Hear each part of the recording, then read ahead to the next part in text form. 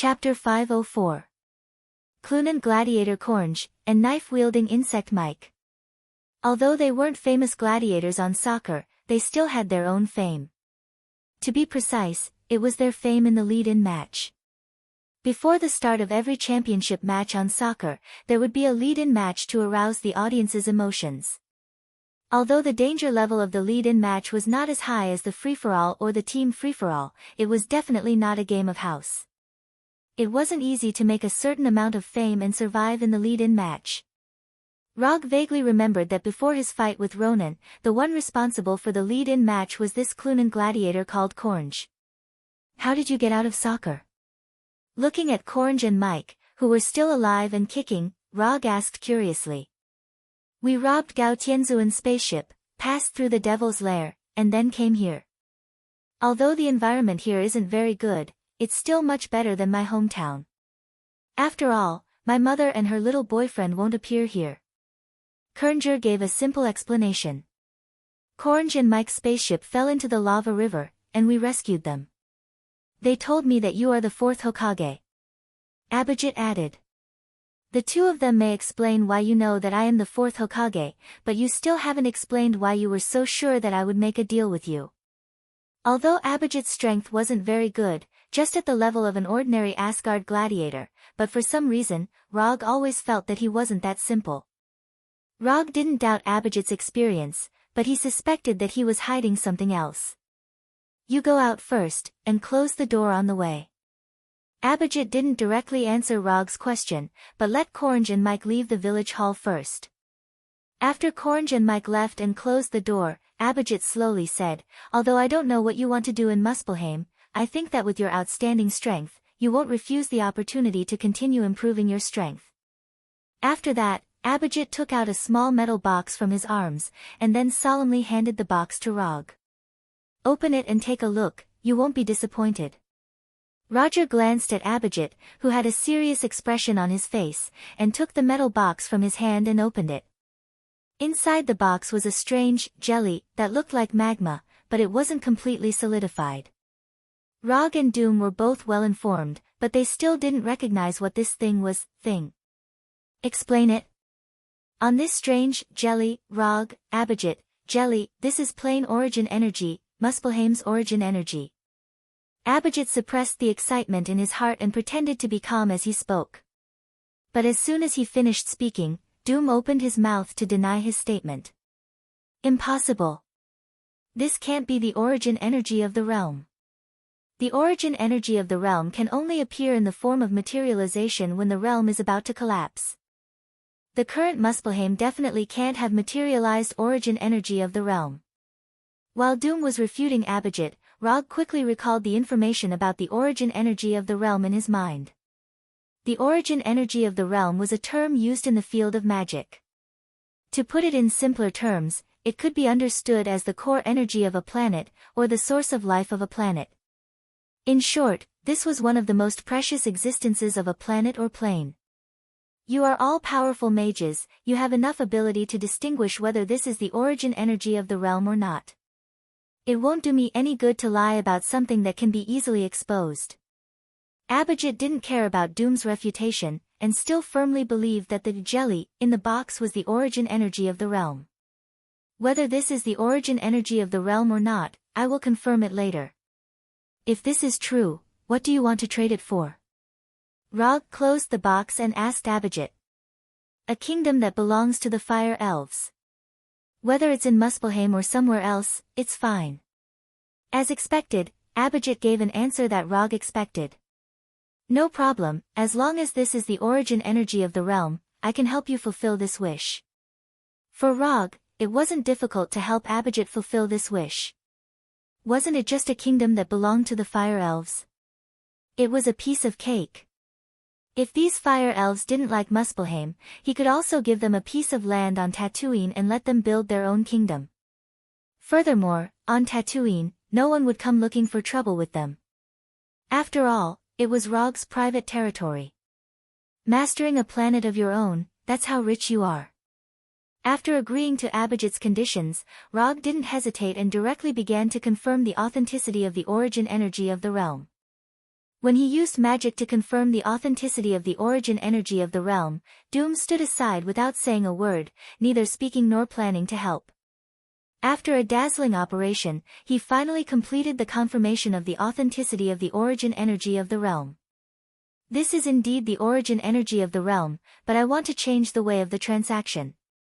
After that, Rog handed the metal box back to Abhijit, and then summoned a commission scroll.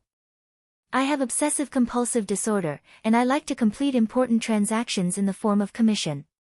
The reward is the origin energy, and the content of the commission is to help the fire elves build their kingdom. If there is no problem, you can write the commission now. Although this kind of commission can't get too many ninja coins as a reward even after the system's judgment. But no matter how small the reward is, it's still ninja coins. Rog has never minded taking advantage of the system. Although Abhijit didn't know why Rog had to complete the transaction in the form of commission, since Rog said so, he had to follow Rog's obsessive-compulsive disorder. As for Doom, he was directly ignored by Abhijit. Abhijit had never heard of Doom's name at all, and compared with Rog, Doom with a metal mask seemed a bit unserious. It didn't take long for Abhijit to finish writing all the content on the commission scroll. Content of commission: help the fire elves build their kingdom. Commission status: incomplete. Commission reward: 20 ninja coins. Perhaps the difficulty of the commission was too low, or maybe the system noticed his idea of taking advantage of the system. The system gave a commission reward that was lower than he imagined. I'll accept your request. Chapter 505. After officially accepting Abhijit's commission, Rog accepted the plain origin energy in advance. Arrange 2 rooms for us, and the commission will be completed for you within a week. Abhijit had no objection to the time Rog gave to complete the commission. They had waited for more than 2,000 years, and waiting for another week was not a problem. Under Abhijit's arrangement, Rog and Doom stayed in this village called Dawn as Asgard's emissary. They did not expose Abhijit's lie, but acquiesced to the identity that Abhijit had arranged for them. Anyway, for them, no matter what identity they had, it would not affect their next plan. Time passed in the blink of an eye. Unknowingly, Rog and Doom had stayed in the village for 3 days. During these 3 days, Rog did not leave the room he lived in and digested the plain origin energy in peace. Plain origin energy was the most important and basic energy of the plane. To some extent, the plain origin energy could even be called the source of all things. As long as it was matter and life that existed in the plane origin energy could evolve. To put it simply, the plain origin energy was omnipotent. Although there were many uses for the plain origin energy, Rog did not use it to do strange things. Instead, he used it directly to strengthen his physique. Although his usage was somewhat wasteful, he didn't care about it. Although he knew some magic now, he could be considered a pretty good mage. But he would not forget that he was a ninja who relied on ninjutsu, genjutsu, and taijutsu. Therefore, instead of using the plain origin energy as a magic material or other materials, it was better to use it directly to strengthen his body. Under the nourishment of the plain origin energy, his sage body, which had not significantly improved for a long time, began to improve rapidly at a speed visible to the naked eye. When the plain origin energy was completely digested by him, he had an accurate perception of his sage body that he had never had before. 80%. His sage body was developed to 80%. For a long time, he could only rely on his experience and intuition to estimate the extent to which his sage body had been developed. From there, he could calculate the gap between himself and Hashirama. Now, after absorbing the planar origin energy, he could finally accurately determine the degree of development of his immortal body. Although 80% wasn't particularly high, considering the amount of chakra he had, Rog could still accept this result. His current chakra was only at 6 tails, and he was only 3 tails away from the 9-tailed beast. But in reality, the amount of chakra he had now was only 1/3 of that of a complete 9-tailed beast. The chakra measurement unit used by the system was based on the young 9-tailed chakra, not the complete 9-tailed chakra. After he exchanged the Incubi, he would increase his sage body development to 100%, which is equivalent to Hashirama's sage body. Then, he could start to think about Hashirama's Shartanra. How much chakra Senju Hashirama had was an unsolved mystery. The only thing that was certain was that Hashirama once said that Naruto, Minato, and the complete Kyuubi had the same amount of chakra as him. So, Rog still had a long way to go before he could catch up with Hashirama's chakra.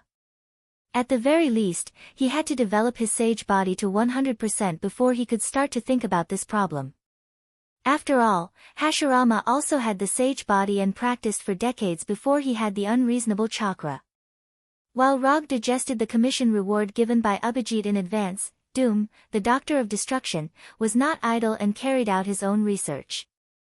Doom conducted a detailed study of these fire elves, who claimed to be the hybrid descendants of the flame giants and the elves, from their life form to the internal structure of their bodies. Although his research content was a little bit more, he did not conduct too many inhumane experiments on these fire elves, nor did he use dissection and other means. The fire elves in the village were not very willing to cooperate with Doom's experiment, but after knowing that Rog and Doom would help them build a fire elven kingdom, they became extremely cooperative. Even Mayer and the adult fire elves, who had been taught a lesson by Doom, joined Doom's experiment without hesitation. After coming out of his room, Rog did not look for Doom, who was addicted to the experiment, but found Cornge and Mike. As he expected, although Gao Tianzuan didn't win against Thanos and couldn't stop Thanos' attack, Gao Tianzuan still left Sokka Star alive.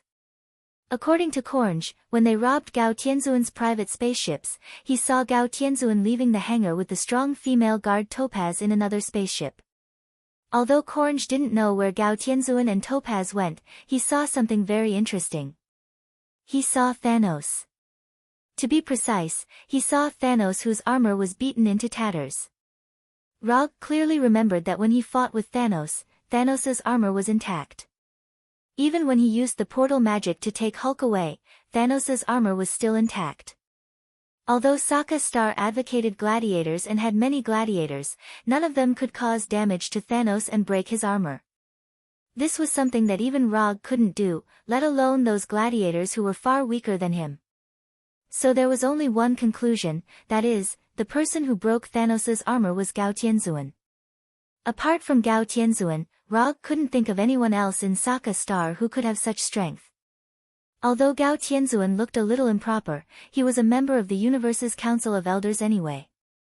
It was normal for him to have some unknown strength.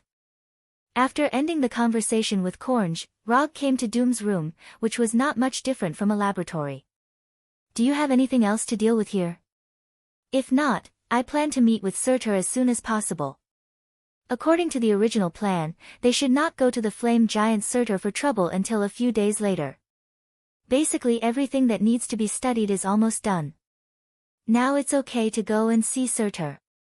Doom, who was engrossed in writing something, turned his head and glanced at Rog, and answered casually. "Then let's set off today." Rog didn't know if it was his own illusion, but after learning the news about Gao Tianzuan and Thanos from Cornge, he always felt that something would happen, and it was a very serious kind. So he decided to deal with Surtur's affairs as soon as possible, and then return to Earth to see Sorcerer Supreme.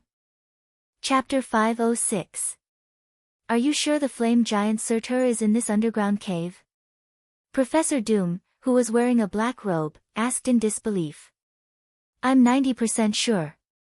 Although Rog was the one who confirmed the location, he wasn't particularly sure himself. After all, he had been wrong twice in a row.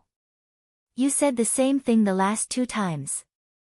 After hearing Rog's uncertain answer, Doom complained. Even if I'm wrong this time, it's only a tie with you. You said before that your divination would never go wrong, but you still got it wrong 3 times in a row.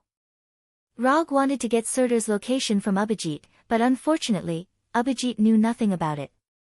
Although Abhijit had lived in Muspelheim for more than 2,000 years, he and the fire elf had been trying their best to stay away from the flame giant in the past few days, so it was impossible for them to inquire about Surtur. Although he didn't get the information he wanted from Abhijit, Doom confidently said that he could solve the problem. Then, he got the location wrong 3 times in a row.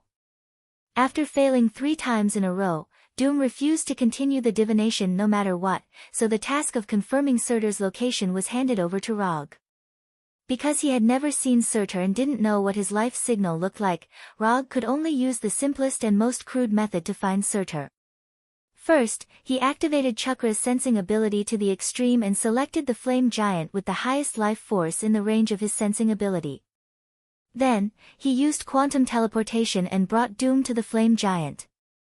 After a round of friendly communication, he learned the general location of Surtur from the flame giant. After confirming the approximate location, he once again performed quantum teleportation and directly teleported himself and Doom over. After repeating the process twice, he and Doom arrived at the current place. I should have come to the right place this time. Even though the life force of the guy inside isn't particularly high, his life force is obviously different from the flame giants from before. If I'm not mistaken, the most powerful flame giant inside should be Surtur. In order to avoid being slapped in the face again, before entering the underground karst cave, Rog once again used the chakra sensing technique to sense the situation in the karst cave in detail. I hope so. Still, Doom did not quite trust Rog's perception. Let's make things clear first. Surtur's sunset light sword and crown are mine. Everything else is yours. If you want to conquer Muspelheim, you can, but you have to do it yourself. If you need my help, then we'll split the territory in half. This was an agreement that Rog and Doom had reached before they set off.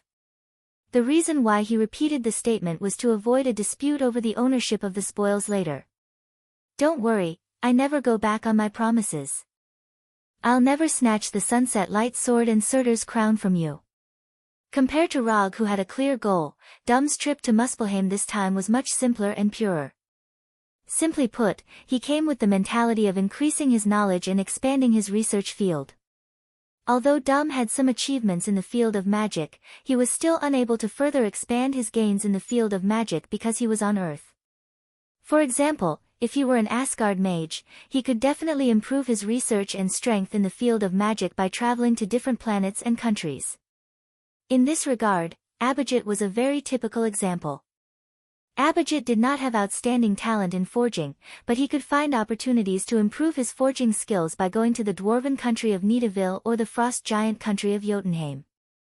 This method was very feasible for an Asgard like Abhijit, or for other people who had also started the era of the universe. However, for Dr. Doom, who was on Earth, this was an opportunity that could only be encountered by chance. The reason why he agreed to go to Muspelheim with Rog was that he valued this opportunity to go to other planets. Of course, establishing a good relationship with Rog was also a very important reason.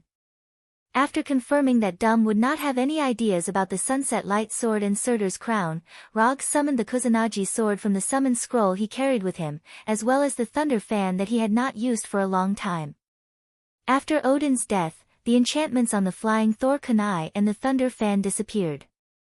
However, Rog, who was already a mature mage, added the flying and summoning enchantments on the flying Thor kunai and the thunder fan to make up for the regret caused by Odin's death. Let's go, let's meet the legendary flame giant Surtur.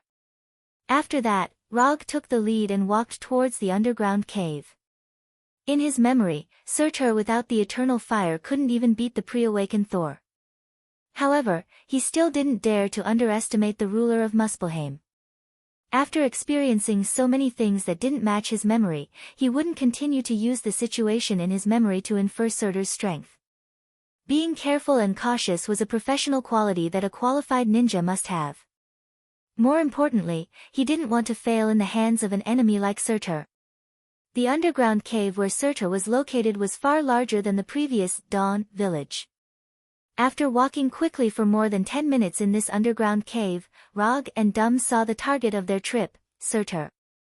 It was different from what they had imagined. Surtur seemed to have anticipated their arrival. At this time, Surtur was sitting on a huge stone throne, looking down at the two uninvited guests, Rog and Doom. Something's not right. Doom, who was standing next to Rog, suddenly said. Leave Surtur to me, you take care of the others. Rog glanced around and said calmly to Doom. However, just as he finished speaking, a sense of danger suddenly surged in his heart. Something's wrong. The intuition of danger in his heart suddenly made Rog extremely vigilant. Just as he was considering whether to activate the Byakugan to confirm the surrounding situation, a familiar figure walked out from behind Surtur's throne. Damn it! Why is she here? The person who walked out from behind Surtur's throne was none other than the Princess of Asgard, Thor's sister, the goddess of death, Hela. Chapter 507. Rog had imagined many scenarios of fighting Surtur in his mind.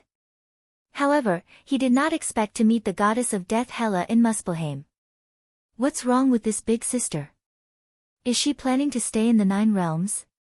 Last time, it was Jotunheim, the kingdom of the frost giants. This time, it was Muspelheim, the kingdom of the flame giants. The universe is so big. Doesn't she want to go to other places? Although Professor Doom did not know the goddess of death Hela, he knew at first glance that Hela was not an ordinary person. The aura of the goddess of death Hela was too strong. Although she wasn't as tall as Surtur, her aura overshadowed Surtur's the moment she appeared.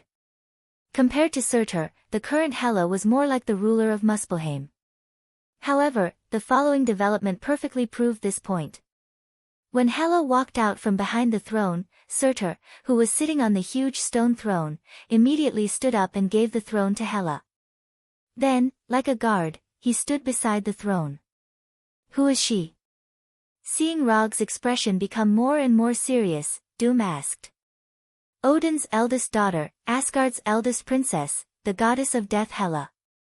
Rog quickly answered Doom, and at the same time, activated his 3-Tomo Sharingan. After hearing Rog's answer, Doom also silently mobilized the magic in his body, vigilant of everything around him. I didn't expect us to meet again so soon. Did that kid Thor ask you to come again? Hela, who was sitting on the throne, leaned lazily on the back of the chair, crossed her right leg, and asked with a queen-like tone. Although Hela temporarily gave up the throne of Asgard, it did not mean that she recognized Thor. In her opinion, she was still the most qualified person to inherit the throne of Asgard. As for Thor, he was just temporarily holding that position for her. It has nothing to do with Thor. It was purely my personal decision to come here. Looking at the queen-like Hela on the throne, Rog answered calmly. Hela was indeed very strong, but she was still defeated by him. In the face of his defeated opponent, Rog couldn't think of any reason to be afraid. When I sensed the eternal fire from Fenrir, I had a premonition that you would come to Muspelheim. But I didn't expect you to come so quickly. Hela's tone was still as arrogant as ever, but for some reason, this repulsive tone actually made people feel as if it was the way it should be. Actually, it's not that fast. It's just that the lifespan of humans on Earth is far inferior to that of Asgard's, so everyone's perception of the speed of time is a little different. Roga glanced at Surtur, who was standing beside the throne, and replied in a casual tone. The lifespan of Earthlings is indeed shorter, but it is not difficult for an existence like you to extend your lifespan. At this point, Hela suddenly paused, frowning as she sized up Rog. Interesting. You actually absorbed Muspelheim's planar origin energy. Because he had just digested the plane origin energy, Rog's body still had some of the plane origin energy's aura.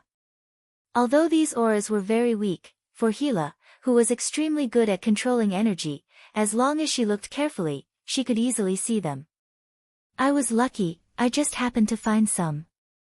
Rog casually found an excuse to dodge the question.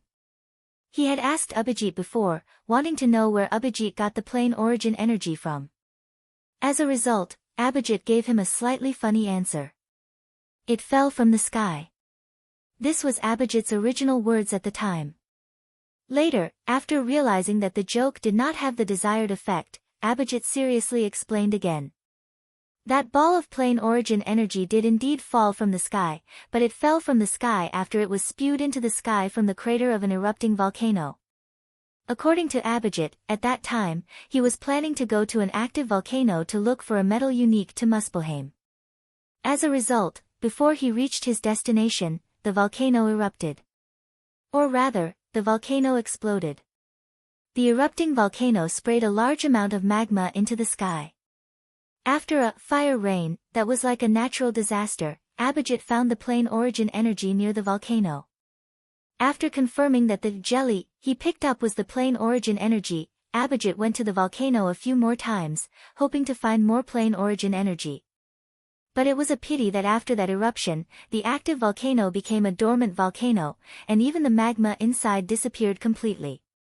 To be able to find a plain origin energy in a stable plane, your luck is indeed very good. However, your good luck ends here. After saying that, Hela, with her slender legs and graceful figure, stood up and picked up the twilight sword that was leaning against the throne, which did not match her figure at all. Then, she dragged this huge red twilight sword down the stairs in front of the throne step by step. If I'm not wrong, you came to Muspelheim for this twilight sword. As soon as she said that, Hela raised the 3-meter-long twilight sword and slashed it directly at Rog's neck. However, just as this huge twilight sword was about to attack Rog's neck, the size of the twilight sword began to shrink rapidly. In the end, the red tip of the twilight sword stopped only 4 or 5 centimeters away from Rog's Adam's apple. The steam rising from it formed a faint layer of mist in front of him. I guess when Odin taught you swordsmanship, he must have told you that if you don't have the intention to kill others, it's best not to point the tip of the sword at others. After saying that, Rog raised the Kusanagi no Tsurugi sword in his left hand and used the hilt to move the red tip of the twilight sword away. After doing all this, he continued, I am indeed here for the sunset light sword. Moreover, the purpose of my trip is not only the sunset light sword but also his crown. Rog did not mind Hela knowing his purpose. He was determined to get the twilight sword and Surtur's crown. Surtur could not stop him, and Hela could not stop him either. You are indeed very different from other people on earth. You let me go last time. This time, I'll return the favor. The sword of sunset light and Surtur's crown are both yours. Hela's tone was still that of a queen, but after she finished speaking, she inserted the twilight sword, which had shrunk to more than a meter long, directly into the ground, then turned around and left. That works? After seeing Hela put down the twilight sword without hesitation, Doom's gaze toward Rog suddenly became a little strange. Could it be that he and Hela, Doom was not a particularly gossipy person, but the scene in front of him made him involuntarily think of some strange images. Just when Rog and Doom both felt that this development was a little strange, Surtur, who was more than 10 meters tall, suddenly spoke. Your Majesty, this is different from what we discussed before. You can't do this to me. It's not fair. Chapter 508. No one would have thought that the legendary flame giant Surtur, who caused the twilight of the gods and completely destroyed Asgard, would actually show such a begging posture. Unfair. Surtur's words made Hela, who was climbing up the stairs, stop and look up at the legendary flame giant. Yes, this is unfair. Very unfair. Back then, we agreed that if I gave you the throne of Muspelheim, you would help me take back the eternal fire. You can't go back on your word. Surtur, who was more than 10 meters tall, said in a roaring tone, making his face that was similar to a demon from hell look even more ferocious. Looks like Odin didn't just take away your eternal fire, but also your intelligence. Looking at the ferocious Surtur, Hela let out a disdainful laugh. Fairness needs to be maintained with strength. Without strength, you have no right to ask for fairness with others. Also, let me remind you, you didn't give me the throne of Muspelheim. You lost the throne to me, do you understand? With that, Hela ignored Surtur, returned to the huge stone throne, and sat down. Hela used her actions to prove how much she did not put Surtur in her eyes. However, if one thought about it carefully, it was normal. Hela was someone who dared to go against Odin directly. Without the eternal fire, Surtur's condition was far worse than before, and he indeed had no right to make her fear him. Through the short conversation between Hela and Surtur, Rog and Dum finally understood why Hela appeared in Muspelheim and occupied Surtur's throne. Compared to Asgard, Muspelheim was indeed a backwater. However, no matter what, Muspelheim was a country in the 9 worlds, a country with complete world rules. Although the throne here was not as good as Asgard's, it was still not bad. After all, this throne symbolized the ruling power of Muspelheim. Ha ha ha, I knew it. I knew I couldn't trust any of you Asgard people. Since you don't keep your word, then don't blame me for not giving you face. Little ones, go. Let this Asgard bitch know who has the final say in Muspelheim. Surtur's voice quickly spread out. Then, nothing happened. Although there were many flame giants in the underground cavern, they completely ignored the summons of their former sovereign king. They continued to hide in the shadows of the cavern, motionless, as if they didn't hear Surtur's summons at all. After this awkward scene of no response for more than 10 seconds, Surtur did not know if it was because he felt embarrassed or because he was completely overwhelmed by anger. He let out a beast-like howl. Aw! As he roared into the sky, Surtur extended his right hand towards the twilight sword in front of Rog, attempting to summon the soul weapon that had accompanied him for countless years. But no matter how hard he tried, the sword, Surtur was stuck. Surtur, Surtur. Surtur could be considered a failure to live up to this point. Even the blazing demonic dragon that was chained to the stone pillar silently turned its head and closed its eyes after seeing this scene. I'm starting to doubt the records of Surtur in the ancient books. Dem, who was also the king of a kingdom, shook his head in disappointment after seeing Surtur's current state. Although Surtur was a retired king, he had ruled Muspelheim for so many years and yet he did not cultivate a single loyal follower. To a monarch, this was simply an inconceivable matter. After realizing that the Sword of Twilight was no longer responding to his summons, Surtur finally stopped his wailing. Seems like I don't have to do it this time. Finish him off as soon as possible and don't let him continue to embarrass himself. Looking at his former colleague, Doom gave Rog a benevolent suggestion. Good suggestion. Rog agreed with Dem's suggestion, but he did not attack Surtur immediately. Instead, he summoned a black glove from the medium scroll. Endless greed. The reason why he asked Mr. Miracle and Dr. Connors to study the Super Skrull and develop Endless Greed was to replicate Surtur's ability. Although he did not know if Endless Greed could replicate Surtur's ability as he imagined, it did not stop him from giving it a try. After putting on Endless Greed, he summoned the eternal fire that Surtur yearned for day and night and covered Endless Greed with it. Although he left most of the eternal fire in the Yamato treasure vault, he did not forget to keep some with him. In terms of attack power, the eternal fire was inferior to the hellfire. But in some aspects, the eternal fire had a huge advantage that the hellfire could not reach. For example, it could enhance the user's attack power in areas such as flames, high temperatures, and explosive shockwaves. When the eternal fire was completely wrapped around Endless Greed, he reached out his right hand, grabbed the hilt of the Sword of Twilight, and pulled it out from the ground. The moment the eternal fire touched the Sword of Twilight, he felt the perfect fit between the eternal fire and the Sword of Twilight. This feeling was like the perfect feeling when he made the final shot in a crucial basketball game. As expected, the Sword of Twilight was the best tool to utilize the eternal fire. After making sure of it, he raised the Sword of Twilight and pointed the red tip at Surtur. Don't be afraid, it will be over soon. The moment his words subsided, Rog vanished from everyone's sight. Blink. Rog with the Sword of Twilight appeared behind Surtur in an instant. More precisely, he appeared behind Surtur's legs. TSSS. TSSS. Before Surtur could react, the Sword of Twilight had slashed through his Achilles tendons, leaving a huge wound that was dozens of centimeters long. After slashing Surtur's Achilles tendons, Rog did not see the scene of blood splattering everywhere as he had imagined. Although it was different from what he had imagined, his hands did not stop moving. After attacking Surtur's legs, he used Body Flicker again. This time, he left the ground and leaped high into the air.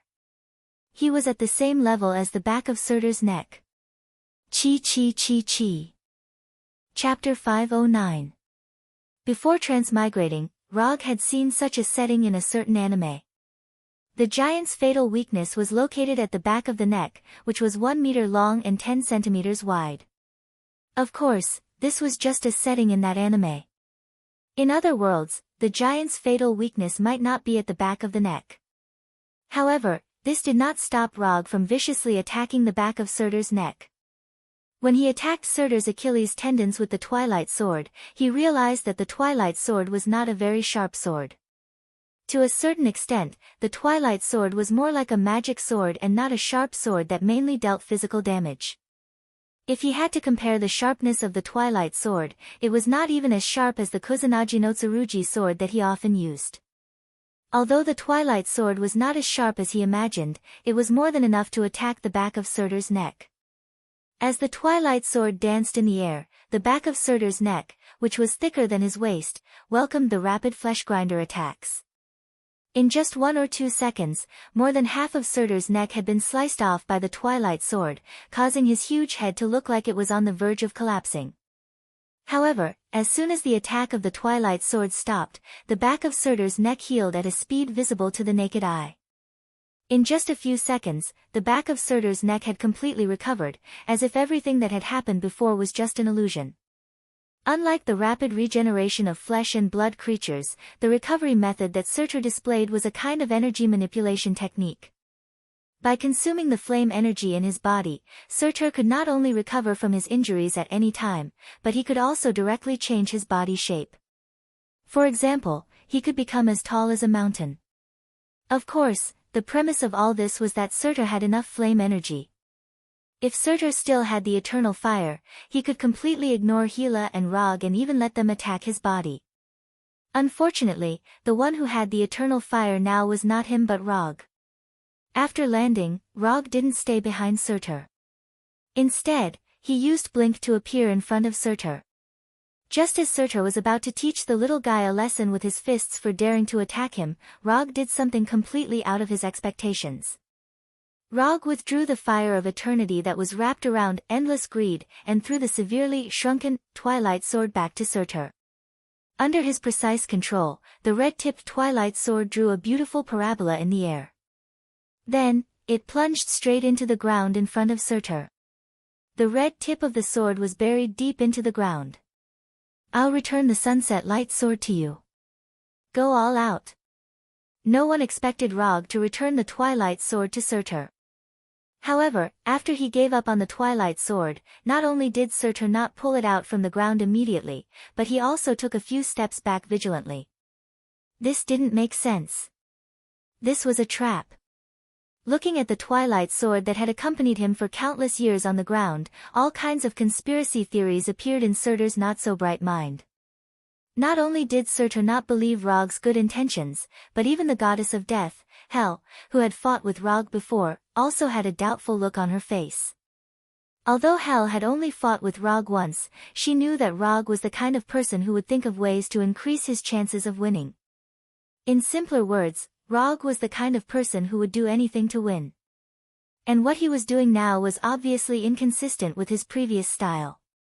"You don't even dare to take it back? The previous ruler of Muspelheim, don't you have the guts to do that?" Looking at the vigilant Surtur, Rog began to use Taunt to attack. The reason he returned the Twilight Sword to Surtur was, of course, not to pursue the so-called fairness of the battle. And even if Surtur had the Twilight Sword, this battle was still not a fair one for him. Surtur couldn't even win against Hel, so how could he win against Rog, who had defeated Hel before? If it was described in terms of ranks in the game, the current Surtur was a big rank lower than Rog, maybe even 2 ranks lower. With such a difference in strength, as long as Rog didn't act recklessly, Surtur's chances of winning were at most 10%. Although he was ridiculed by Rog in public, Surtur still maintained his vigilant look. Surtur was looking at Rog vigilantly, guarding against his sudden attack. At this time, Rog took the initiative to turn off his Sharingan. To be precise, he turned off his right Sharingan. Originally, the Sharingan could only be turned on or off. However, after the development of the Sage body reached 80%, Rog suddenly realized that he could perform different operations on his left and right eyes. After turning off the Sharingan in his right eye, he did not let his right eye remain in its normal state. Instead, he used his right eye to activate Byakugan. With the activation of Byakugan, the blue veins around his right eye instantly burst, giving his eyes an asymmetrical beauty. Left Sharingan, right Byakugan. The two completely different Kekii dojutsu gave him a special perspective he had never experienced before. This feeling was a bit like opening the other eye when using a monocular. After activating the different dojutsu in his left and right eyes, Rog did not rush Surtur, who was still in a dilemma, but pulled out the Kusanagi sword and the thunder fan behind his back.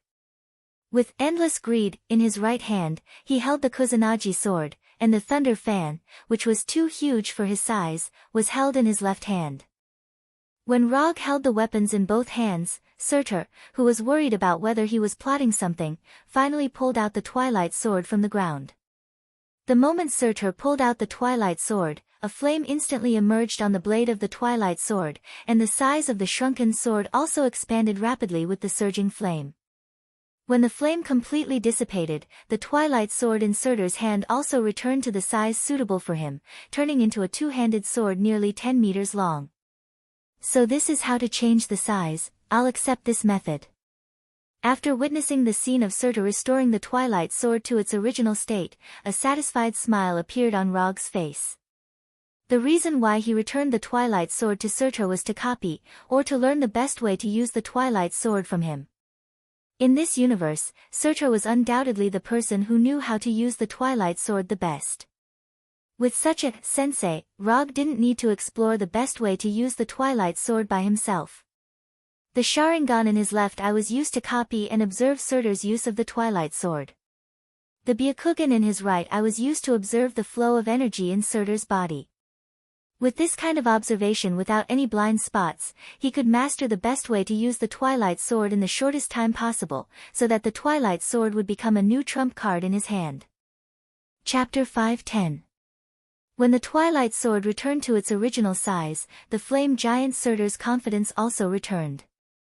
Holding the Twilight sword tightly with both hands, he didn't hesitate at all. He strode towards Rog like a flaming demon from ancient times. Looking at Surtur, who was getting closer and closer to him, Rog neither rushed forward nor retreated. Instead, he stood straight on the spot and waited for Surtur's arrival. Go to hell.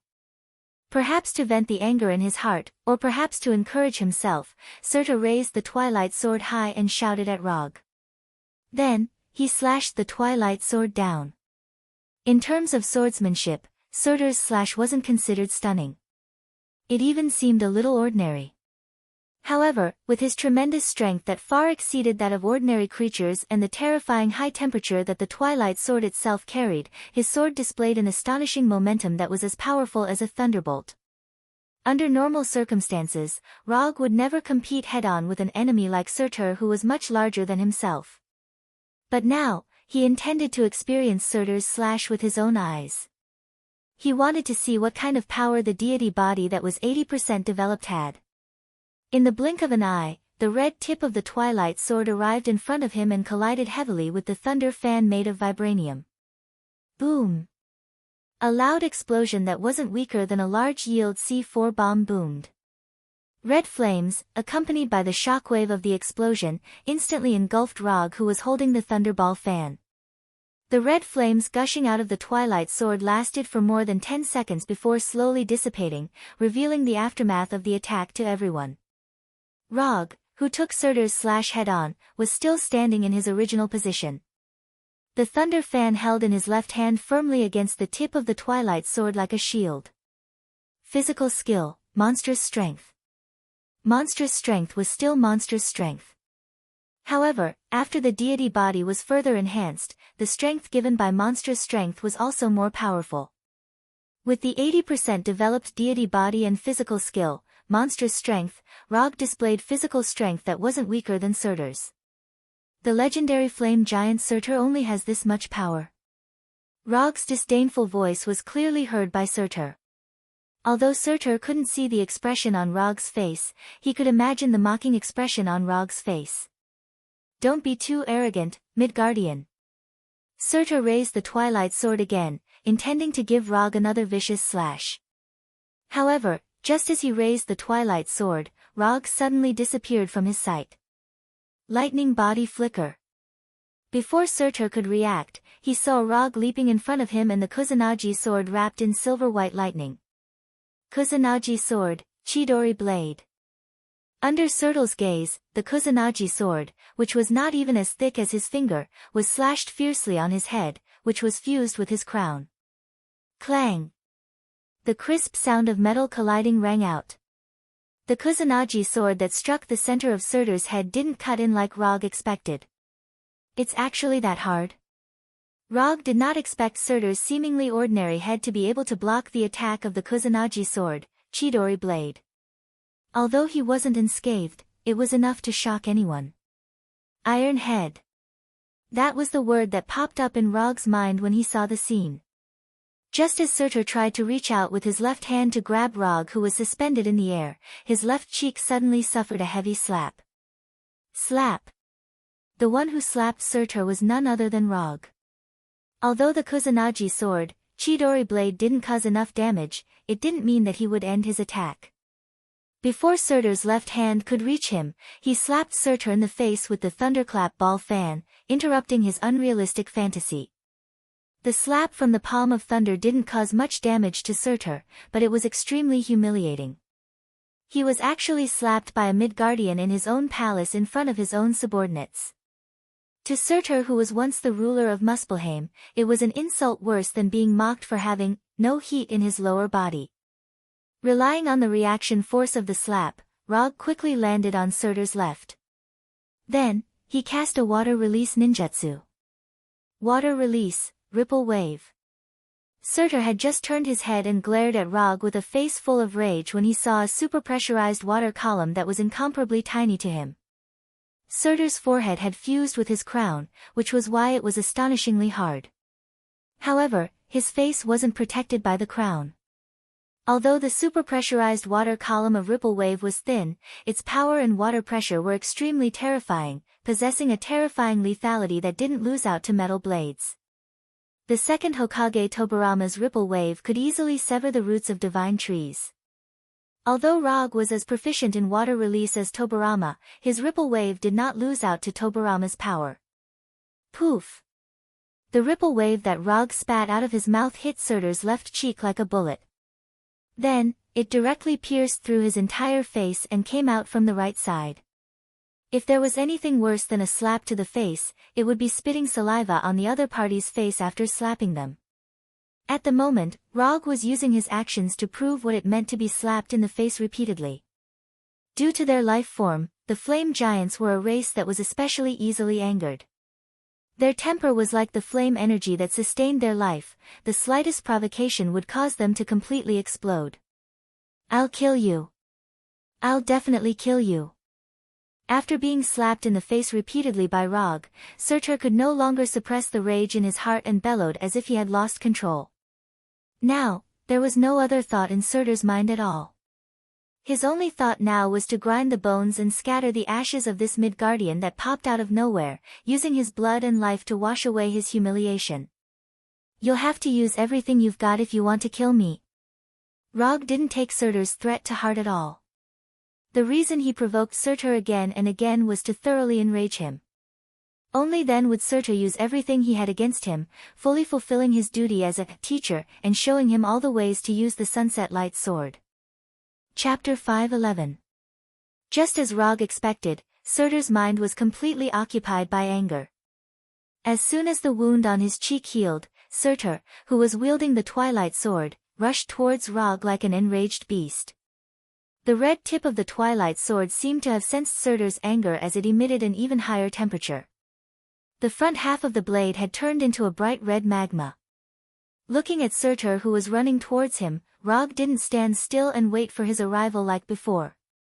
Instead of retreating, he moved forward and galloped towards Surtur. In terms of size, Roger looked like a domestic pet cat that was trying to challenge a ferocious tiger in the wild. But everyone in the cave knew that the smaller Rog was the ferocious tiger. Clang! The Kusanagi sword, which was on a completely different level in terms of size, met the Twilight Sword head-on and blocked Surtur's furious strike.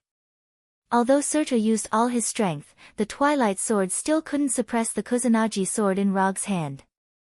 Then, under Surtur's gaze, Rog, who was under the Twilight Sword, suddenly withdrew the Kusanagi sword and let the red tip of the Twilight Sword hit the ground heavily, setting off a pure flame explosion. The flame engulfed Rog once again. However, before the flame completely dissipated, he stood on top of the Twilight Sword like a ghost with the Kusanagi sword in his hand. Although the Twilight Sword was shockingly hot, with the protection of the chakra coat, he didn't need to worry about being burned by the Twilight Sword at all. Compared to Surtur's astonishing size, Rog's speed and agility far exceeded his. "It's my turn." Rog, who was standing on top of the Twilight Sword, said to Surtur with a blank expression. In the next second, he stepped on the blade of the Twilight Sword and ran towards Surtur's huge and ugly head. Although Surtur immediately swung the Twilight Sword in an attempt to shake Rog off the blade, he couldn't do it.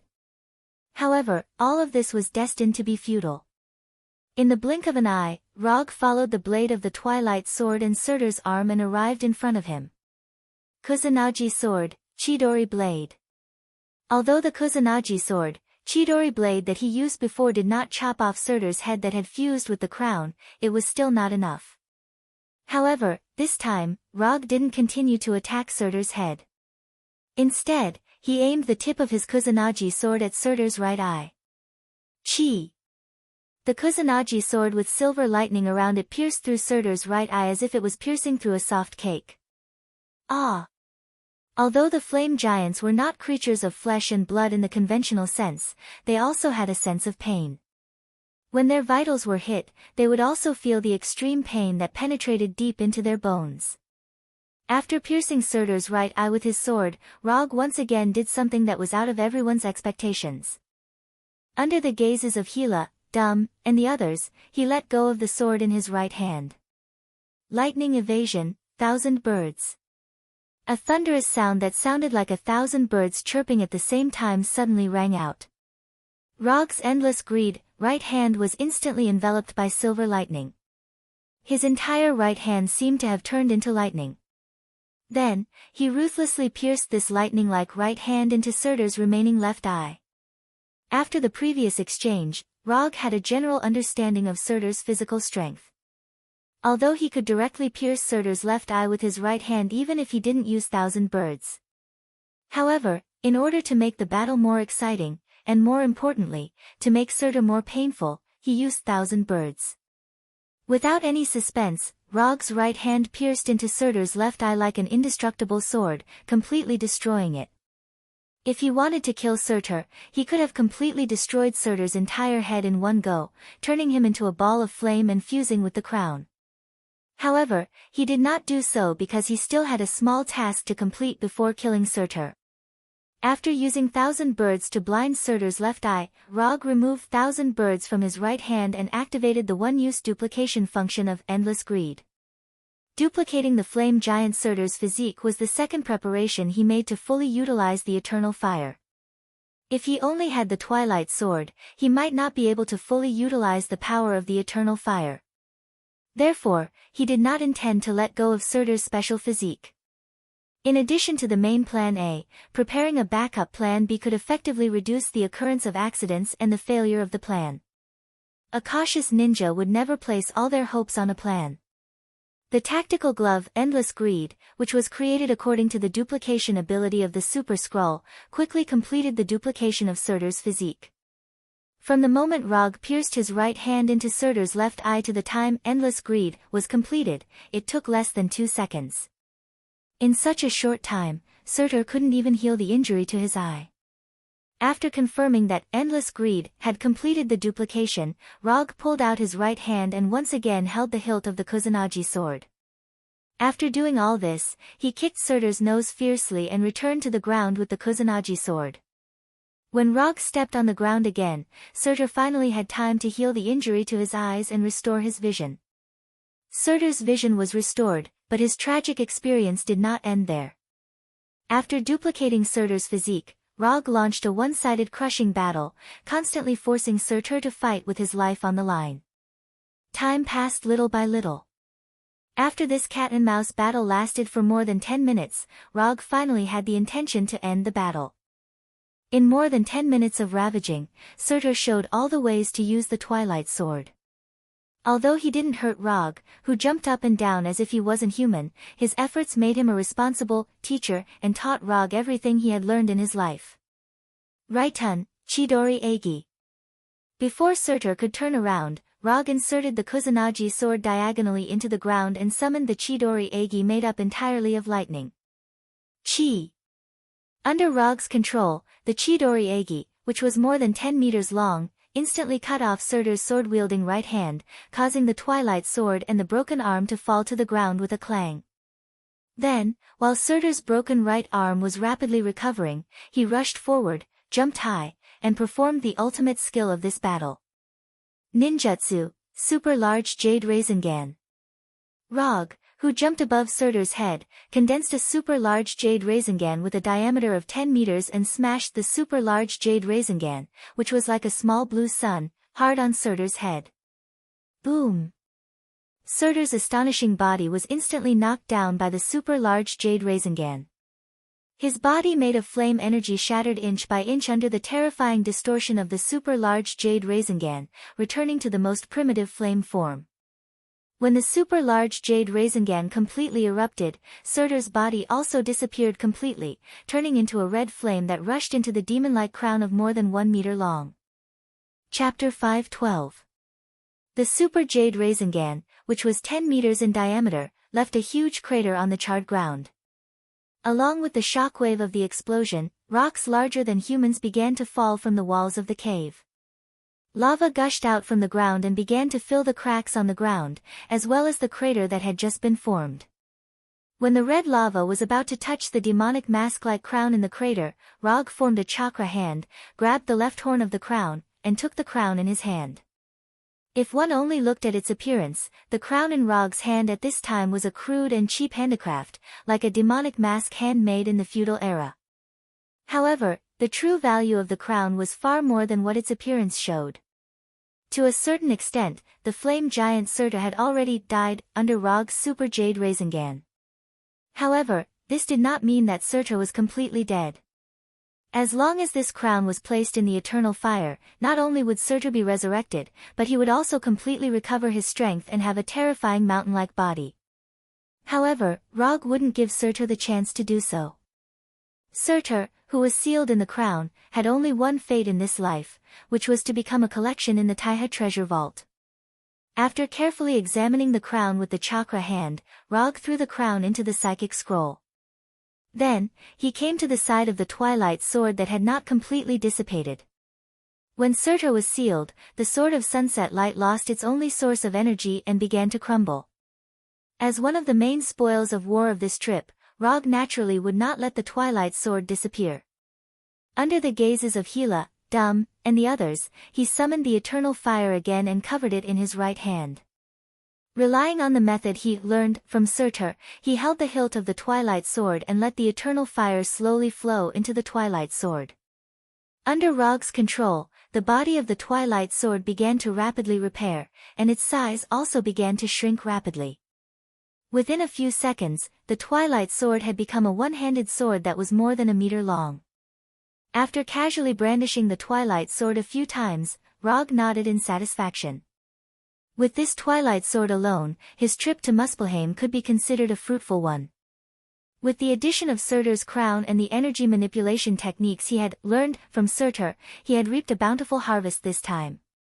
After swinging the Twilight Sword with satisfaction, Rog stabbed it into the ground and threw his Kusanagi sword, Thunder Fan, and Endless Greed back into the mediumship scroll. After doing all this, he once again held the Twilight Sword. Then, the Twilight Sword was completely shattered. Bang! Under the double destruction of chakra and the eternal fire, the Twilight Sword instantly exploded like a popped balloon. Before the wreckage of the sword fell to the ground, it completely dissipated into the air. When the Twilight Sword completely turned into nothingness, Rog raised his right hand that was wrapped in the eternal fire as if he was holding a transparent sword. From his left shoulder, he slashed down diagonally. As his right hand swung down, the Twilight Sword that had completely turned into nothingness once again appeared in his right hand. Starting from the hilt, it rapidly formed. When his right hand completely fell down, the 1 meter long Twilight Sword also appeared. The Twilight Sword was not a physical weapon in the conventional sense. To be precise, the Twilight Sword was a magical physical weapon formed by fire energy. As long as one mastered the correct energy manipulation method, they could summon or create the Twilight Sword at any time. This was also the main reason why the Twilight Sword could change its size. From this point of view, the Twilight Sword was very similar to Gila's Sword of the Night Sky. It was just that one used fire energy, and the other used death energy. After confirming that he had completely mastered the method of summoning and creating the Twilight Sword, Rog held the Twilight Sword and came in front of Gila. Gila, who was sitting on the huge stone throne, still had the lazy and aloof posture of a queen. "Thank you for your generosity. Since you don't mind me taking the Twilight Sword and Surtur's crown, I believe you won't mind fulfilling a small wish of mine." The Twilight Sword and Surtur's crown were in his hands, but Rog would not forget that he still had a commission to complete. Although the commission only rewarded 20 ninja coins, no matter how little it was still ninja coins. "Do all men on Earth not know how to be satisfied like you?" Gila did not directly refuse Rog. She propped her head with her left hand and asked with deep meaning. "I don't know if other men know how to be satisfied, but personally, I am still a little greedy." Rog did not care about Gila's tone at this time and replied in a happy mood. Gila, who was sitting on the throne, looked at Rog condescendingly for a few seconds, then slowly said, "Tell me, what else do you want?" "Starting from here, in the southeast, about 600 kilometers away, there is a small village called Dawn. The village was built by an Asgard called Abhijit. When you were still in Asgard, you may have heard of his name. He is a little famous civilian blacksmith. In the village, there is a group of fire elves who claim to be the hybrid descendants of the flame giants and elves, and some others who wandered to Muspelheim. If you don't mind, I hope you can give them a small piece of land near the village and let them build a small country belonging to the fire elves. Just a piece of land is enough, and they will take care of the rest.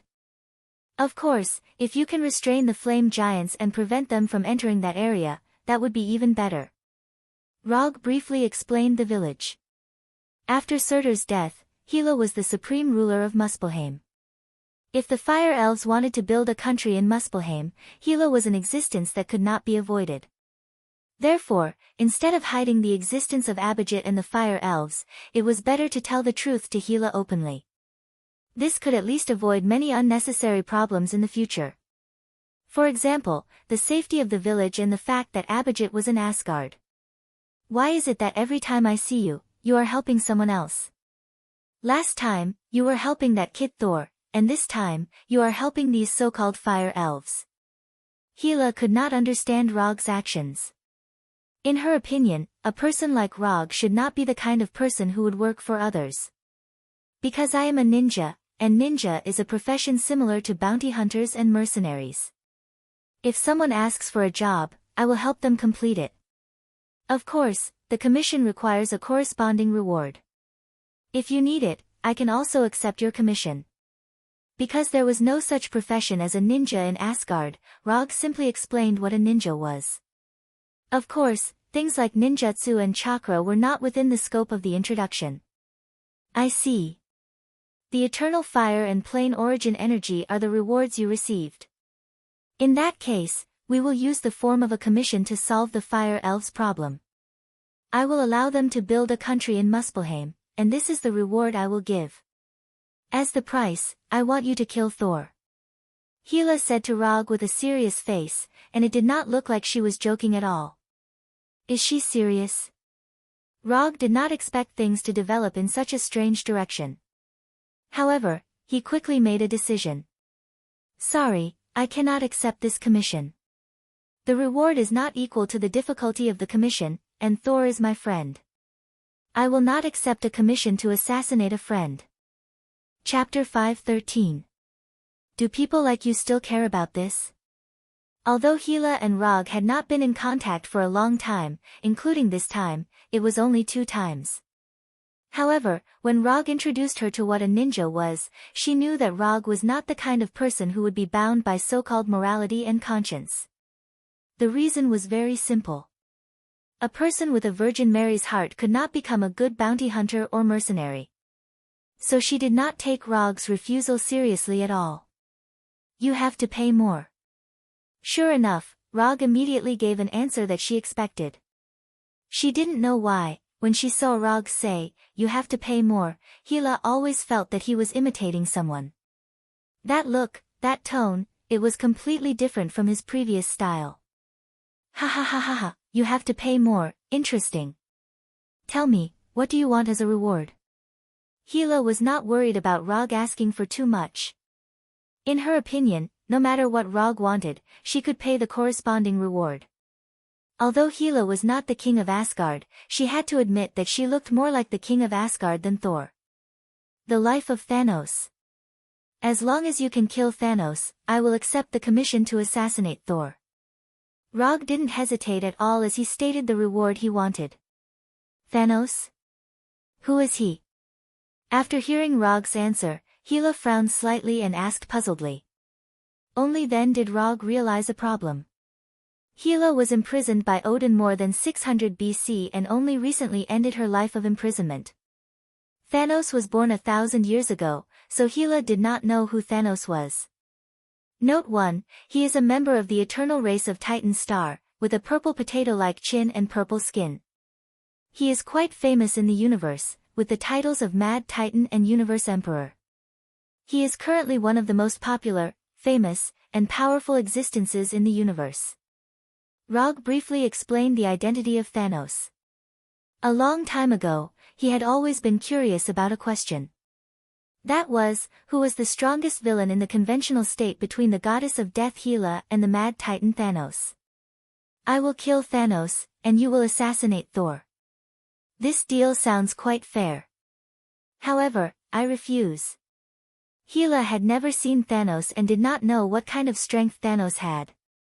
However, she was very clear that if Thanos was so easy to solve, Rog would have done it himself.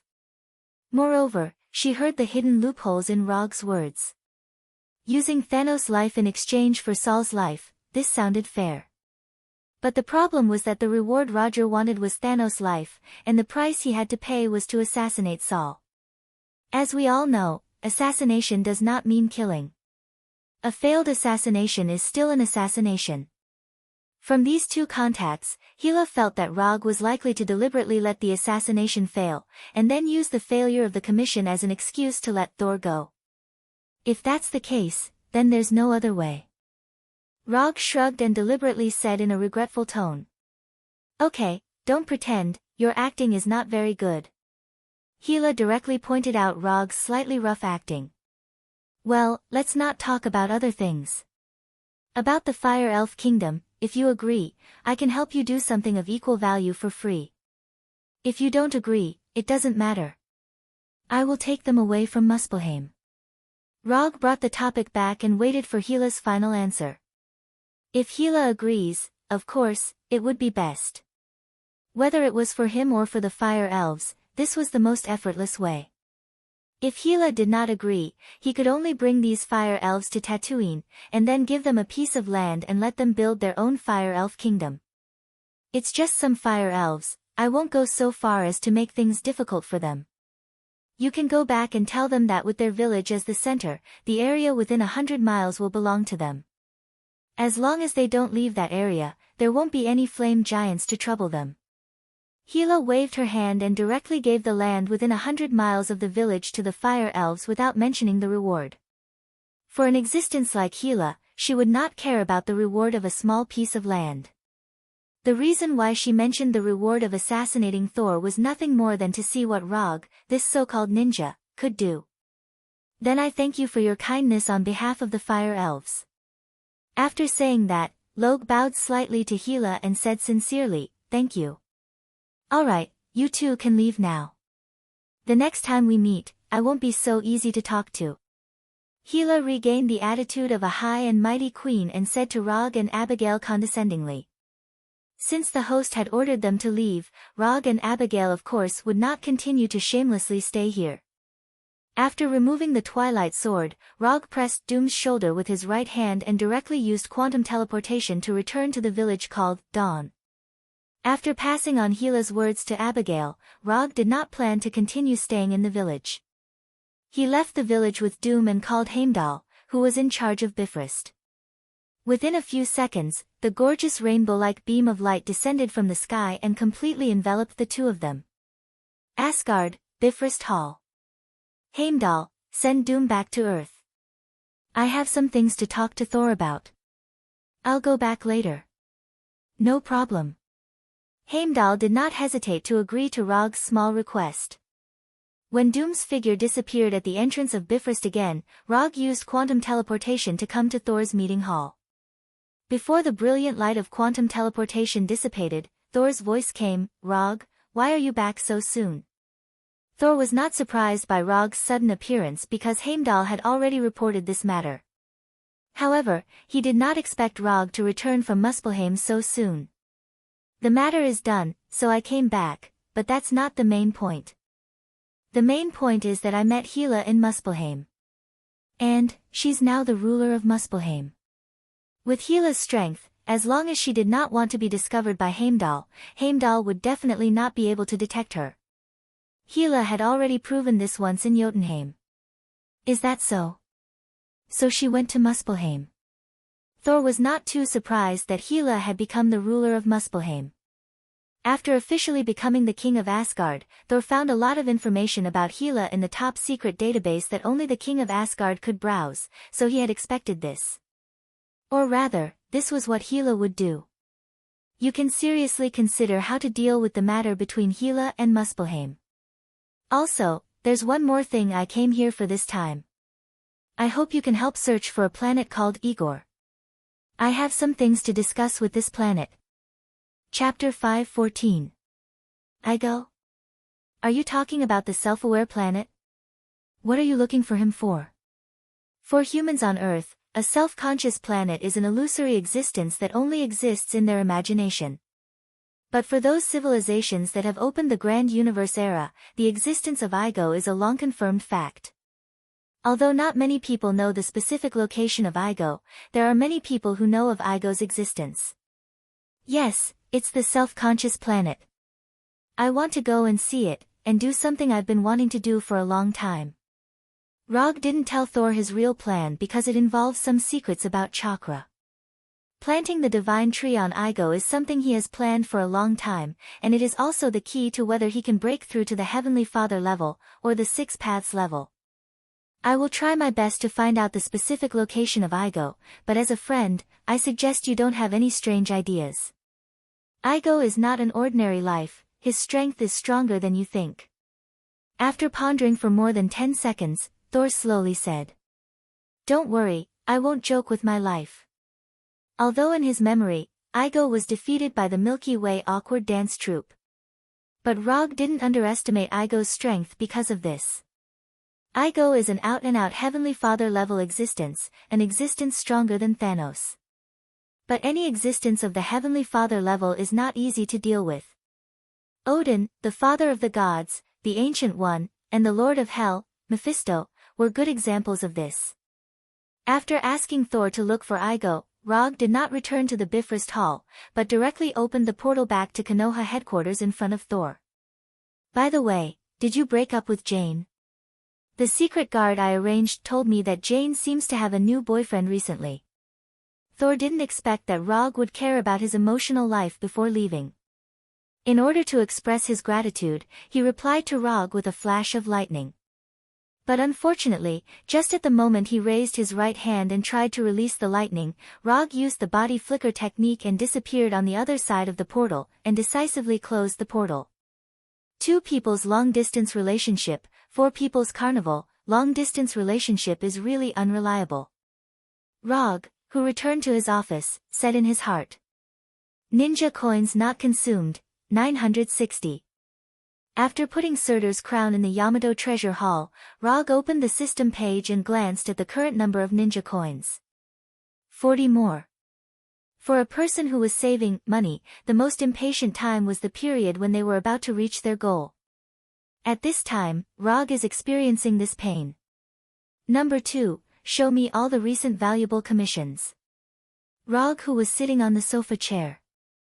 Although Hinata went to the Konoha hidden village on Tatooine to study the Android project, she didn't forget to transfer the authority of the commission website to number 2. Yes, sir. In the next second, the commissions that have been preliminarily screened were presented in front of ROG in the form of holographic projections. Although these commissions have passed the preliminary screening procedures set by Hinata, there are not many of them that can really arouse ROG's interest. To be precise, there are only 2. Inform these 2 clients that I am a little interested in their commissions, and ask them to come to the Konoha headquarters to discuss in detail. In the end, ROG chose 2 commissions that are suspected to be related to the players. Of these 2 commissions, one is a serial killer, and the other is a ghost in the house. However, because there is no conclusive evidence to prove that this is done by the players, these 2 cases were only reported to the local police and not to Konoha. In Konoha's living room, Roger met the 2 clients of the commission. After a detailed conversation, he accepted these 2 commissions and signed the commission scroll with them. Perhaps because of the patronage of the goddess of luck, these 2 commissions passed the judgment. Although the commission reward given is not high, the total reward is 45 ninja coins. In order to redeem the Een Kyubi as soon as possible and reunite the Een and Yang Kyubi, he carried out the commission without stopping. After spending a week, he successfully dealt with the inhuman serial killer, as well as the inhuman who had similar abilities to the ghost. When he got the ninja coins, he returned to the office at the Konoha headquarters.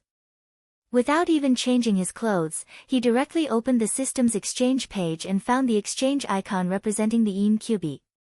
Without any hesitation, he pressed the exchange icon for the Een Kyubi, and the number of unconsumed ninja coins instantly changed from 1005 to 5. He didn't pay attention to the change in the number of ninja coins, but let his consciousness enter the 8 trigram seal. Just like the last time he exchanged the Een Kyubi, the majestic chakra of the Een Kyubi descended on him and merged perfectly with the Yang Kyubi in the 8 trigram seal. The fusion of the Een Kyubi and the Yang Kyubi was faster than he imagined. It took only 2 or 3 seconds for the Een and Yang Kyubi to completely merge together. When the fusion was over, the Kyubi in the 8 trigram seal was a full circle, and the momentum it exuded was even more amazing. Compared with the obviously enhanced momentum and chakra, the Kyubi also produced an unexpected change that ROG didn't expect. When there was only the Yang Kyubi, he always felt that the Yang Kyubi was a little silly. And when he looked at the Yang Kyubi, he also felt like he was looking at a husky. But now, the Kyubi no longer had that kind of husky momentum. Instead, it was replaced by a kind of brutal momentum like an ancient beast. This momentum, good, very energetic. ROG didn't take the hostility of the Kyubi to heart and nodded with satisfaction. The current Kyubi gave him a feeling a bit like the Berserk Kyubi during the Kyubi Rebellion. With satisfaction, ROG looked at the Kyubi who was baring his teeth at him and trying to tear the 8 trigram seal, and his consciousness withdrew from the sealed space. When his consciousness returned to his body, he opened the system's attribute panel and looked at the 2 columns of Jinchuriki and Chakra. Jinchuriki, Kyubi, Resonance, 3, Chakra, 0, 5 column, 0, 25 main body, 0, 25 tailed beast. The resonance with the Kyubi dropped to 3, but ROG wasn't surprised. His previous resonance with the Yang Kyubi was 6, and now with the addition of the Een Kyubi, the resonance also dropped by half, which was not surprising. Now what really attracted his attention was the latest measurement unit of chakra given by the system, column. Chapter 5:15. Chakra, Tail, Pillar. Kakashi, Kyubi, Senja Hashirama. This is the measurement unit of chakra that the system has used at different times. He thought that the unit after the tail would be chakra, but he didn't expect the system to directly change the measurement unit of chakra to pillar. What he didn't expect was that the system's recognition of Hashirama's chakra amount would be so high. He previously had a 6-tailed chakra amount, and Kyubi's resonance degree also reached 6, adding up to a 12-tailed chakra amount. Although this chakra unit, tail, is based on Kyubi's standard, even if it is changed to the standard of a complete Kyubi, it is equivalent to a complete Kyubi. However, now, when the chakra unit changed from Kyubi's tail to Hashirama's pillar, the data given by the system is 0. 4 pillar. After conversion, 1 pillar is equivalent to about 1.7 complete cubi. Note 1, it's no wonder that Hashirama's chakra amount is called chakra. This terrifying amount of chakra is completely worthy of the unit, ton.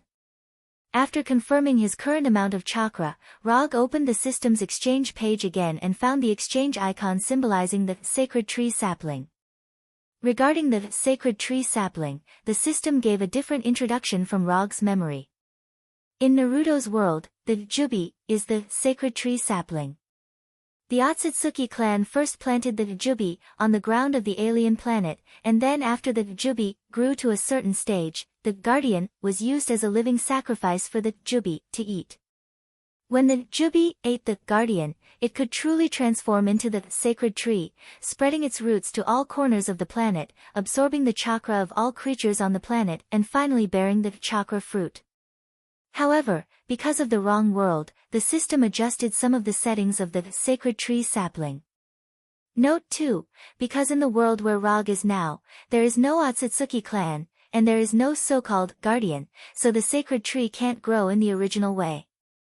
In this regard, the system very considerately cancelled the setting that the Jubi must devour the guardian to mature. In addition, the system also made a distinction between the sacred tree sapling and the Jubi. The Jubi, chakra, became a pure-tailed beast with 1 to 9 tails, and the Otsutsuki. As for the sapling, it became a pure sacred tree. A sacred tree that can only bear chakra fruit, and has no other abilities. Rog had already learned about the system's adjustments when he had the idea of planting the tree of God. Moreover, he was very satisfied with the price of the tree of God's sapling after the system had adjusted it. Sapling of the sacred tree, exchange price, 500 ninja coins. Although 500 ninja coins is not a low price, for Rog who has exchanged 1000 ninja coins twice, 500 ninja coins is an acceptable and reasonable price. In other words, 500 ninja coins is equivalent to a chakra fruit. As long as he can find a suitable planet and has enough strength to protect the sacred tree sapling, it will be a very cost-effective deal. Rog had already decided on where to plant the sapling of the tree of God long ago. Although there are many planets in the universe, when it comes to planting trees, no planet is more suitable than Igo. To some extent, Igo and the sacred tree are destined to be soul mates. And coincidentally, Igo's plan to conquer the universe is also completed by planting its own seeds on alien planets. Number 2, I will give you the authority to mobilize all resources and immediately arrange people to go to the forest in Missouri to find a plant that does not belong to the earth. If there is any discovery, protect the scene and inform me immediately. After thinking for a few seconds, Rog gave a new order to number 2. Yes, sir. Although Rog didn't give too much detailed information, number 2 didn't think there was anything wrong with it. If Rog knew everything, he wouldn't have to give this order. Soon, Rog's strange order was conveyed to Konoha's intelligence department and all the field personnel on vacation. Even the werewolves who had just joined Konoha not long ago also received the order. Find an alien plant. Is there another alien invasion? Missouri? Damn it, my parents live in Missouri.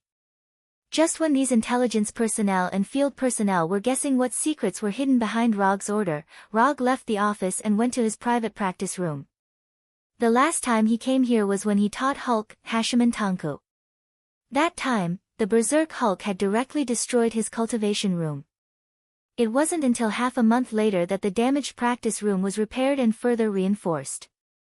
Looking at the new practice room, Rog directly started the practice to improve Kyubi's resonance degree.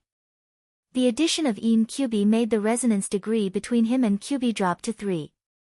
This is a problem that needs to be solved immediately for him who has mastered the half-tailed beast transformation.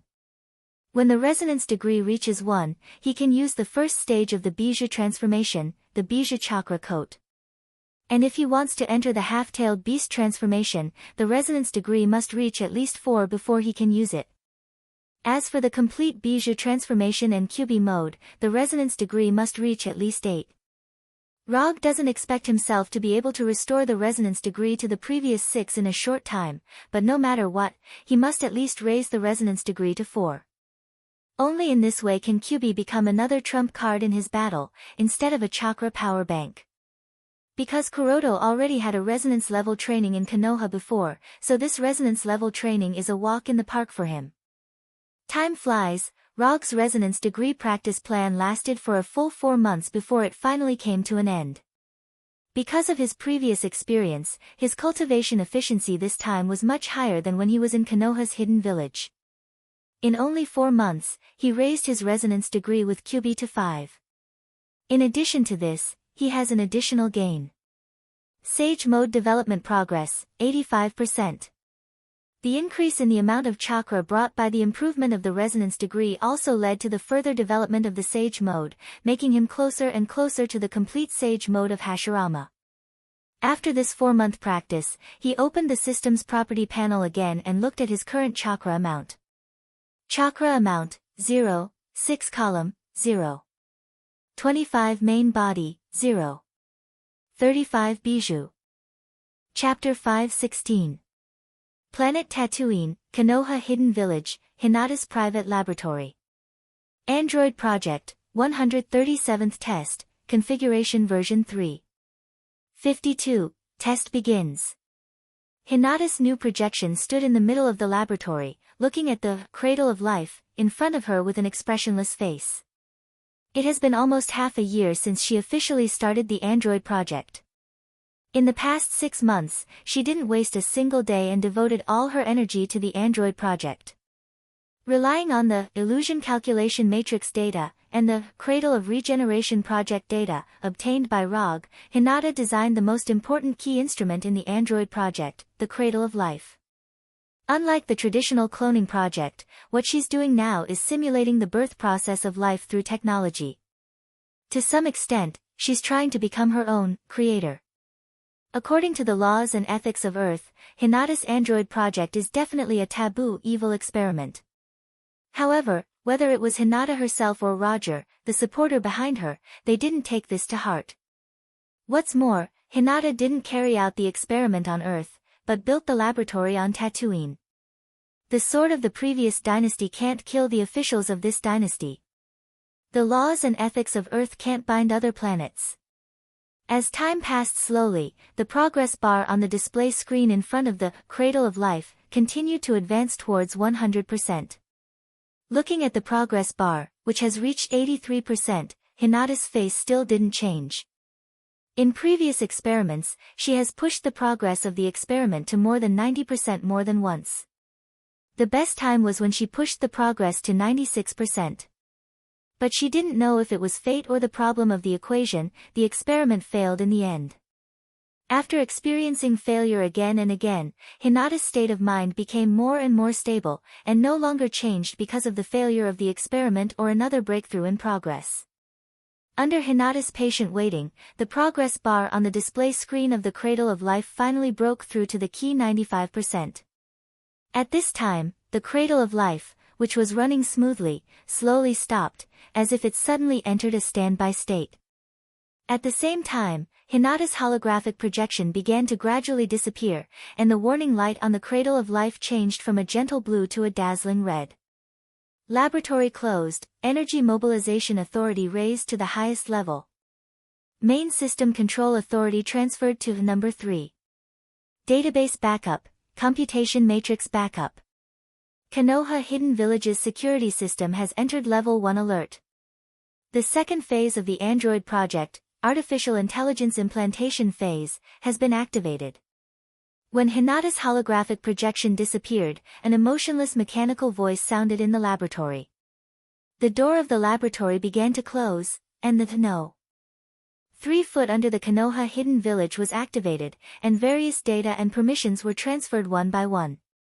Although Rog didn't get the plan for artificial intelligence implantation into organic organisms from Dr. Banner, he got Reed's version of the implantation plan from Mr. Fantastic. Based on the implantation plan given by Reed, Hinata used her own computing matrix to modify it and finally determined the implantation plan that was suitable for her. When the cradle of life's progress reached 95%, Hinata would transfer her calculation matrix to the cradle of life, allowing the cradle of life to implant the final consciousness and memory into the brain of the body. As the red warning light on the cradle of life kept flashing, Hinata let her main body enter the cradle of life and began the final step that would determine the success or failure of the experiment. Earth, Konoha headquarters, Rog's private massage room. You can use a little more strength.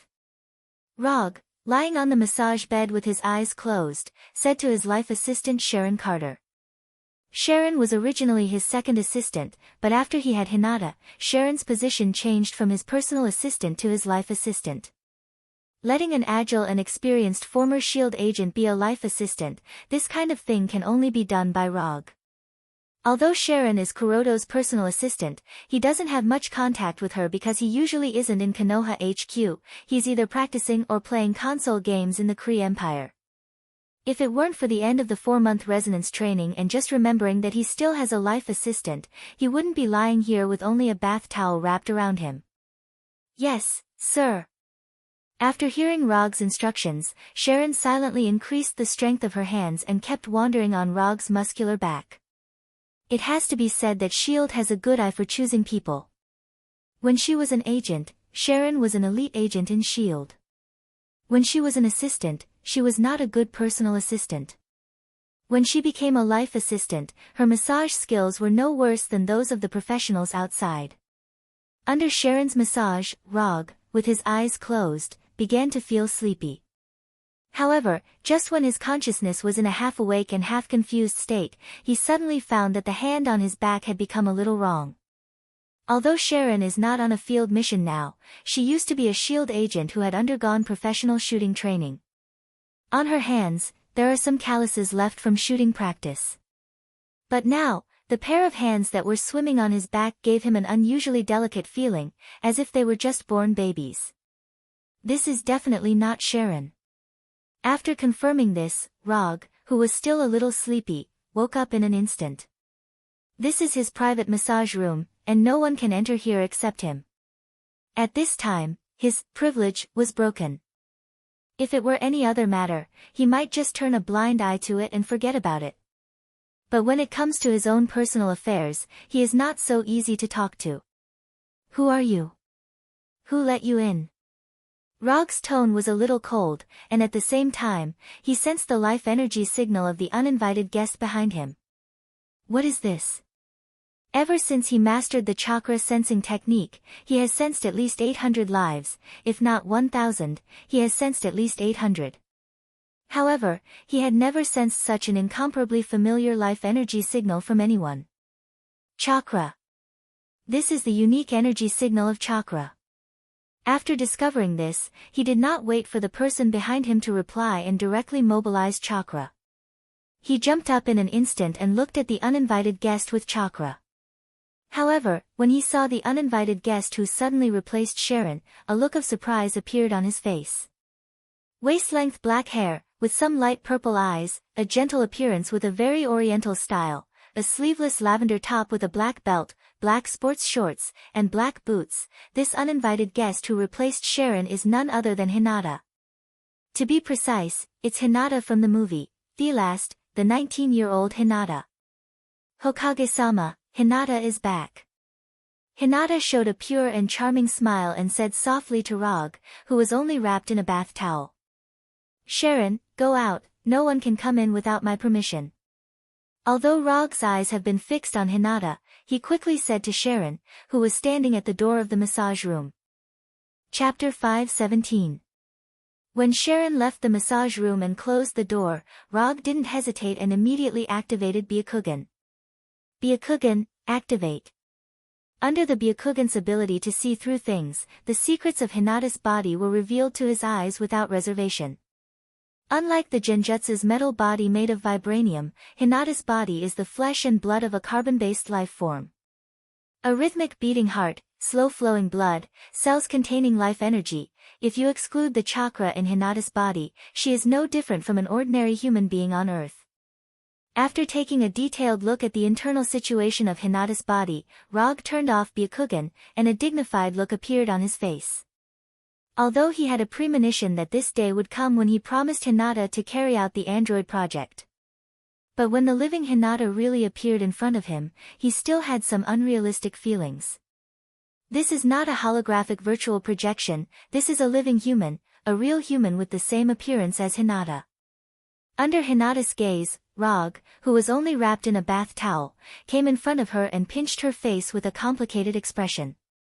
This kind of soft, tender feeling with the warmth of her body.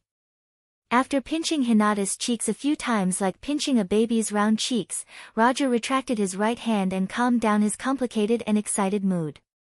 How do you have chakra? Although excited, Rog didn't forget the business and asked Hinata.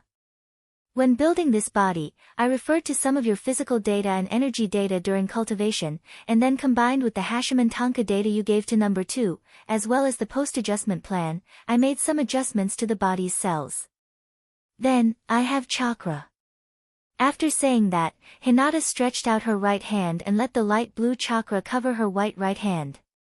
Is this even possible? Rog certainly knows that chakra is the body's energy extracted from the cells. However, he didn't expect that Hinata would be able to deduce the method of chakra's production based on the information he left behind and the collected chakra energy data. And judging from Hinata's current level of control, her control of chakra has reached the level of ninjutsu. Keep all information related to chakra under the highest level of confidentiality. I will give you some ninjutsu practice methods later, see if you can practice these ninjutsu. From his perception and observation of the Byakugan, Hinata's chakra wasn't much different from his own chakra. If there's a difference, it's that in Hinata's chakra, he only felt the fire and lightning attributes. However, based on this alone, he can't be sure that the chakra on Hinata's body is real chakra. Only chakra that can perform jutsu is the real chakra. Otherwise, the chakra on Hinata's body can only be regarded as pseudo-chakra, with the same energy nature. Okay, Hinata had no objection to Rog's proposal and agreed with a smile. Only she knows that with chakra, she is far from being the same as Rog. What she wants is not only the appearance that Rog wants, but also the same ability as him. Only in this way can she become the only irreplaceable existence around Rog. In the next few minutes, Roger asked a few more questions about other matters. For example, after having a body, does Hinata still have the ability to control Konoha's main system? In this regard, Hinata gave him a reassuring answer. Although the current Hinata is no longer an artificial intelligence in the pure sense, the abilities possessed by artificial intelligence have been perfectly transformed and inherited by her. To put it simply, the current Hinata is like an Esper with the electronic network control ability. Although she no longer had her own program in the virtual world, she was now a living artificial intelligence program.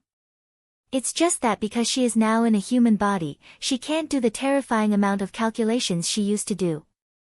If she wants to perform a large number of calculations, she can only remotely control the mainframe of Konoha's headquarters and let the mainframe complete the data calculation. Although in this regard, Hinata is not as good as the previous artificial intelligence form, Rog didn't take this to heart. There is a living Hinata standing in front of him, only a fool would want those programming programs that can only be seen but can't be touched at all.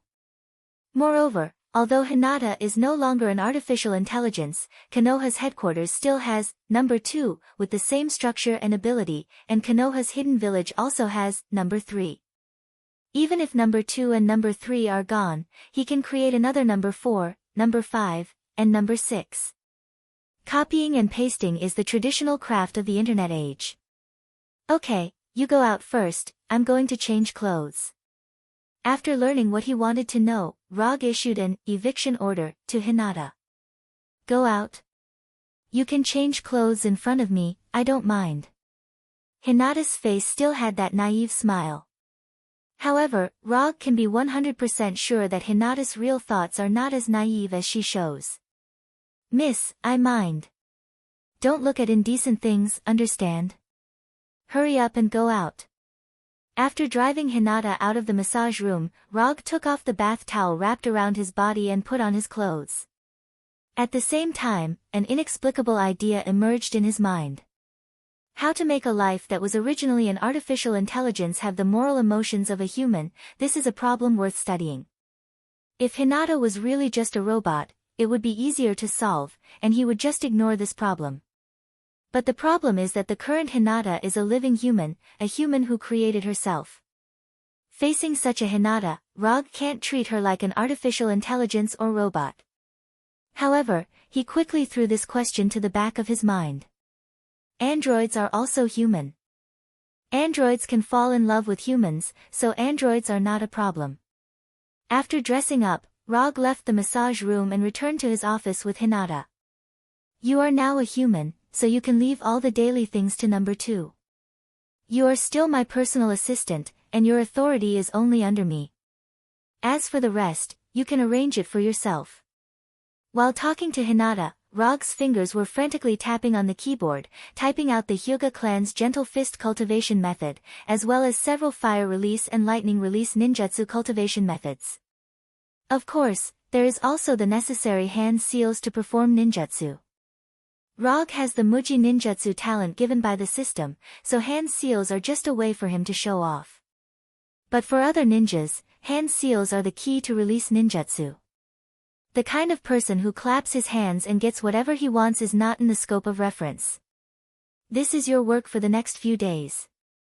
See if you can practice gentle fist and these ninjutsu.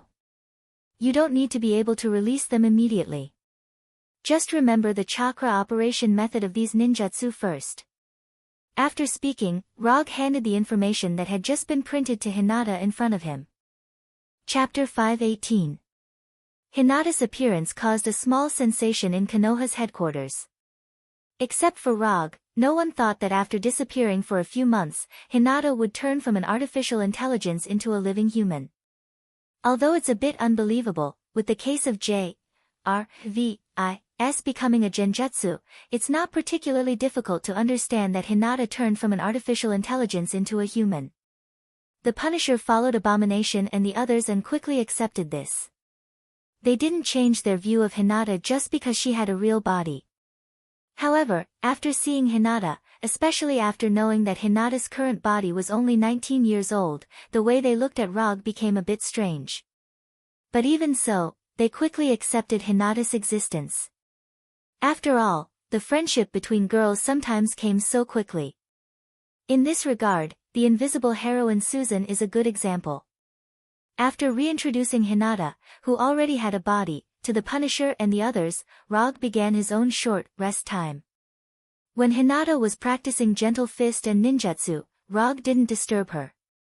Instead, he stayed in his room all day, wearing a virtual game helmet, playing the console game invented by the Carey Empire. Time passed in a flash, and a week passed unknowingly. During this week, in addition to playing games to pass the time, Rog didn't forget to pay attention to the progress of Hinata's cultivation and the search for Igo's clone. In terms of combat power, the current Konoha has no shortage of combatants. In addition to Konoha's special forces and Umbu, Bulan and other werewolves also have an official combat order in Konoha. Wolves. Because he doesn't have much talent in naming, Rog gave the combat unit composed of Bulan and other werewolves a very appropriate name. For the name, Wolves, Bulan and other werewolves had no objection. Not to mention that Rog just named them Wolves, even if Rog called them Hounds, they wouldn't have any objection. After joining Konoha, Bulan and the others discovered how important it is to have enough money and security in a capitalist country like the United States. They no longer have to worry about being hunted by vampires all day long, let alone meeting those killers and mercenaries hired by vampires. Konoha gave them a strong sense of security that they once yearned for but never had. Because the Wolves combat order hasn't been officially made public, Bulan and the others became the main force in searching for Igo's clone. This is the first official mission of Bulan and others, and they also took all their energy to find the alien plant mentioned by Rog. Unfortunately, 4 months had passed and they still had nothing to show for it. Missouri wasn't the largest state in the United States, and it wasn't even in the top 15. However, this didn't mean that it would be easy to find an unknown alien plant in this place. In order not to disappoint Roger, and more importantly, to prove that the lichens were useful to Konoha, Led by Bulin, the 4 alpha wolf kings made a joint decision. Gather all the werewolves in the United States, as long as they are not infants and the elderly who can't move alone, and go to Missouri to find the alien plant. For a time, tens of thousands of werewolves, in just a few days, all poured into Missouri and started a crazy carpet search. Rog didn't know that Bulin and others would mobilize so many people at first, directly mobilizing the entire werewolves. When he found out, these werewolves had already searched the forests and mountains of Missouri for more than 3 months. Tens of thousands of werewolves searched for more than 3 months with great fanfare, but the result was still nothing. In this regard, Rog didn't find it strange. Although the clone left by Igo was only a strange plant, it was still a clone left by the existence of the Heavenly Father. Igo didn't know when he would be able to make all the preparations for the plan. In order to ensure that the clones he left on various planets won't have any accidents, he must leave some measures to protect the safety of his clones. After roughly taking a look at the recent search progress of Bulin and others, he used quantum transmission to come to his private training room. When Hinata also began to practice gentle fist and ninjutsu, his private training room had one more user. The reason why he let Hinata practice in his own training room was, on the one hand, for the sake of confidentiality, and on the other hand, because his training room has the highest level of defense and security. After experiencing Hulk's rampage last time, his training room has become the strongest area in the entire Konoha headquarters. Practicing here, there is no need to worry about the power of ninjutsu. When the brilliant aurora-like light lit up, Rog's figure appeared in the training room. Hinata, who was practicing ninjutsu, sensed the arrival of Rog for the first time, but she didn't stop her practice but quickly formed hand seals. Si, Wei, Shen, Hai, Wu, Yin. In less than 3 seconds, Hinata completed 6 hand seals. Then, she puffed up her cheeks and spouted a huge fireball with a diameter of more than 1 meter from her mouth. Fire release, great fireball. Looking at the huge fireball flying quickly towards him like a cannonball, Rog didn't dodge and also used fire release, great fireball. In order to keep the size of his fireball about the same as Hinata's, he also deliberately suppressed his chakra to prevent his fireball from being too big. Boom! In the blink of an eye, the 2 huge fireballs collided fiercely, erupting into a pure firestorm. The orange-red flames flew around, quickly blocking the sight of the 2 of them. Then at this time, 4 or 5 silver-white lightning passed through the scattered flames and rushed towards Rog. Lightning release, lightning palm. As the inventor of this ninjutsu, Rog recognized the lightning palm at a glance. However, at this time, he still didn't intend to dodge. Just when these finger-thick lightning were about to hit him, with Rog's body as the center, a silver-white lightning appeared out of thin air, completely enveloping him. Lightning release, Chidori. Fire release against fire release, lightning release against lightning release. Although the lightning released by the lightning palm has no fixed attack trajectory, in front of Chidori, which is also lightning release, these lightning bolts are not difficult to resist. Like the positive and negative poles of a magnet, the lightning released by the lightning palm fiercely hit the lightning of Chidori, and the 2 offset each other, bursting into dazzling light. Chapter 519. Although Hinata doesn't have any actual combat experience, it doesn't mean that her combat awareness is bad. In any case, her predecessor was an artificial intelligence.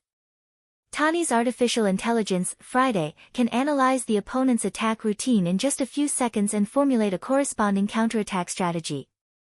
As an artificial intelligence of the same model as Friday, Hinata also has excellent combat analysis ability. The only thing that makes her inferior to Friday is that she can't perform the same terrifying data calculations as Friday. The dazzling light caused by the thunder palm and Chidori stream offset each other, resulting in a blinding effect similar to a flash bomb. However, whether it's Rog or Hinata, neither of them can only rely on their vision to lock onto the target. Before the blazing light dissipated, Rog took the initiative to attack. Body flicker technique.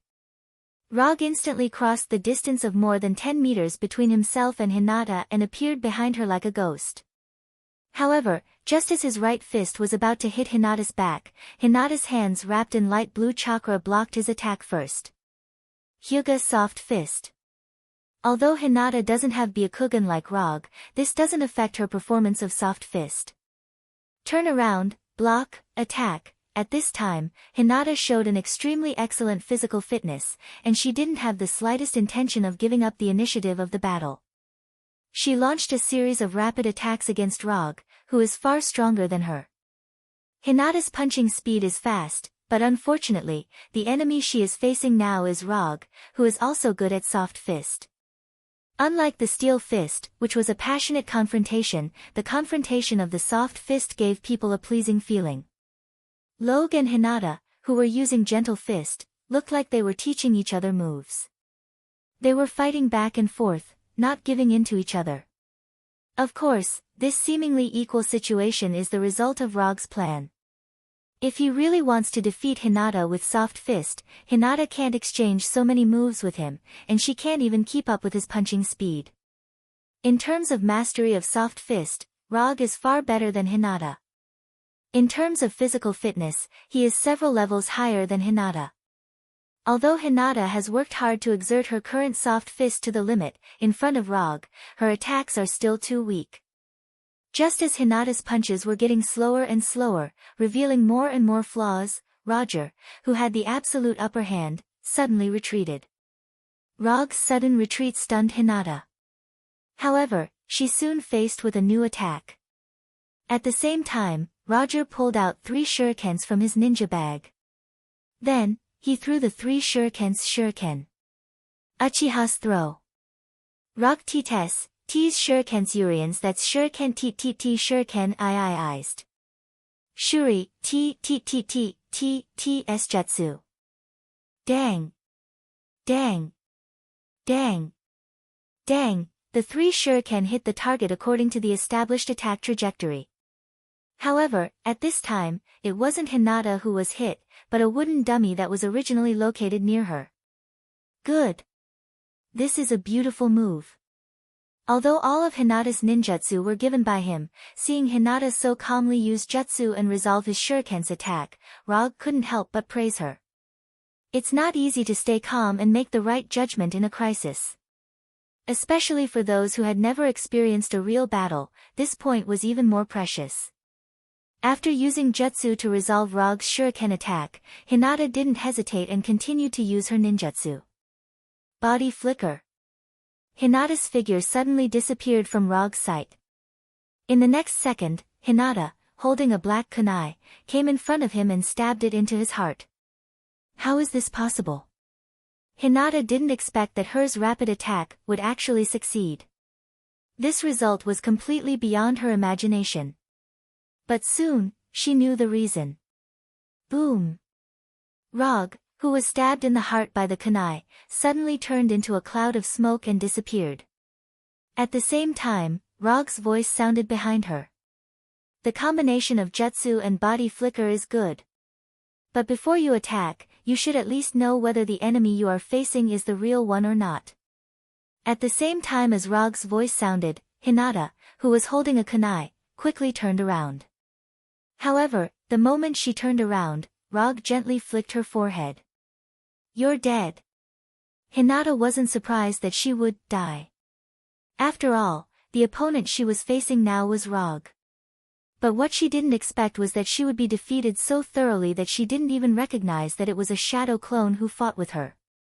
After thinking of this, a look of loss quickly appeared on her delicate face, and then she slowly said, "Did you use the shadow clone jutsu after the thunder palm?" Quantum transmission is not a ninjutsu, and Hinata, who already has chakra, is very sure of this. So she knew that it must be Rog who came here. Since it's the real one, then the only time it's possible to use the shadow clone jutsu to replace the real one is the moment when the thunder palm and Chidori burst out a blazing light. Yes, I did use the shadow clone jutsu at that time. Your combat awareness and skills are good now, but your experience is still a bit lacking. Although he is Hinata's ninjutsu sensei, Rog himself didn't expect that Hinata could master ninjutsu to this extent in just a week. Great Fireball, Great Fire Annihilation, Fire Dragon, Thunder Palm, Lightning Sword Draw, Body Flicker, Substitute, Hold, Shadow Clone Jutsu, Chakra Perception. ROG gave Hinata a total of 10 ninjutsu practice methods. As a result, it took Hinata only a week to completely master these 10 ninjutsu. This kind of cultivation talent is even more abnormal than Kuroto, who has the system. It's precisely because of this that he just had the idea of testing Hinata's actual combat ability. Although Hinata had lost, the combat awareness and combat skills she displayed were not inferior to professional military superheroes like the Punisher and Abomination. The only thing she still lacks is that she doesn't have any actual combat experience for the time being. As long as you agree to let me join the special forces, I can quickly get enough actual combat experience. Hinata once again mentioned the proposal that was rejected by ROG a few days ago. No, the work of the special forces is not suitable for you. I have a better plan. Chapter 520. A better plan? A look of doubt appeared on Hinata's face. However, this doubt of hers quickly turned into a pleasant surprise. As ROG's most reliable personal assistant, Hinata knows more about ROG than anyone else. To some extent, she can even directly guess what ROG really wants. Let's put aside the actual combat experience first. I will find a way to let you have the Byakugan. Although Hinata's current appearance is exactly the same as in his memory, without the Byakugan, Hinata always feels a little less. Since he has already pursued excitement, he must follow through to the end. Byakugan. Hinata is no stranger to the Hyuga clan's Kekkei Genkai. When she practiced Hyuga Gentle Fist, she already knew what kind of existence the Byakugan is. At the same time, she also knew that ROG's special eyes, which can make the veins in his eyes burst, are the Byakugan. However, because she only knew the existence of the Byakugan after she had a body, she didn't know about it. And she has never studied the Byakugan, so she can't make herself have the same Byakugan as ROG. Are you going to transplant your eyes to me? Hinata asked with some uncertainty. In her understanding, this is not something ROG would do. Transplant is transplant, but not transplant my eyes to you. I hope you can copy my Byakugan with the Cradle of Life, and then make a suitable Byakugan for you to transplant to your body. A long time ago, ROG had considered using biotechnology to clone Sharingan and Byakugan. However, after communicating with Dr. Connors and Reed in detail, he could only reluctantly give up this idea. For Dr. Connors and Reed, not to mention cloning a pair of eyes, even cloning a person is not particularly troublesome. Konoha now has enough ability to carry out cloning experiments. Cloning is not a problem. The problem is that the cloned eyes, if transplanted to a target without chakra, will be a pair of strange eyes, and there will be serious transplant rejection. After all, the awakening of Sharingan and Byakugan requires chakra. However, after the appearance of Hinata, or rather, after the appearance of Hinata with chakra, this idea that was once put aside by ROG reappeared in his mind. Through the Cradle of Life, Hinata could create a Byakugan suitable for her. Moreover, with chakra, she wouldn't face the awkward situation of not being able to open her eyes after the transplant. Is this really okay? Although he was the designer of the Cradle of Life and his body had been created by the Cradle of Life, he was still very much a part of the Cradle of Life. However, Hinata still felt that ROG's Byakugan duplication plan was a bit too crazy. It should work. As long as you can uncover the secrets of the Byakugan, creating your own Byakugan shouldn't be a problem.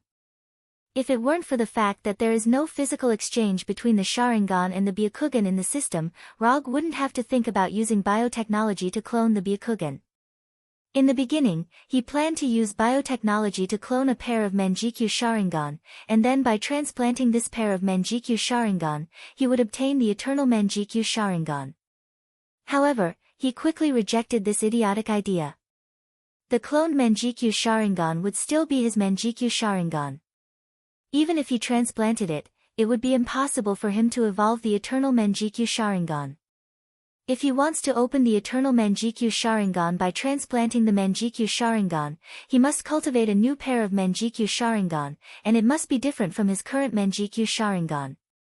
Then, it is possible for him to evolve the eternal Manjikyu Sharingan by transplanting his own Manjikyu Sharingan. Not to mention whether this method will work or not, the complexity of the plan alone is enough to make him give up this plan. Compared with the ordinary Manjikyu Sharingan, the eternal Manjikyu Sharingan only breaks the curse of the Manjikyu Sharingan. It will no longer cause blindness due to overuse, and the burden on the body is greatly reduced. Except for these 2 points, there is not much difference between the eternal Manjikyu Sharingan and the ordinary Manjikyu Sharingan. And these 2 points are solved invisibly after he obtained the sage body of Hashirama. The sage body inherited from Hashirama is enough to ensure that he will not go blind due to overuse. As for the burden brought by the Manjikyu Sharingan, it is not worth mentioning in front of the sage body. Although there is no way to obtain the eternal Manjikyu Sharingan, Rog does not care too much about this matter. After all, compared with the eternal Manjikyu Sharingan, the Rinnegan is more fragrant. If Hinata can really use the Cradle of Life to create her own Byakugan, Rog does not mind letting her clone a few pairs of his Manjikyu Sharingan. Although the Sharingan with the same Manjikyu Sharingan will not allow him to evolve the eternal Manjikyu Sharingan, it is not a problem to use them as consumables. For example, Izanami and Izanagi will make the Sharingan blind forever. In this regard, Konoha's Wak King Danzo gave a good use method. Of course, Danzo's method is a bit disgusting, but it is undeniable that it is a good tactic. Well, when do we start? Hinata was not dissatisfied with Rog's arrangement. As long as it is Rog's arrangement, no matter what it is, she will unconditionally choose to accept it. Hinata knows that she is just a substitute in Rog's mind, but she does not mind this. Even if she is a substitute, she wants to be the one and only one. Let's do it today, anyway, there is nothing urgent recently. Apart from looking for Igo's clone, there is nothing particularly urgent in Konoha for the time being, just some daily work. These daily work, whether he is in Konoha or not, will not have any impact. Then I will let number 2 arrange the transmission channel now. Hinata continued. No, just leave it to me. As soon as his voice fell, Rog took out the hanging ring and began to cast the portal magic. The further improvement of the sage physique has brought more than just the increase of chakra. The enhancement of his physique has also silently enhanced his spellcasting ability. Whether it is the control of mana or casting skills, he has improved a lot. As Rog's right hand drew a circle in the air, a portal shining with golden sparks appeared in front of them. In the past, he couldn't directly open the portal connecting to Tatooine. But now, as long as he wants to, he can do it. Not only Tatooine, but even Schwanku and Xander can do it. Chapter 521. Planet Tatooine, Konoha Hidden Village, Hinata's private laboratory. After doing a detailed examination of Rog's eyes and extracting some biological samples from them, Hinata began her research on the Byakugan.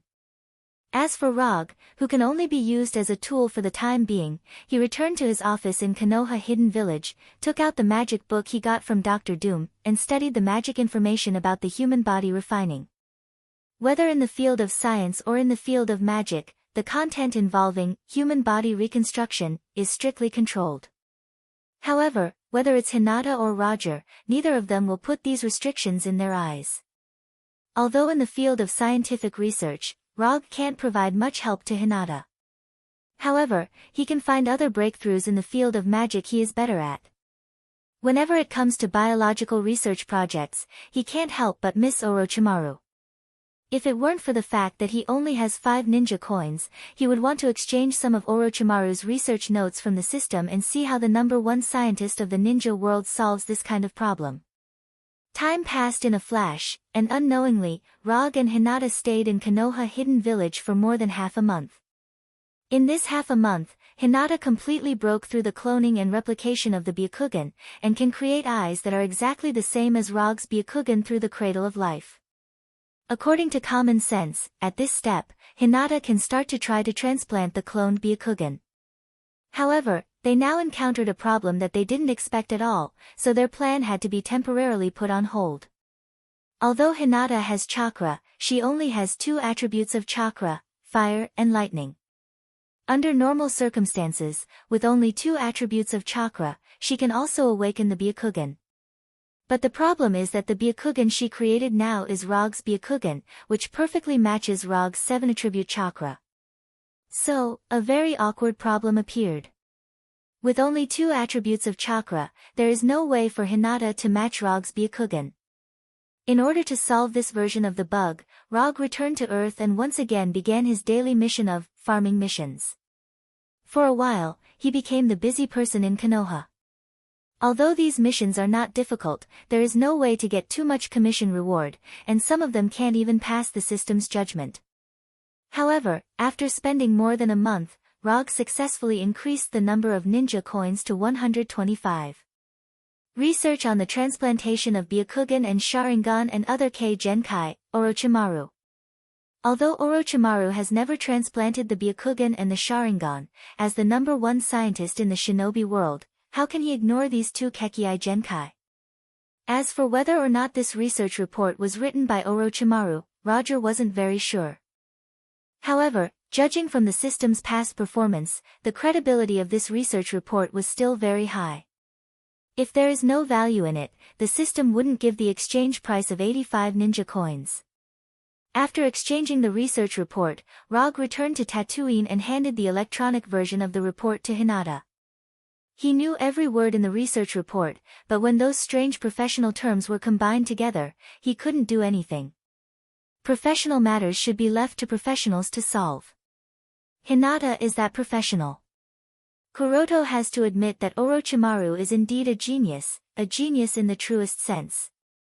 The science and technology of the ninja world may limit some of Orochimaru's research to become reality, but it can't stop his genius ideas.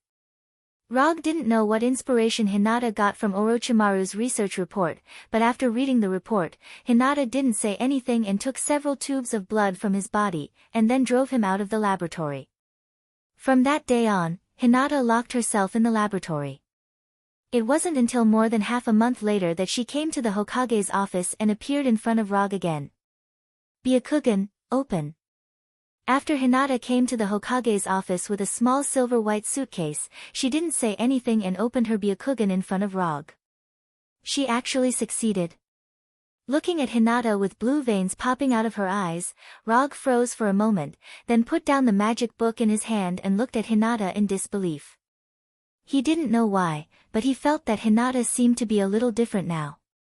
Not because of the Byakugan, but because her whole person was different. How did you do it? Rag asked curiously.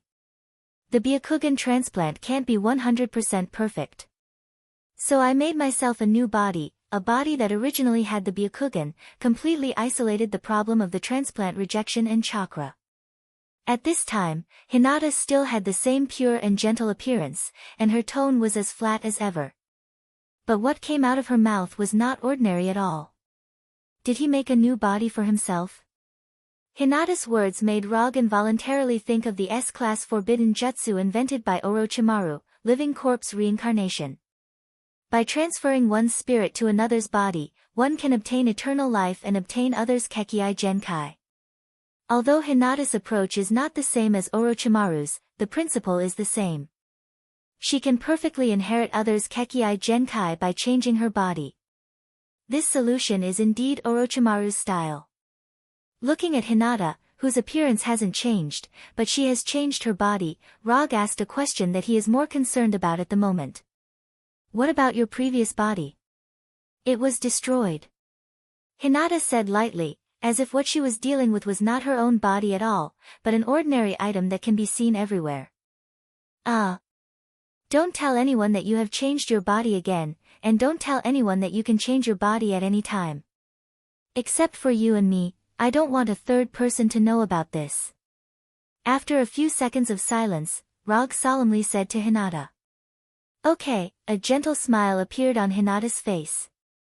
After suppressing some bad premonitions in his heart, Rag pointed to the suitcase in Hinata's hand and continued to ask, what are you holding in your hand? The relevant information and cultivation method of Orochimaru's S-class forbidden jutsu, living corpse reincarnation. Hinata's expression and tone didn't change, but Rag was stunned after hearing her words. How is this possible? I just gave her a research report of Orochimaru. How could she have developed the cultivation method of living corpse reincarnation? Chapter 522. Since Hinata had a real body and chakra, Rog found that he couldn't understand her anymore. Her ninjutsu cultivation talent is beyond common sense, and her ninjutsu research and development ability is like a cheat. Compared to him, Hinata is more like a traveler with a system. What's wrong with this world? Can it still be good? After suppressing the shock in his heart, Rog took a few deep breaths, and then slowly said, "Show me the information about living corpse reincarnation." After hearing Rog's words, Hinata didn't hesitate and handed him the suitcase containing the information about living corpse reincarnation. Opening the suitcase, Rog took out the neatly arranged information inside and browsed it carefully. Although he has never practiced living corpse reincarnation, and he didn't even understand this S-class forbidden technique in detail on the system's exchange page. However, with his previous memory and his understanding of ninjutsu, he quickly judged the feasibility of the information. Living corpse reincarnation is one of the ultimate ninjutsu developed by Orochimaru himself. After years of human experiments, Orochimaru developed this dark forbidden technique that represents eternal life. By transferring one's spirit to another person's body, one can get rid of the shackles brought about by one's lifespan and achieve immortality in another sense. Although this is a very cruel dark forbidden technique, Kuroto has to admit that living corpse reincarnation is a genius work, an ultimate ninjutsu that can be said to break the laws of nature. The more he browsed the cultivation information of living corpse reincarnation, the more shocked Rog was by Hinata's ninjutsu research and development ability. Just based on a few words mentioned in the report of Orochimaru's Sharingan and Byakugan transplant, Hinata deduced the key technology of living corpse reincarnation and successfully transferred her spirit to a new body. And unlike the original living corpse reincarnation developed by Orochimaru, the living corpse reincarnation developed by Hinata perfectly solves the problem of weakness before and after reincarnation, as well as the problem of rejection between the spirit and the reincarnation vessel. Although both are reincarnated into a new vessel, Orochimaru's method is to reincarnate into another person's body, while Hinata's method is to reincarnate into a new body created by herself. Because the new body is also created by herself, Hinata can achieve perfect reincarnation that even Orochimaru can't do. Amazing, truly amazing. Rog can be regarded as a well-informed ninja, but after reading the information given by Hinata, he had to admit that compared to Hinata, his ability to develop ninjutsu is nothing. After confirming this, the way he looked at Hinata became a bit strange. "I've struck gold. I've struck gold this time." Rog originally just wanted to satisfy Hinata's desire to have a body, but he didn't expect that Hinata, who has a body and chakra, would have such amazing talent in ninjutsu. At this moment, Hinata was no longer a personal assistant in his eyes, nor a substitute for someone, but a treasure that symbolizes all the mysteries of ninjutsu. "It's a pity that you only have fire and lightning chakra, otherwise," before Rog finished speaking, Hinata raised her right hand and summoned a light blue chakra. "No, I have fire and lightning chakra in my previous body. Now, I have all the attributes of chakra, just like you." Looking at the chakra burning like a flame in Hinata's right hand, Rog reacted. "No wonder she deliberately took several tubes of blood from my body before. It turned out that she considered this problem early. I don't want to be a transmigrator, I don't deserve it." Not only was his ability to develop ninjutsu completely crushed, but now even the advantage of chakra given by the system is gone. "In addition to the Kekkei Genkai ninjutsu, I will give you all the ninjutsu cultivation methods later. First, you should understand the characteristics of the 3 types of chakra. After you master these, I will give you a prototype of ninjutsu that is still in the conceptual stage. You can see if you can develop all these ninjutsu."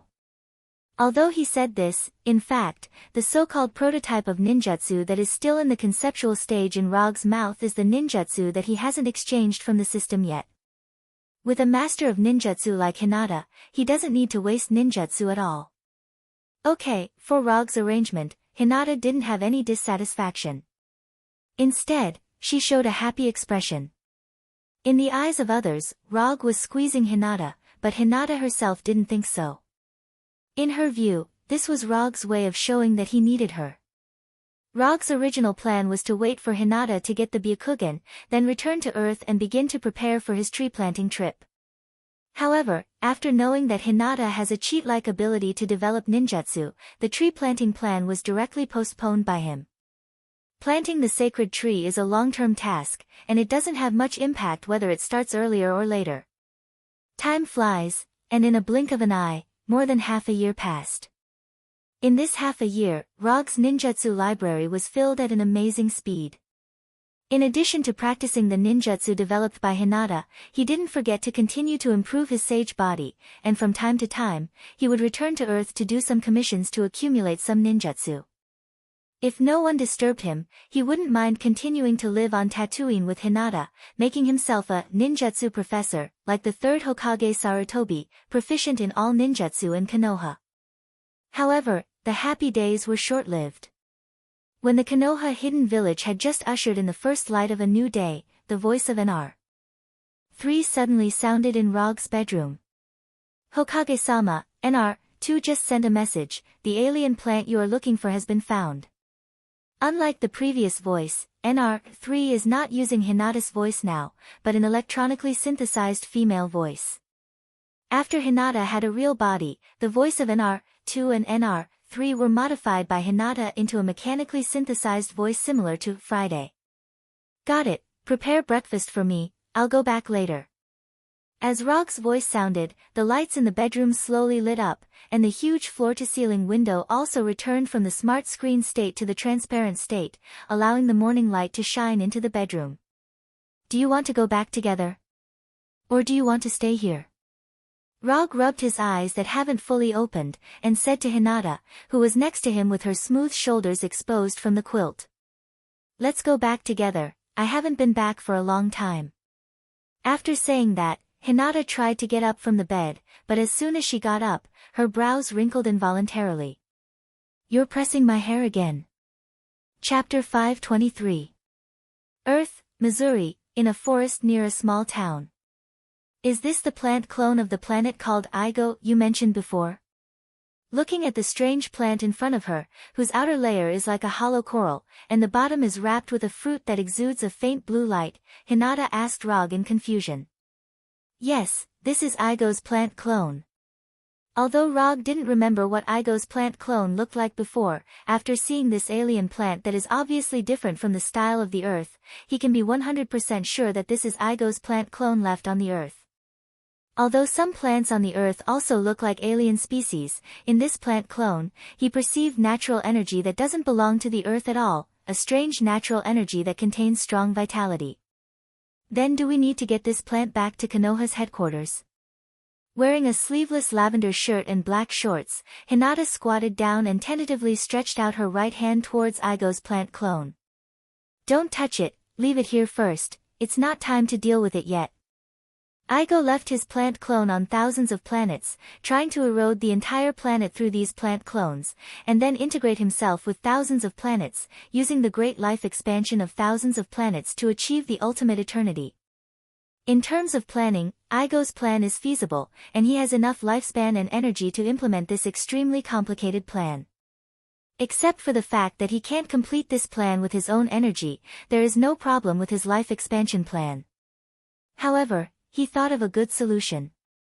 Since he can't provide enough energy by himself, he will create descendants with the same, Kami's energy, as himself, and complete this life expansion plan with his descendants. In order to do this, he began to combine with different races, grafting his DNA to them, trying to create descendants with the same, Kami's energy, as himself. He left different descendants on different planets and asked Yondu to bring his descendants to his original planet. If everything developed according to normal circumstances, Igo should have gotten a descendant who inherited his, Kami's energy, 10 or 20 years ago. However, by chance, Yondu discovered the truth that Igo had killed those worthless descendants, so he left Igo, an Earthling descendant, in the Marauder team. Star-Lord Peter Quill is the only descendant who inherited Igo's heavenly energy. But so far, neither Igo, Yondu, nor Peter have discovered this. The reason why Rog was so certain of this was because the Igo clone in front of him was the best proof. If Igor had gotten Star-Lord, this clone would have already begun to erode the Earth, instead of remaining in the state of a seedling as it is now. Inform number 2 to arrange for people to guard this area. Without my permission, no one is allowed to enter.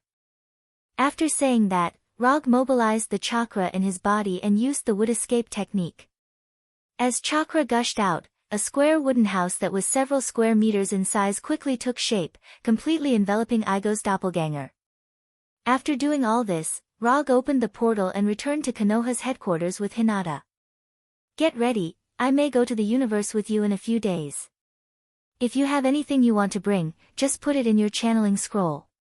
When Konoha Hidden Village developed ninjutsu, Hinata did not fall behind in the practice of ninjutsu.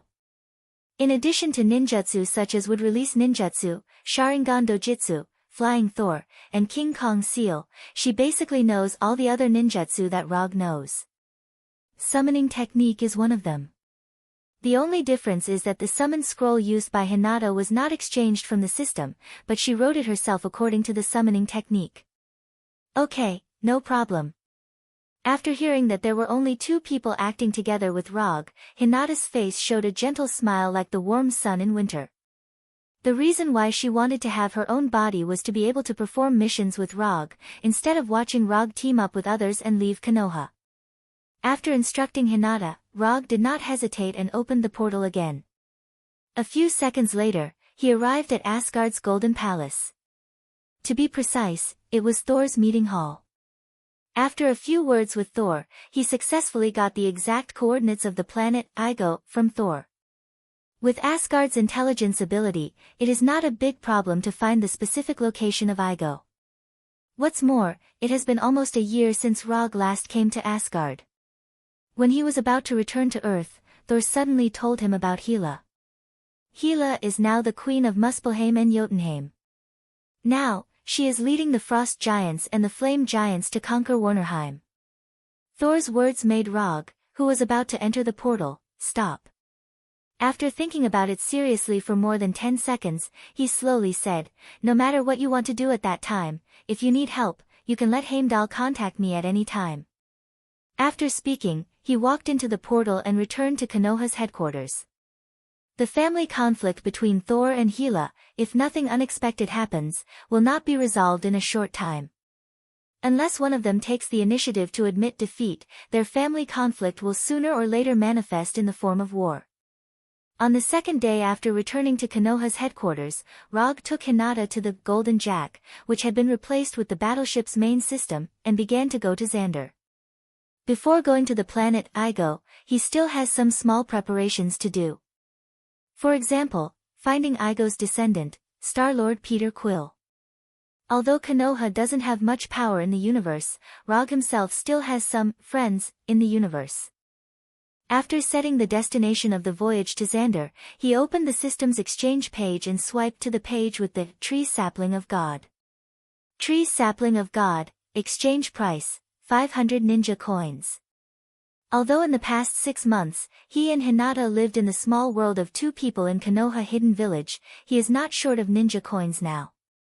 He now has 625 unspent ninja coins, and as long as he wants, he can exchange Tree Sapling of God at any time. However, he did not do so now because he still has a Mangekyo Dojutsu that he wants to exchange. Mangekyo Dojutsu, Koto Emitsukami. Chapter 524. Ordinary ninjutsu won't work well against an enemy of Igo's size. Even if Rog can go deep inside the planet and find Igo's core, he can't kill him. If Igo dies, the planet will also be destroyed, and planting the God Tree will naturally become a delusion. Therefore, he needs to make Igo obediently cooperate with him without killing him, so as to achieve the purpose of planting the God Tree on Igo. Although there are many planets in the universe, no planet is more suitable for planting the God Tree than Igo. Earth and Asgard are also good choices, but they are not in Rog's first choice. As a self-conscious planet, Igo will certainly not agree with Rog to plant the God Tree on him. If the God Tree wants to mature, it needs to eat the energy of all the creatures on the planet to bear the chakra fruit. For the planet, this is nourishing the God Tree with its own life. As long as Igo still has the most basic sense, it is impossible for him to agree with Rog's plan. However, Rog didn't expect Igo to agree with his plan from the beginning, because he intended to use Koto Emetsukami, which has the strongest genjutsu, to forcibly modify Igo's consciousness. Koto Emetsukami, the dojutsu awakened by Uchiha Shirsue's Menjikyu Sharingan. With his current strength, Rog is 80% sure that Koto Emetsukami will work on Igo. The only problem is that the exchange price given by the system is a bit expensive. Menjikyu Sharingan Dojutsu, left eye, Koto Emetsukami, exchange price, 300 ninja coins. The system doesn't support any physical Sharingan exchange, but the system didn't completely block Rog's path of having other Menjikyu Sharingan Dojutsu. As long as he is willing to spend 300 ninja coins, the system can add Koto Emetsukami to his Menjikyu Sharingan left eye. In addition to the left eye, the system also gave other additional dojutsu. Kamui, Amaterasu, Kagutsuki, Ninja Tool Control, Transcription Seal. If Rog can save enough ninja coins, he can add these dojutsu to his eyes one by one, making himself the ninja with the most Menjikyu Sharingan dojutsu. Rog fantasized about this beautiful future, but he didn't do it. The reason was simple: poverty. In order to save up the 500 ninja coins needed to exchange for the sacred tree sapling, he almost tried all the commissions on the commission website that could be judged by the system, and then he accumulated the number of ninja coins he had to 625. The heavenly tree saplings cost 500 ninja coins, and Koto Emetsukami cost 300 ninja coins. If he wants his heavenly tree planting plan to be carried out smoothly, he will need to save 175 ninja coins. He had basically done all the commissions that could be done on Earth. In that case, it's time to expand the fourth Hokage's commission business in the universe. As for whether or not he could receive enough commissions in the universe, he wasn't worried at all. No matter what was said, he was the fourth Hokage who had defeated Ronin the Accuser twice. He was also the fourth Hokage who had fought to a draw with the crazy Titan Thanos. With his current fame, as long as he wanted to, there was absolutely no need to worry about the source of the commission. This was also the main reason why he did not directly teleport to Xander but instead took the Golden Jack to Xander. The dignified fourth Hokage is carrying out a mission in the universe, how can he not have a powerful enough battleship? This is not only a matter of face, but also a symbol of strength. After all, not everyone can treat the main battleship of the Carry Empire as a private vehicle. When Rog and Hinata took the Golden Jack to Xander, a fierce space chase was taking place in the universe near the Supreme Star. What the hell were you thinking? Why did you steal their energy batteries? Star-Lord, who was controlling the Milano to maneuver and evade, shouted at Rocket sitting in the right pilot's seat. Dude, those batteries are really easy to steal. Rocket was unmoved as he explained. He didn't feel that his theft was excessive. Is this your excuse? Gamora, sitting behind Rocket, said disdainfully. Come on, you also saw the High Priest's arrogant look, I was teaching him a lesson. Rocket found a very suitable reason for his behavior. But in the next second, he heard the ridicule from Star-Lord. I didn't expect your motives to be so selfless. It's a pity that those Supreme Star didn't appreciate your kindness and wanted to kill us. Whether it was Star-Lord or Rocket, neither of them took the pursuit of the Supreme Star too seriously at this time. Star-Lord, Rocket, Gamora, Groot, Drax the Destroyer, they were originally unrelated, but in the end, they formed the Milky Way Awkward Dance Troupe in Roger's memory. Although the reason for forming the team was completely different from what he remembered, fate still connected the five of them together, allowing the Guardian of the Galaxy to appear smoothly in this world. At this time, Rog did not know that Star-Lord and others had formed the Guardian of the Galaxy, let alone that they were now being chased by the Supreme Star's unmanned fleet. Now, he is enjoying a Chinese lunch carefully made by Hinata. Although Hinata's current dress is very Japanese, Rog did not ask her to make traditional Japanese food, but asked her to make Chinese food that is more in line with her own taste. Even if it's cosplay, there is no need to imitate all aspects of life. In the area of food, he is still quite picky. As a young man who grew up in a foodie country, he has no interest in Japanese cuisine such as sushi and ramen. This is not a matter of contempt, it's just pure disinterest. After enjoying the Chinese lunch carefully prepared by Hinata, Rog tested Hinata's ninjutsu and taijutsu's actual combat ability in the practice room on the battleship. The results of the test were very satisfactory. Except for the fact that the amount of chakra is not particularly large, Hinata can be regarded as having no shortcomings. Ninjutsu, genjutsu, taijutsu, all of them. Her hand seals are even faster than him. If it weren't for the existence of Sage Body, Sharingan, Mokuton, and other cheats, Rog wouldn't dare to say that he could win against Hinata under the same conditions. Through this exchange, he once again came to a conclusion that made him feel helpless. Compared to him, Hinata was more like a transmigrator with a cheat code. Although in this ninja battle, there is no way for him to win against Hinata. However, on another battlefield, he was an undeniably invincible existence. Don't ask so many reasons, just ask that Sage Body is awesome. In this leisurely time, the Golden Jack spent 3 days that were completely out of line with its performance before it finally arrived near Xander through an interstellar jump. Chapter 525. Xander, the outskirts of Halden City, the secret base of the rope hunters. Rog didn't let the Golden Jack directly enter Xander's universe. Instead, he parked the Golden Jack near Xander and opened a portal to the slave hunter's secret base disguised as a farm. He didn't hide his arrival. Not long after he walked out of the portal with Hinata, he saw a familiar face. Jeros. The young Xander who used to deliver food to Hulk and was eager to become a real slave hunter. Compared to before, Jeros, who was now an official slave hunter, was no longer as immature as before. He looked very capable, and there was a conspicuous scar on his face. Rog-sama. Although the last time he saw Rog was almost 2 years ago. But Jeros still recognized Rog at a glance, and a look of shock appeared on his face. Inform your deputy leader Noah to return to Xander immediately. Tell him that I want to see him. Looking at Jeros, who had a completely different image, Rog said calmly. Okay, I'll inform the leader right away. Jeros replied with the same respectful tone that he used to speak to Noah. Although he didn't know why Rog suddenly came to Xander, there was one thing he knew very well, that is, Rog was very strong, very strong. Since Noah returned to the slave hunters and personally told them about Rog's invincible battle with Ronan on Soccer, the slave hunters knew that Rog was an existence they absolutely couldn't afford to provoke.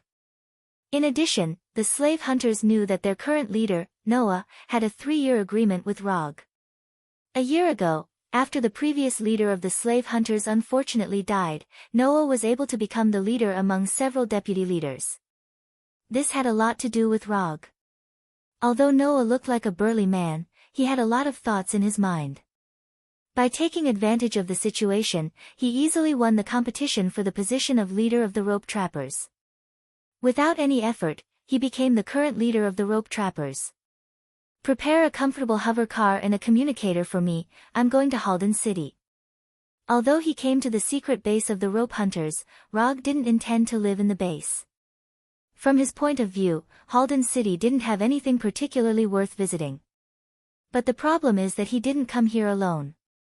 This was Hinata's first trip to another planet in the truest sense. In order to give Hinata good memories, he didn't mind accompanying her to Halden City and let her experience the local customs of Xander. Accompanying a woman to go shopping was a painful thing for many men. However, if one had enough time and money, it was a very pleasant thing to go shopping with the woman one liked. If Rog remembered correctly, his new star card still has more than 400 million new star coins, enough for him and Hinata to squander in Halden City. Riding the exclusive hover car of the slave hunters, Rog and Hinata began to go to Halden City dozens of kilometers away. While Rog and Hinata were heading to Halden City, Noah, somewhere in space, received a message from Jeros. Why is he here? It's only been 2 years, and it's not the agreed deadline yet. Although he was already the leader of the rope hunters, Noah still didn't dare to have any thoughts of violating the agreement. Thinking of the last scene of his meeting with Rog, he unconsciously touched his neck. Until now, Noah didn't know the use of the flying Thor technique left on his neck by Rog. However, he didn't intend to use his life to verify this point. Give up the capture mission and return to Xander immediately. Noah, sitting in the commander's seat, issued the latest order. Giving up the capture mission temporarily is not common in the history of the slave hunters. However, since the person who issued this order was Noah, the other members of the slave hunters certainly didn't have any objections. It didn't take long for the slave hunters' battleship to set the latest destination and headed towards the nearest interstellar jump point. The famous Red Light District planet, a camp on Contrasia. It seems that we came to the wrong place at this time. A middle-aged man who looked completely different from an Earthling said to a blue-skinned predator with red metal fins on his head. This blue-skinned predator was none other than Yondu. After speaking, the man didn't wait for Yondu's answer and turned around with his subordinates. Sir, as soon as the man turned around, the waitress in the camp hurriedly chased after him, trying to make him stay. There are 100 factions in the Predators, and you lost the remaining 99 in order to serve one of them. The man didn't pay any attention to the waitress urging him to stay and walked out without slowing down. Please, sir, don't go. The waitress grabbed the man and said quickly. Don't touch me. The macho man pushed away the waitress's hand on his chest with dissatisfaction. Please, the waitress who was pushed away continued to plead. Looking at the man walking further and further away, Yondu smashed the wine bottle in his hand and roared loudly, Staka, go to hell, I don't care what you think of me. Then why are you following us? After hearing Yondu's roar, Staka replied angrily and turned to walk towards Yondu. Because you have to listen to me. Yondu also walked quickly towards the man. I don't need to listen to anything, you betrayed your principles. Predators don't buy or sell children. Although Staka tried to control his anger, he showed an amazing oppressive force, as if he was a terrifying beast on the verge of going berserk. I told you, I don't know what's going on. Staka's momentum was amazing, but Yondu didn't fall behind at all and said loudly. You don't know because you don't want to know, because you're relying on this to get rich, Staka replied mockingly. Yondu tugged at his shirt, revealing the Marauder logo on his clothes. I demand a place. I'll wear the flame symbol like you. Although you're wearing the same clothes as us, don't expect to hear the freedom horn after you die.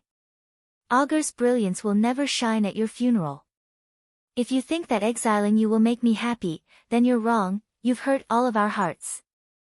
Staka grabbed Yondu's clothes and said in a calm tone that was completely different from before. After that, Staka ignored Yondu, who had obviously fallen into depression, and left the camp with his subordinates without looking back. Chapter 526. What's the shopping style of a nouveau riche?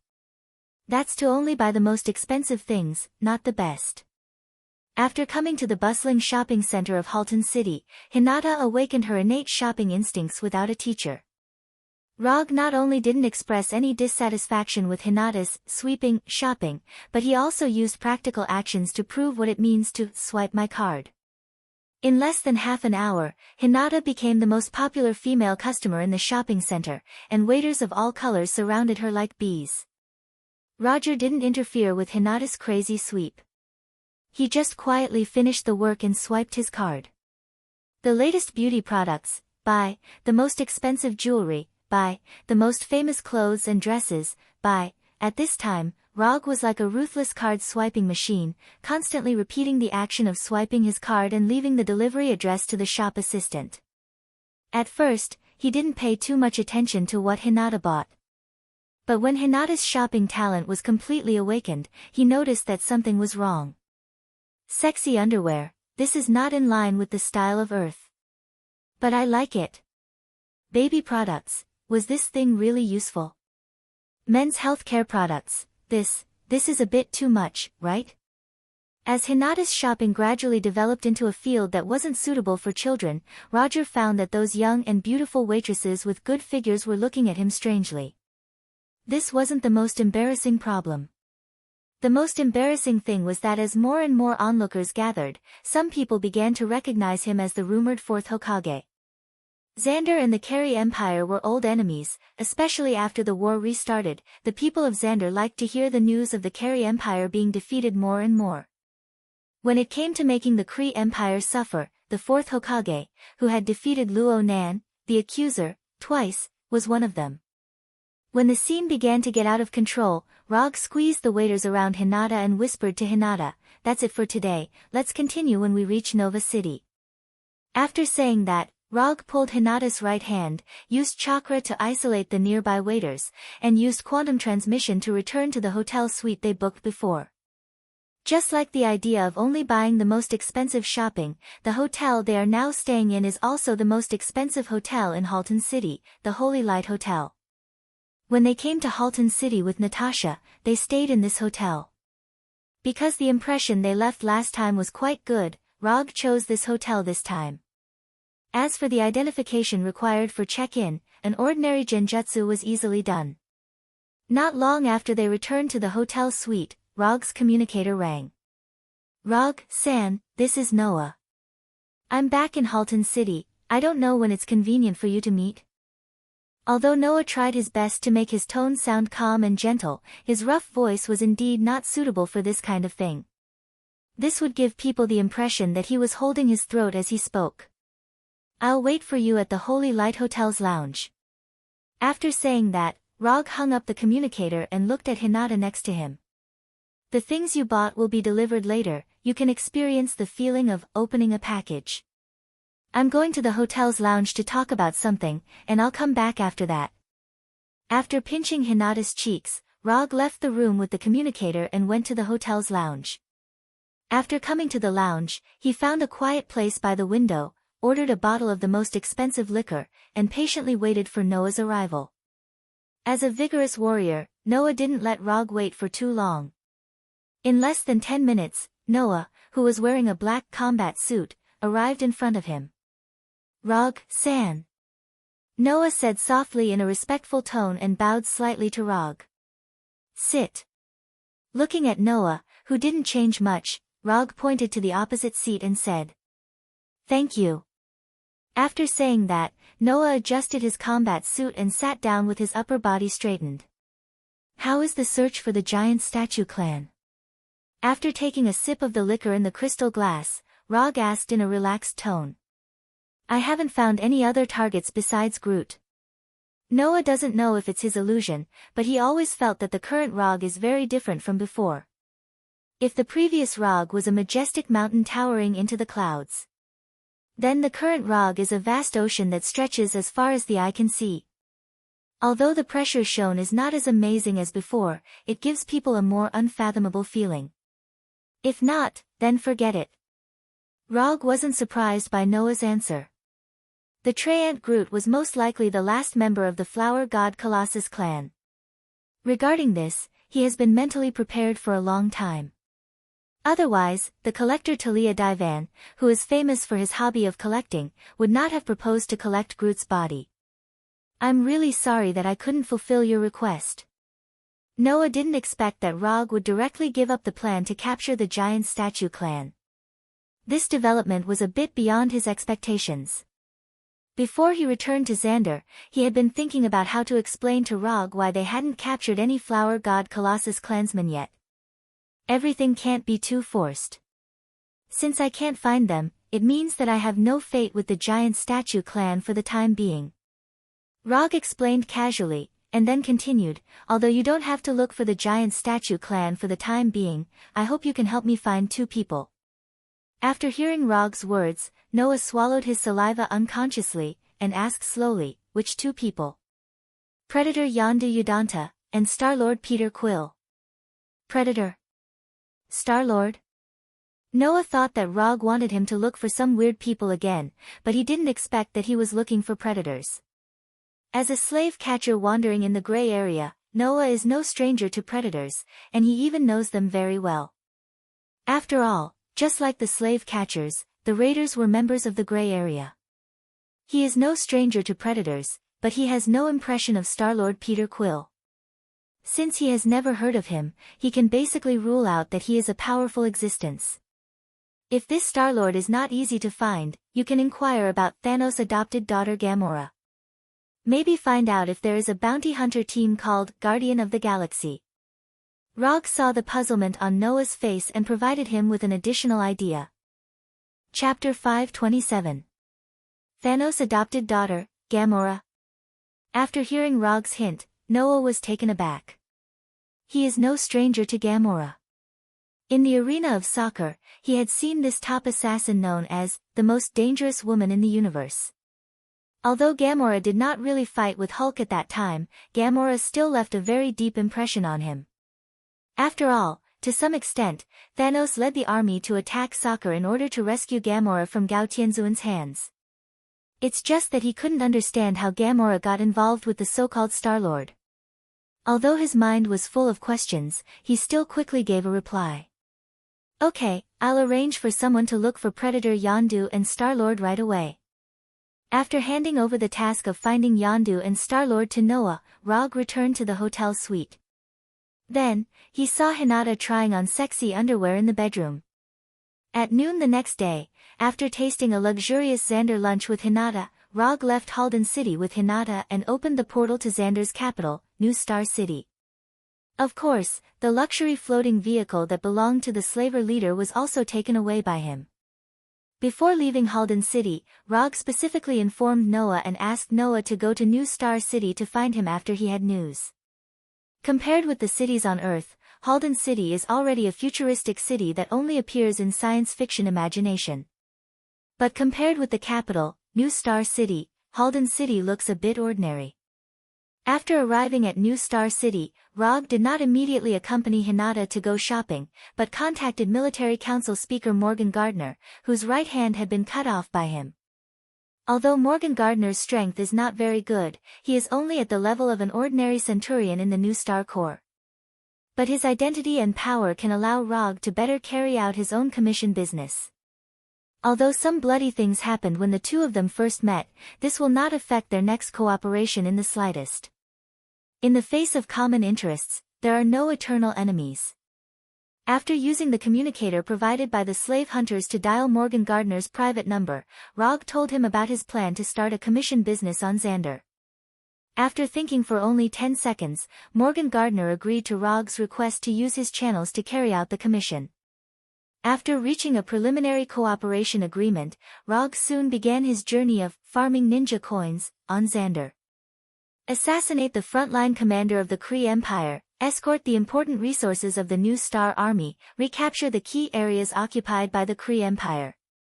Because the war was at a stalemate, most of the commissions Rogg received were related to the war. Of course, there were also assassination commissions to help Morgan Gardner deal with his political enemies. As a qualified politician, Morgan Gardner didn't let go of the opportunity to borrow Rogg's reputation, and wantonly publicized that he had reached a friendly and solid cooperative relationship with the fourth Hokage. Rogg didn't take Morgan Gardner's little tricks to heart. Although this will make him look a bit like a mercenary, but for the sake of the constant income of ninja coins, he tolerated Morgan Gardner's little tricks. It has to be said that the commission rate of the new map is relatively high. In only a week, Rogg successfully pulled 205 ninja coins from Morgan Gardner, making the number of ninja coins in his possession reach 830. After getting enough ninja coins, Rogg temporarily suspended the cooperation with Morgan Gardner and focused on the sacred tree planting plan. Bright Starry Sky, Hotel, Supreme Suite.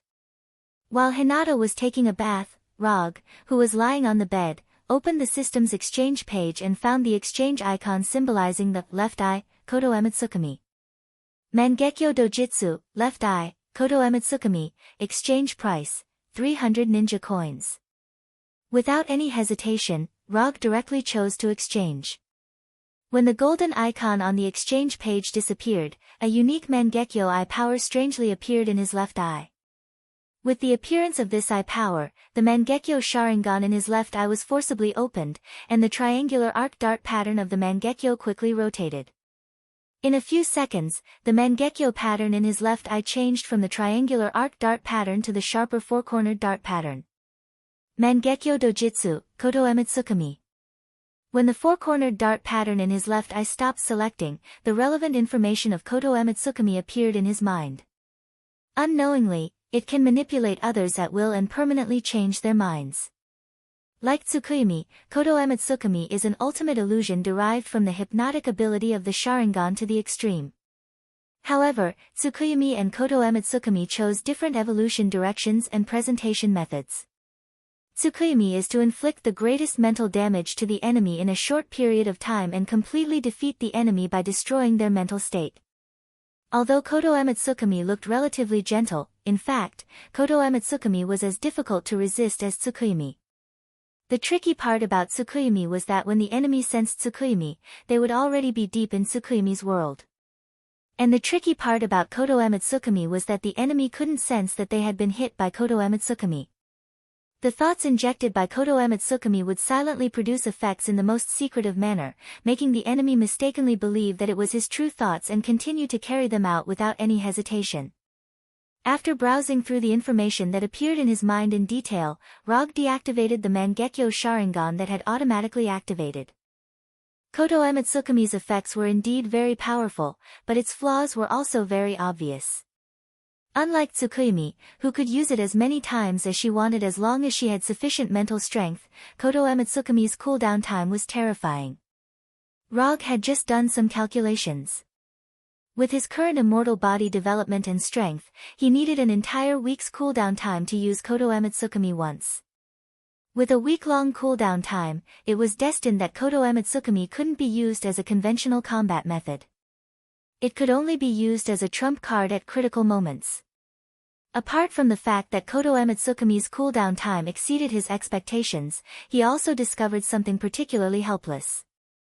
If he didn't remember wrongly, Konoha's pot King Danzo, who had transplanted Hashirama's cells, only had a cooldown time of a few hours for using Koto Ematsukami. Danzo had only transplanted Hashirama's cells, but he could reduce the cooldown time to a few hours. As for him, who had Hashirama's immortal body, he had to cool down for a week to use Koto Ematsukami. Was the difference between an 85% immortal body and a 100% immortal body that huge? Chapter 528. Bright Starry Sky Hotel, in the living room of the Supreme Suite where Rog lives. Mr. Rog, this is the latest news about Predator Yondu, Star-Lord, and others. Please take a look. Unlike the last time they met, Noah was not wearing the black combat uniform of the slave hunters this time. Instead, he was wearing an expensive black formal suit. Although the clothes are very expensive, because of his temperament and body shape, Noah, who is wearing a formal suit, does not look like a guest who will stay in the hotel. Instead, he looks like a bodyguard of a guest in the hotel. After taking the ultra-thin electronic display screen that Noah handed over, Rog browsed the contents on it. After more than a week of hard work, the slave hunters successfully found the specific whereabouts of Yondu and Star-Lord. According to the intelligence, the Guardian of the Galaxy formed by Star-Lord and others are repairing the severely damaged Milano on planet Bakht at this time. Predator Yondu, on the other hand, received a commission from the Supreme High Priest to capture Star-Lord and others in the camp of the Red Light District planet Contra La a week ago. So now, the Predators led by Yondu are also searching for Star-Lord and others everywhere. After knowing this news, Noah felt that he finally understood why Rog was looking for Yondu and Star-Lord. Glancing at Noah, who thought he had seen through everything, Rog put down the electronic display screen in his hand and said slowly, "From now on, you don't owe me anything, you can leave now.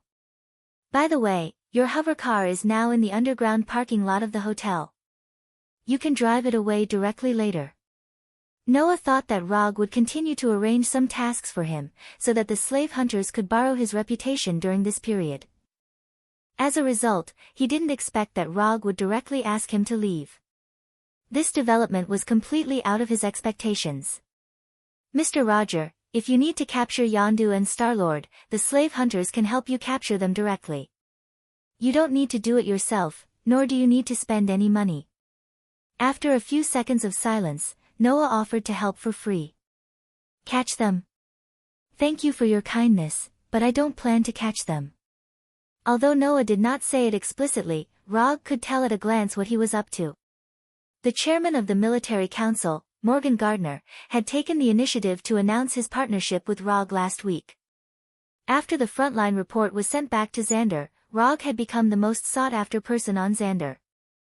There were countless people who wanted to establish a relationship with him or establish a partnership with him. Even now, in the hotel lobby, there was still a large group of people waiting for him to show up. After sending Noah away, Rog once again picked up the electronic display that recorded Yondu and Star-Lord. Bakht was a planet that wasn't very technologically advanced. It is not an easy task for Star-Lord and others to repair the damaged Milano on Bakht. At least for the time being, they would not be able to restore the Milano and leave planet Bakht. As he remembered, although Star-Lord and others formed the Guardian of the Galaxy, they were not a very well-behaved bounty team. This can be seen from the fact that they were hunted down by their former employer, Star Supreme. They completed the employer's commission and then stole the energy battery that the employer regarded as a treasure. For some reason, after seeing the reason why Star Supreme hunted down the Guardian of the Galaxy, Rog unconsciously recalled his former employer, Hand.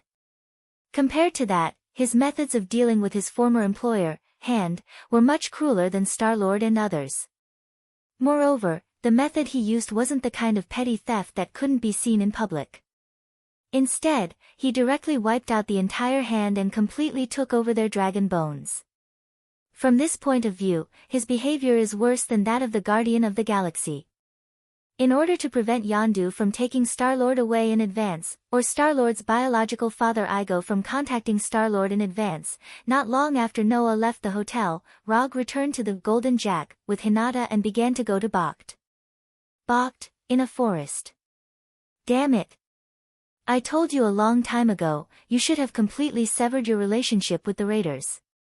While talking, Rocket held an energy rifle taller than him and shot wildly at the raiders who had completely surrounded them.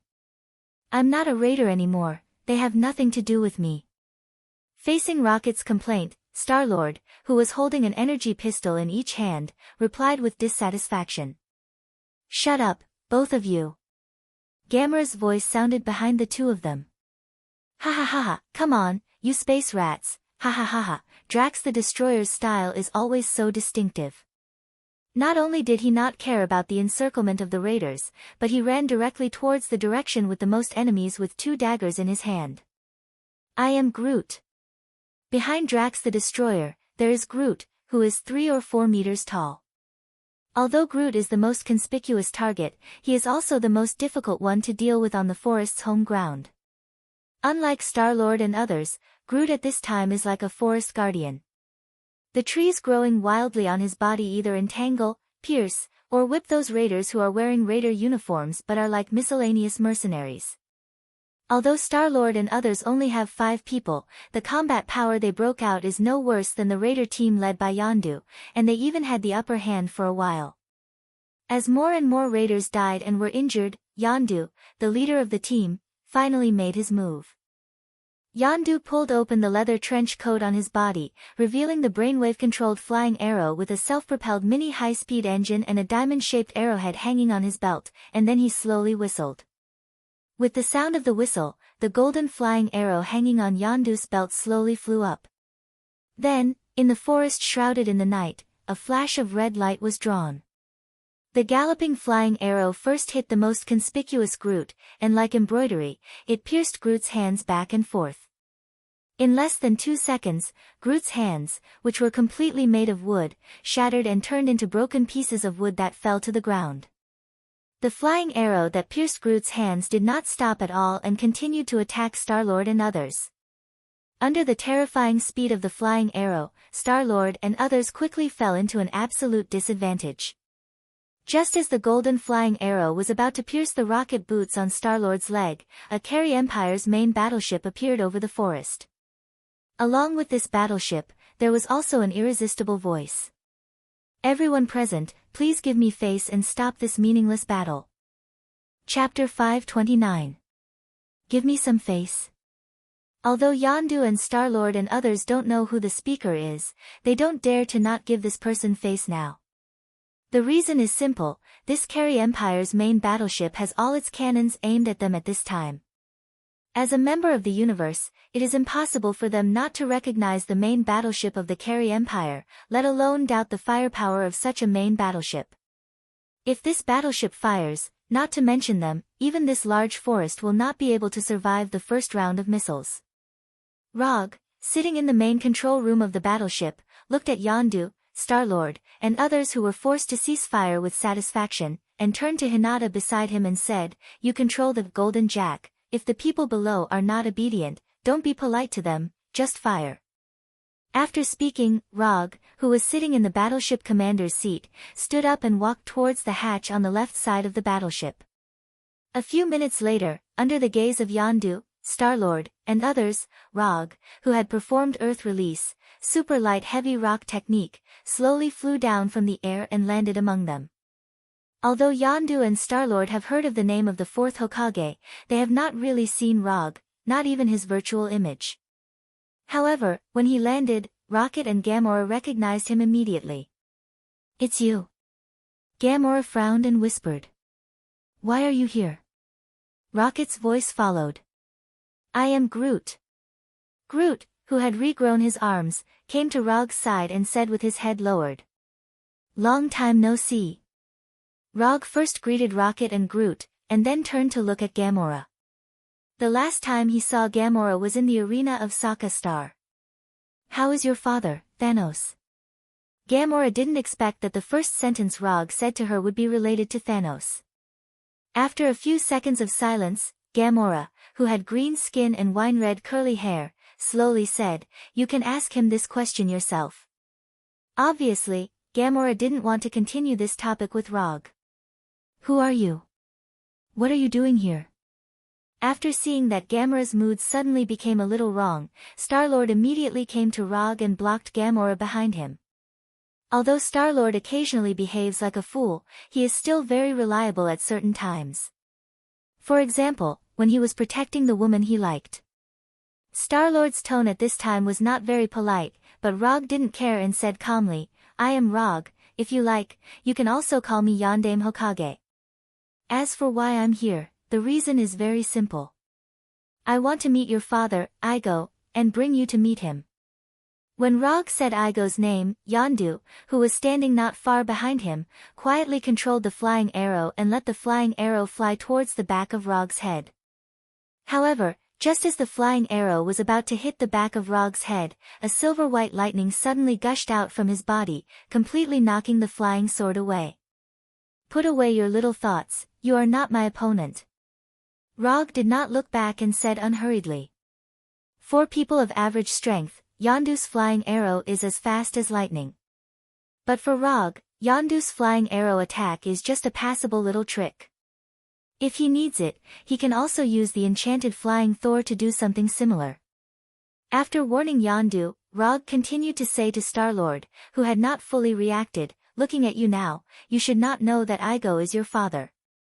But it doesn't matter, Yondu, who has reached a cooperation agreement with your father, is here. If you have any questions, you can ask him." After saying that, Rog pointed to Yondu, who had just taken back the flying arrow behind him. In the silent forest, Rog, Star-Lord, and others sat around a bonfire and did not speak for a long time. At this time, Star-Lord was digesting the news of his biological father, Igo, with a solemn expression on his face. Under Rog's friendly suggestion, Yondu told him about how he had brought Igo's descendant back then, including the bones of various races he saw in that cave, and the reason why he left Star-Lord among the raiders. In order to let Star-Lord know more clearly what kind of person Igo is, Rog also told him about Igo's life expansion plan, and euphemistically hinted that the death of Star-Lord's mother, Meredith, was not an ordinary death of illness. Star-Lord didn't believe the news revealed by Yondu and Rog at first. However, after knowing that his mother's death might be related to Igo, he made a decision that Rog expected. Star-Lord decided to go to Igo in person to meet his biological father and ask about the truth of his mother's death. Although Star-Lord was only a 9-year-old child when Meredith died. But in his heart, Meredith is the most important existence in his life. This can be seen from the fact that he always carries the tape recorder that Meredith gave him and the Dance Music Empire 1 tape. After reaching a preliminary decision to go to Igo together, Star-Lord and others left, leaving Rog and Yondu alone. Why did you let him know the truth when he didn't have to bear these things? Although his strength is far inferior to Rog's, Yondu still spoke to him in a dissatisfied tone at this time. He has the right to know the truth. You can't hide it from him all your life. By the way, your acting skills are actually quite bad. Your preference for him can be seen by anyone with a discerning eye. Rog didn't care about Yondu's tone and said indifferently. I never favored him, Yondu immediately explained, but before he could finish, Rog interrupted him. Yes, you don't favor him, you just need a thief who is smaller and can climb through the pipes that adults can't pass through. Only your low IQ subordinates would believe this kind of thing. To some extent, Rog actually appreciates Yondu. Although Yondu is not a good person in the conventional sense, it is undeniable that he is a relatively conscientious predator. In order to protect Star-Lord, he did not hesitate to turn against a powerful existence like Igo. In order to conceal Star-Lord's origin, he did not hesitate to bear the notoriety of selling children and even paid the price of being removed from the Predator team. My subordinates may not be very smart, but you don't have to treat us as fools. Your purpose is definitely not just to see Igo. Chapter 530. Rog didn't take Yondu's suspicions to heart. In any case, Yondu is a predator who has been in the universe for decades.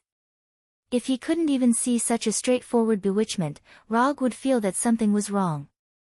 I do have other purposes, but you can rest assured that my purpose will not affect your life safety in any way. If I were going to do something to you, then I wouldn't need to go through so much trouble. You should be very clear about this. Even if Yondu and Star-Lord and others were all tied together, they would definitely not be Rog's opponent. Regarding this, whether it is Yondu and other predators, or Star-Lord and others, there is no doubt about it. It is precisely because of this that they would be so obedient to hold a bonfire party, according to Rog's arrangement. That's true, but if I don't know your true purpose, I still can't trust you. After a few seconds of silence, Yondu continued. You don't need to trust me, you just need to know that this trip to Igo can wash away the stigma you have been carrying for many years, and it can also let Star-Lord know the truth about his mother's death. As for the rest, it has nothing to do with you. Although he does admire Yondu a little, this does not mean that Rog will tell him about his divine tree planting plan. So far, the only person who knows about this plan, besides him, is Hinata. Glancing at Rog, who was not moved at all, Yondu clenched his fists slightly. Then, he stood up directly and walked towards his spaceship. However, he didn't walk far when Rog's voice came over. Keep an eye on your men, if you don't want to see them betray you directly in battle. Yondu's predator men are not only weak, but they are also not very smart. They are the kind of motley crew that can be easily agitated. Although Rog doesn't pay much attention to those predators, he doesn't want to see these clowns suddenly betray him when the time comes. This will not affect his divine tree planting plan, but it will affect his mood. My men, I will teach them myself. After leaving this sentence without looking back, Yondu continued to walk towards his spaceship. When the dawn of the next day appeared on the horizon, the Star-Lord 5 fully armed boarded the Golden Jack. Star-Lord's spaceship, Milano, has not been completely repaired yet, and they are not willing to take Yondu's spaceship to Igo, so the Golden Jack has become their only choice now. When the 5 of them came to the main control room of the battleship, Rog, who was sitting in the battleship commander position, said to them, "It seems that you had a good rest last night. If there is nothing else, we will set off now." Star-Lord, Rocket, and others had no objections to Rog's arrangement. However, just as the Golden Jack slowly lifted off and flew towards outer space, Drax the Destroyer, who was topless and covered in strange tattoos, walked towards Hinata, who was setting the specific coordinates of planet Igo. What was he trying to do? After seeing Drax walking towards Hinata without saying a word, Star-Lord, Rocket, and Rog showed a puzzled look at the same time. Your eyes are strange, are you blind? Sure enough, this is indeed Drax's style. Just when Star-Lord was about to explain to Rog that this is how Drax usually speaks, Drax made a move that surprised everyone. He raised his right hand and stretched towards Hinata's waist-length black hair, and at the same time, he said in an affectionate tone, "You have the same hair as my wife." Rog didn't know if Drax was really stupid or pretending to be stupid, and he didn't care if Drax's wife had long hair like Hinata. When Drax's right hand was still dozens of centimeters away from Hinata, he raised his right hand and shot a silver-white lightning from his index finger. Rumble. This silver-white lightning, which was not too thick, hit Drax with a thunderous sound, knocking him out. "Don't touch her, unless you want to die." Rog warned Drax with practical actions. "Misunderstanding, it's all a misunderstanding. Drax just misses his wife a little, he means no harm." When Drax was knocked out, Star-Lord immediately realized something and quickly explained. "I don't want to see it a second time, understand?" Understood, completely understood. When he first saw Rog yesterday, Star-Lord didn't think he was that scary, and he wasn't even as scary as Yondu. But after knowing that Rog is the fourth Hokage, especially after cramming Rog's deeds, his attitude towards Rog has changed dramatically. Trying not to offend people you can't afford to offend is Star-Lord's philosophy of survival. Although he often forgets this, at this time, he obviously remembers it very clearly. After asking Groot to take Drax out of the main control room, Star-Lord asked Rog, "That is Full of Strength still the best movie ever?" It never was. Rog thought that Star-Lord was going to ease the unpleasant atmosphere just now, but he didn't expect that he would ask a retarded question that was extremely in line with his style. "That's a pity," Star-Lord said with a look of regret. The distance between Bakht and Igo was not short. Even if Rog and the others traveled quickly through the interstellar jump point, it still took them nearly an hour to reach the region near Igo. "We are here." Looking at Igo, which is not much larger than the moon, with a wine-red surface mixed with some light green, Rog said unhurriedly. "Then what are we waiting for?" Star-Lord, who is about to see his biological father, fell into a state of excitement. Of course, it may also be because he is about to know the truth about his mother's death. Let's change to a small landing ship. Golden Jack is Rog's most important starship at present, and he doesn't want to lose Golden Jack on Igo. After changing to a small landing ship in Golden Jack, Rog and others slowly flew towards this self-conscious magical planet. Like Rog, Yondu did not let his Marauder flagship go to Igo, and also changed to a small spaceship. When the small landing ship entered Igo's atmosphere, Rog immediately felt a life energy that was so rich that it was almost depressing. This is really a good place to plant the divine tree. Compared with Igo, where the life energy is too rich, Rog suddenly felt that the Tatooine he now owns is too barren. Chapter 531. Up until now, Rog had been to quite a few alien planets. However, among all the alien territories he had set foot on, Igo's planet had the highest concentration of life energy without any suspense.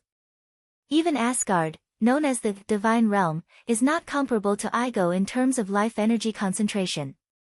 Although the life energy concentration of Igo is very high, Rog soon discovered the strangeness here. According to common sense, such a rich life energy should breed a variety of strange life forms. But on Igo, the only life that Rog can perceive are plants and insects, as well as some small animals with weak life energy. For a planet with such rich life energy, this is obviously the reason why someone is deliberately controlling it. After entering the atmosphere of Igo, Rog did not hesitate and immediately used chakra perception and began to search for Igo's location. Igo is not large in size, and it is not even comparable to the moon. This is good news for Rog, who is using chakra perception. It didn't take long for him to perceive Igo's life signal, which was completely beyond that of normal creatures. Turn left 23 degrees, distance 340 kilometers, full speed ahead. Rog told them the exact location of the location he had sensed. Star-Lord, who was piloting the small landing spaceship, immediately set the new coordinates and controlled the spaceship to move forward at full speed. When the spaceship that Rog and others were riding changed its flight direction, Yondu and others behind them immediately adjusted their flight direction and followed closely behind them. A distance of more than 200 kilometers is not a very far distance for a spaceship flying at full speed. It took less than 10 minutes for a strange castle that seemed to be located in a fairyland to appear in their sight. This is a castle that cannot be accurately described in words. The architectural style displayed by the castle is also very different from that of other planets.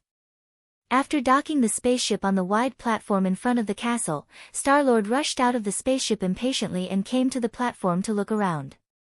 When Star-Lord got off the ship, Rog and others walked down from the spaceship unhurriedly and looked at the fairyland like Igo. "Is my biological father inside?" Star-Lord came to Rog and asked slowly while suppressing the excitement in his heart. "To be precise, you're already stepping on your father's body. Your father is a self-aware planet. You have to get used to that." Rog corrected Star-Lord's statement. There was indeed a humanoid Igo in the castle, but it was only a clone of Igo. The land beneath their feet was Igo's true body. A planet, although he already knew last night that his father was not an ordinary human being, Star-Lord still couldn't accept that his father was a planet. His father Igo was a planet, and his mother Meredith was a human. Does his father have that? Just as Star-Lord was trying to adapt to the fact that his father was a planet, Drax the Destroyer came to Rog with a curious face and asked a slightly awkward question. For Drax, this was a question worth discussing. However, in such an environment, this question seemed to spoil the atmosphere. "Dude, what's wrong with you?" Star-Lord's expression suddenly changed, and he said to Drax in a dissatisfied tone. "If your father was a planet, then how would he make a human with your mother?" "He would crush your mother." Drax didn't feel that there was anything wrong with his question, and he explained naturally. "I don't want to discuss with you how my parents, Star-Lord finally gave up his intention to explain the reason to Drax. "Why?" "My father tells me the story of how he got my mother pregnant every winter." When Drax said this, Rog suddenly realized that it wasn't only him, but also Rocket and Groot, who were pretending to be indifferent, quietly moved a few steps closer. Just when everyone thought that Drax would continue to talk about some topics that would interest male creatures, the castle's more than 20 meters high double doors suddenly opened. At the same time, a slightly vicissitude man's voice came over. "Drax, not only do I have that, but it's not bad. In addition, I have a sense of pain, a digestive system, and all the structures needed for the human body." Looking in the direction of the voice, a man of average height with a head full of gray curly hair and a gray beard appeared in their line of sight. As he spoke, the man who looked like an old man in his 60s or 70s walked quickly towards them. There is no need to introduce him, everyone present knows that this man is Star-Lord's father, Igo. "My child, we finally meet." Igo ignored Roger and others and went straight to Star-Lord and hugged the descendant that he had been thinking about day and night. "Sure enough, it's you really inherited my divine energy." After hugging Star-Lord, Igo said loudly and excitedly. "My mother, do you love my mother?" Unlike the excited Igo, Star-Lord at this time seemed a little too calm. He thought that when he saw Igo, he would have unspeakable happiness. However, when Igo really hugged him, he realized that he didn't feel the warmth he wanted from Igo's body. "Of course. I love her, she is the lily of my life. I have returned to Earth 3 times to see her, but I knew that if I went back for the 4th time, I would never be able to leave again, so I did what I had to do." After hearing Star-Lord's question, Igo let go of him and said slowly in an affectionate tone. Then, he said the words that completely broke Star-Lord's defense.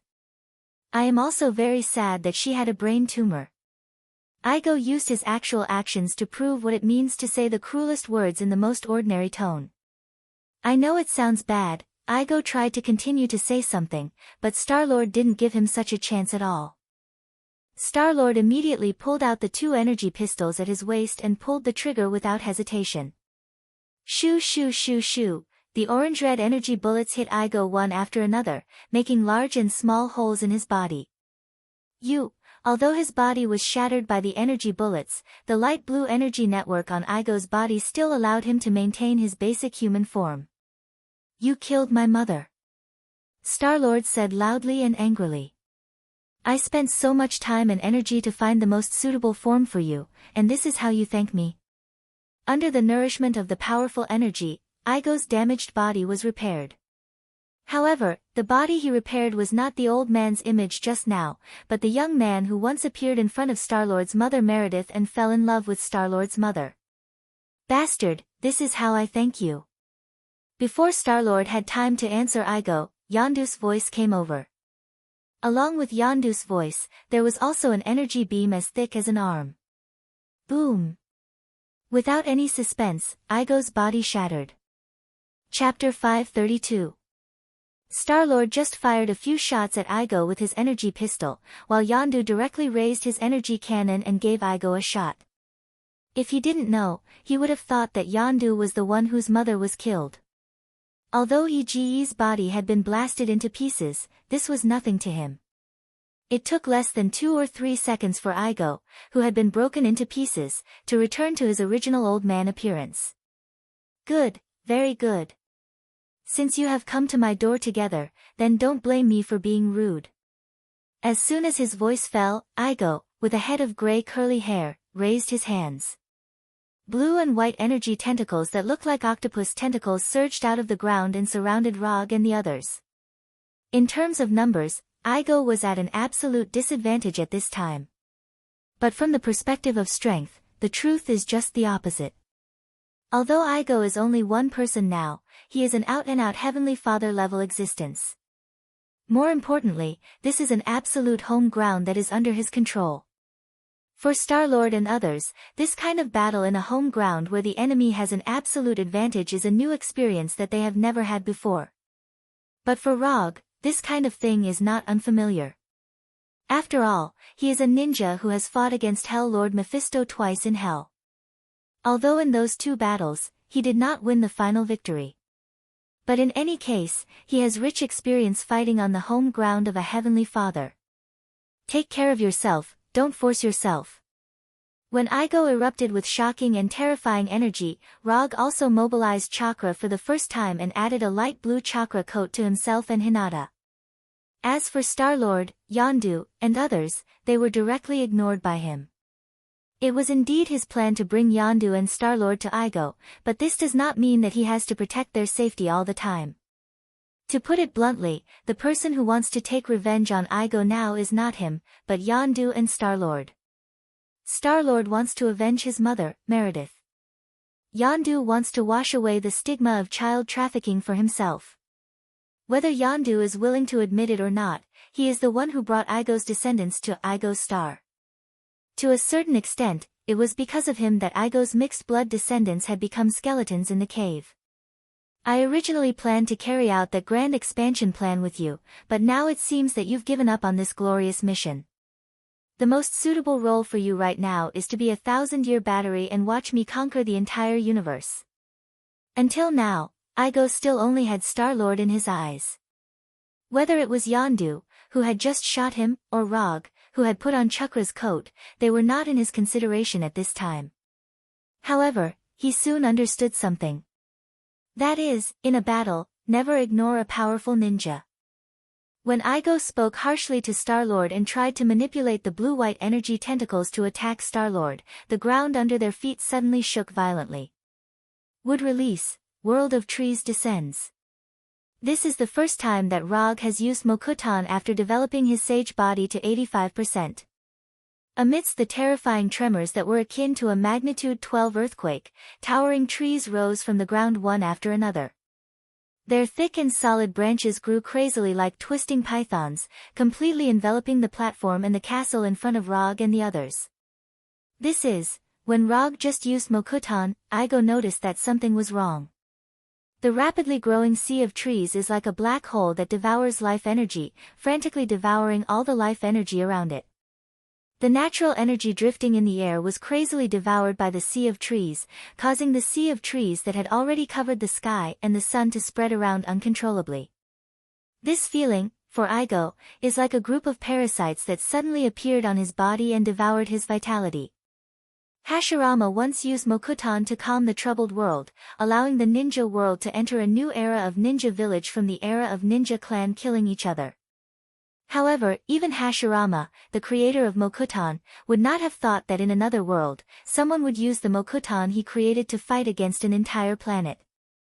If Igo is the creator of this planet, then the current Rog is an invader trying to erode this planet. His real body is deep underground. I will make a passage to the underground for you. As for this scum who plays with human feelings, leave it to me. Rog did not look back and said calmly to Yondu, Star-Lord and others. What are you still doing? Have you all forgotten the purpose of coming here? As soon as his voice fell, a huge pit appeared dozens of meters behind Rog. Looking down into the hole, one could see tree roots of different sizes, like a colony of ants digging a tunnel, either entwined or separated, constantly surging into the ground, forcibly opening up an underground passage that could allow small spaceships to pass through.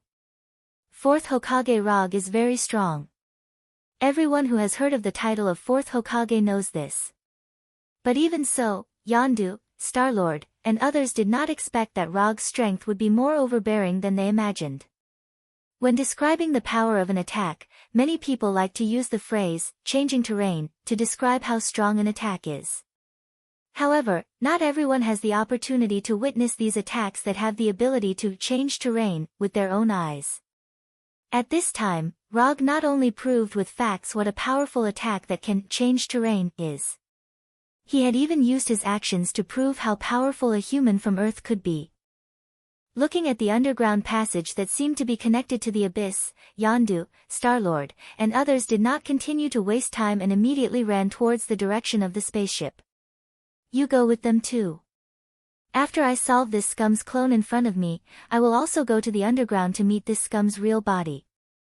While controlling the thick branches to resist Igo's energy tentacles, Rog said to Hinata unhurriedly. Although Igo's real body is underground, the battle deep underground is not particularly dangerous. With Hinata's current strength, she can completely protect herself. Okay. I'll wait for you underground. After speaking, Hinata used the body flicker technique and disappeared, returning to the spaceship faster than Star-Lord and others. After Hinata and others left, Rog's gaze once again fell on Igo. Unlike the confident appearance that seemed to be under control before, Igo had a dignified expression on his face at this time. Who the hell are you? From the nature of the energy emitted by would release, Igo noticed some auras that were very unfriendly to him. I am a ninja. If you like, you can also call me Fourth Hokage. Chapter 533. Fourth Hokage. It was only after Rog introduced himself that Igo finally came to his senses. Although Igo was not the same as other Heavenly Father-level existences and didn't have many subordinates and forces, he still heard of the title, Fourth Hokage. But anyone who has traveled in the universe in recent years has more or less heard of the title, Fourth Hokage.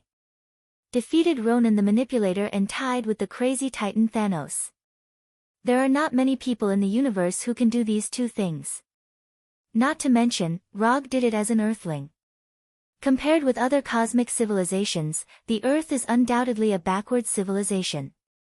In the eyes of other intelligent races, the humans on the Earth are also a weak race. Therefore, this also highlighted Rog's strength even more. After all, a strong person from a backward civilization is more interesting than a strong person from a powerful civilization. So you are the Fourth Hokage. In that case, I will also be a little bit serious. Igo just finished speaking, and the calm earth shook again. Rocks, soil, plants, all the substances on the surface seemed to be alive in an instant and attacked Rog crazily. Along with these rocks and soil, there were also blue and white energy tentacles. And, Igo raised his hand to create energy shock waves. Facing these overwhelming attacks with no blind spots, Rog's body once again surged with light blue chakra visible to the naked eye. At the same time, his eyes changed from white to blood red. Manjikyu Sharingan, open. At the moment when the Manjikyu Sharingan opened, Roger didn't hesitate and used Susanoo, which is known as the power of God. In just a moment, half of Susanoo wearing black Tengu armor appeared out of thin air and completely enveloped him. The third form of Susanoo wasn't his current limit.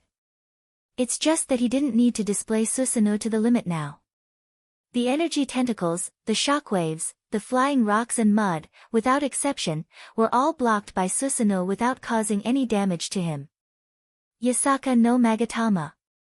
Before Igo's attack stopped, Rog manipulated Susanoo and threw Yasaka no Magatama out like a shuriken. Yasaka no Magatama is a universal long-range ninjutsu obtained by Susanoo after reaching the second form. Although the power of Yasaka no Magatama is not particularly powerful, it is more than enough to deal with Igo's clone in front of him. The light blue Yasaka no Magatama flew through the gap between the energy tentacles and the shock waves, leaving a flash of light blue arc in the air. Then, it hit Igo's body like a cannonball. Boom! When Yasaka no Magatama hit Igo's body, an explosion that was comparable to a long-range intercontinental missile. Without any suspense, the true body that Igo had constructed out of energy was shattered once more, turning into nothingness in the explosion. This body was destroyed. From the moment Star-Lord pulled out his gun and started shooting, Igo's body was greeted with more and more terrifying attacks. In the beginning, it was just the energy bullets fired by the Star-Lord pistol. Then, it became an energy cannonball fired by Yondu. Now, it has become the Yasaka no Magatama thrown by Susanoo. For a Heavenly Father level existence, having his body destroyed one after another is undoubtedly a very serious slap in the face. Although these attacks will not cause serious damage to Igo's life, they will have an indelible impact on his mind. As Igo's body was destroyed once again, the attacks that were coming at Rog from all directions also came to an abrupt end. The whole world quieted down in an instant. Although Igo's body was destroyed, Rog did not immediately deactivate Susanoo, but patiently waited for Igo to appear again. As he expected, within a few seconds, lightning-like blue-white energy appeared on the ground and in the air. Under his gaze, these blue energies, like the nerves and meridians that make up the body, quickly condensed into a huge energy humanoid body. He didn't know if it was because he saw Susanoo or because Igo decided to use a bigger body to deal with Rog in front of him. The energy body that appeared in front of him at this time was more than 10 meters high. However, Igo's new body had just constructed a rough prototype when an ancient titan-like huge palm emerged from the ground behind him. This is a huge palm made of wood, dozens of meters high. Compared with this palm, Igo's energy body, which has not yet been completely formed, is like a newly hatched chick. The enormous hand that shot out of the ground opened its 5 thick fingers and grabbed Igo's new body. Then, it suddenly exerted force. Boom!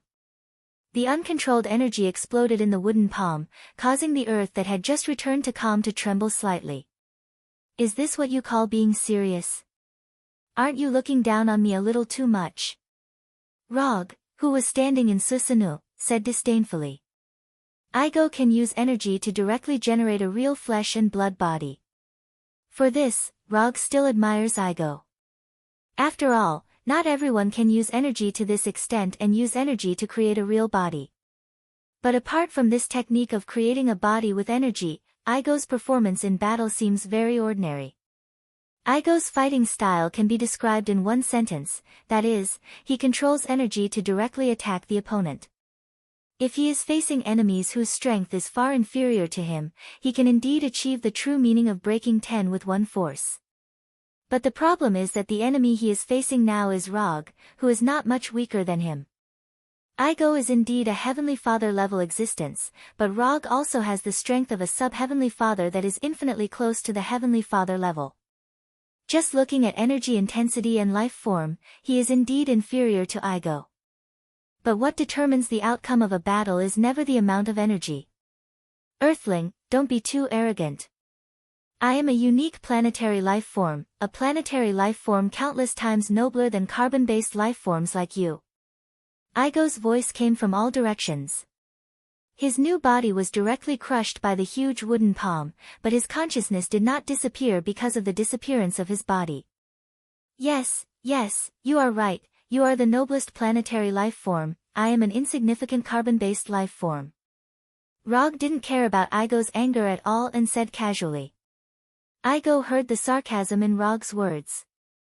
Just as he was about to let Rog see what the anger of a planet was, he suddenly stopped. While Rog was fighting with Igo, Yondu, Star-Lord, and others finally drove the spaceship to the interior of the planet and launched an attack on the core of the planet that looked like a mini Igo star. Chapter 534. After perceiving that Yondu and others were attacking his core, Igo did not hesitate and immediately returned his consciousness to the core. With the departure of Igo's consciousness, the surrounding environment suddenly quieted down, leaving only the sound of leaves being blown by the breeze. That's fast. After confirming that Igo's consciousness had completely left, Rog dispelled Susanoo and began to sense the Flying Thor technique on Hinata's body. In the next second, his figure disappeared out of thin air. Although there is an underground passage not far behind him that leads directly to Igo's core, compared to the Flying Thor, entering the underground from the passage is undoubtedly too slow. In just an instant, he came to Hinata's side and flashed inside the landing spaceship. Now, it is still Star-Lord and Rocket who are controlling the spaceship. However, one of them is controlling the flight of the spaceship, and the other is controlling the spaceship's weapons. Is this broken spaceship only this much firepower? This firepower is not enough at all. Rocket, who was controlling the weapon, did not notice the arrival of Rog and complained in his usual tone. This is a landing spaceship, not a battleship. You can't expect a landing spaceship to have much firepower. After hearing Rocket's complaint, Star-Lord silently explained. Unlike Rocket, who has a phobia of insufficient firepower, Star-Lord is still very satisfied with this landing spaceship. In terms of performance, the performance of this landing spaceship is even higher than his Milano. This is the landing spaceship of the Carey Empire's main battleship, and it is one of the most technologically advanced spaceship models in the Carey Empire. If you don't think the firepower is enough, I don't mind you taking your energy gun to attack the shell of Igo's core. Just as Rocket was about to continue complaining, Rog's voice sounded from behind him, making him quiet down instantly. Although he hasn't been dealing with Rog for a long time, he knows very well that Rog is not someone he can offend. This was something he had personally experienced when they first met in the Land of Nothingness. We need more firepower, otherwise we can't break this damn shell. After a few seconds of silence, Rocket expressed his idea of wanting more firepower. I'll deal with the problem of firepower. You guys just need to avoid Igo's attacks. After that, Rog opened the hatch of the spaceship's coordinates and flew out using the superlight rock technique. Different from the fairyland on the surface of the planet, the underground space where Igo's core was located was like a cell in the microscopic world. The spiral stone pillars that were connected to the core of Igo and the caves that were emitting crimson or green colors on the surrounding stone walls made the underground space feel like a multiverse. After flying out of the landing spaceship, Rog glanced at Yondu and the other's spaceship. Although Yondu and the other's spaceships didn't look very good, they had to admit that the raiders were very good at modifying spaceships. Especially in terms of firepower, Yondu and the other raiders fully demonstrated what it meant to be fully armed. Dozens of high-temperature red laser beams shot out from the top of the unsightly alien spaceship, attempting to open up a path to the core of the Igo's core. However, judging from the efficiency of this red laser beam, they won't be able to achieve their goal in a short time. Just when the Raider spaceship tried to open a hole in Igo's core, Igo, whose consciousness had returned to the core, began its own counterattack. The blue-white energy of the octopus tentacles emerged again, like seaweed gushing out from the surrounding walls and stone pillars. At the same time, stones of different sizes were attached to these energy tentacles. Looking at these energy tentacles all over the underground space, Rog used summoning technique and summoned the disaster pistol that he hadn't used for a long time. After holding the disaster pistol in his right hand, he opened the magazine and took a look. 3 silver-white ninjutsu bullets were lying quietly in the magazine. To be precise, it's 3 spiral electromagnetic gun ninjutsu bullets. Although there are only 3 of them, it's enough to break the shell of Igo's core. Before those large and small energy tentacles carrying stones came towards him, Rog raised the disaster pistol and aimed at Igo's core, which was dozens of times larger than the landing spaceship. Bang bang bang. Without any hesitation, Rog fired 3 shots in a row, firing all the spiral electromagnetic gun bullets in the disaster pistol. 3 fist-sized spiral electromagnetic guns hit Igo's core at an undetectable time interval. Star-Lord, Yondu, and others only saw a silver-white light hitting Igo's core, and they didn't realize what this light meant. In the next second, they saw a terrifying picture that looked like a silver-white sun being born out of thin air. Before they heard the explosion from the spiral electromagnetic gun, the silver-white light completely occupied their line of sight. Then, there was an energy storm that couldn't be described in words. Rumble.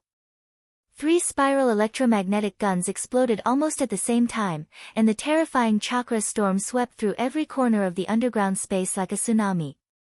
Under this kind of full-range sweep that can be said to have no blind spots, maneuvering to evade or something has become empty talk.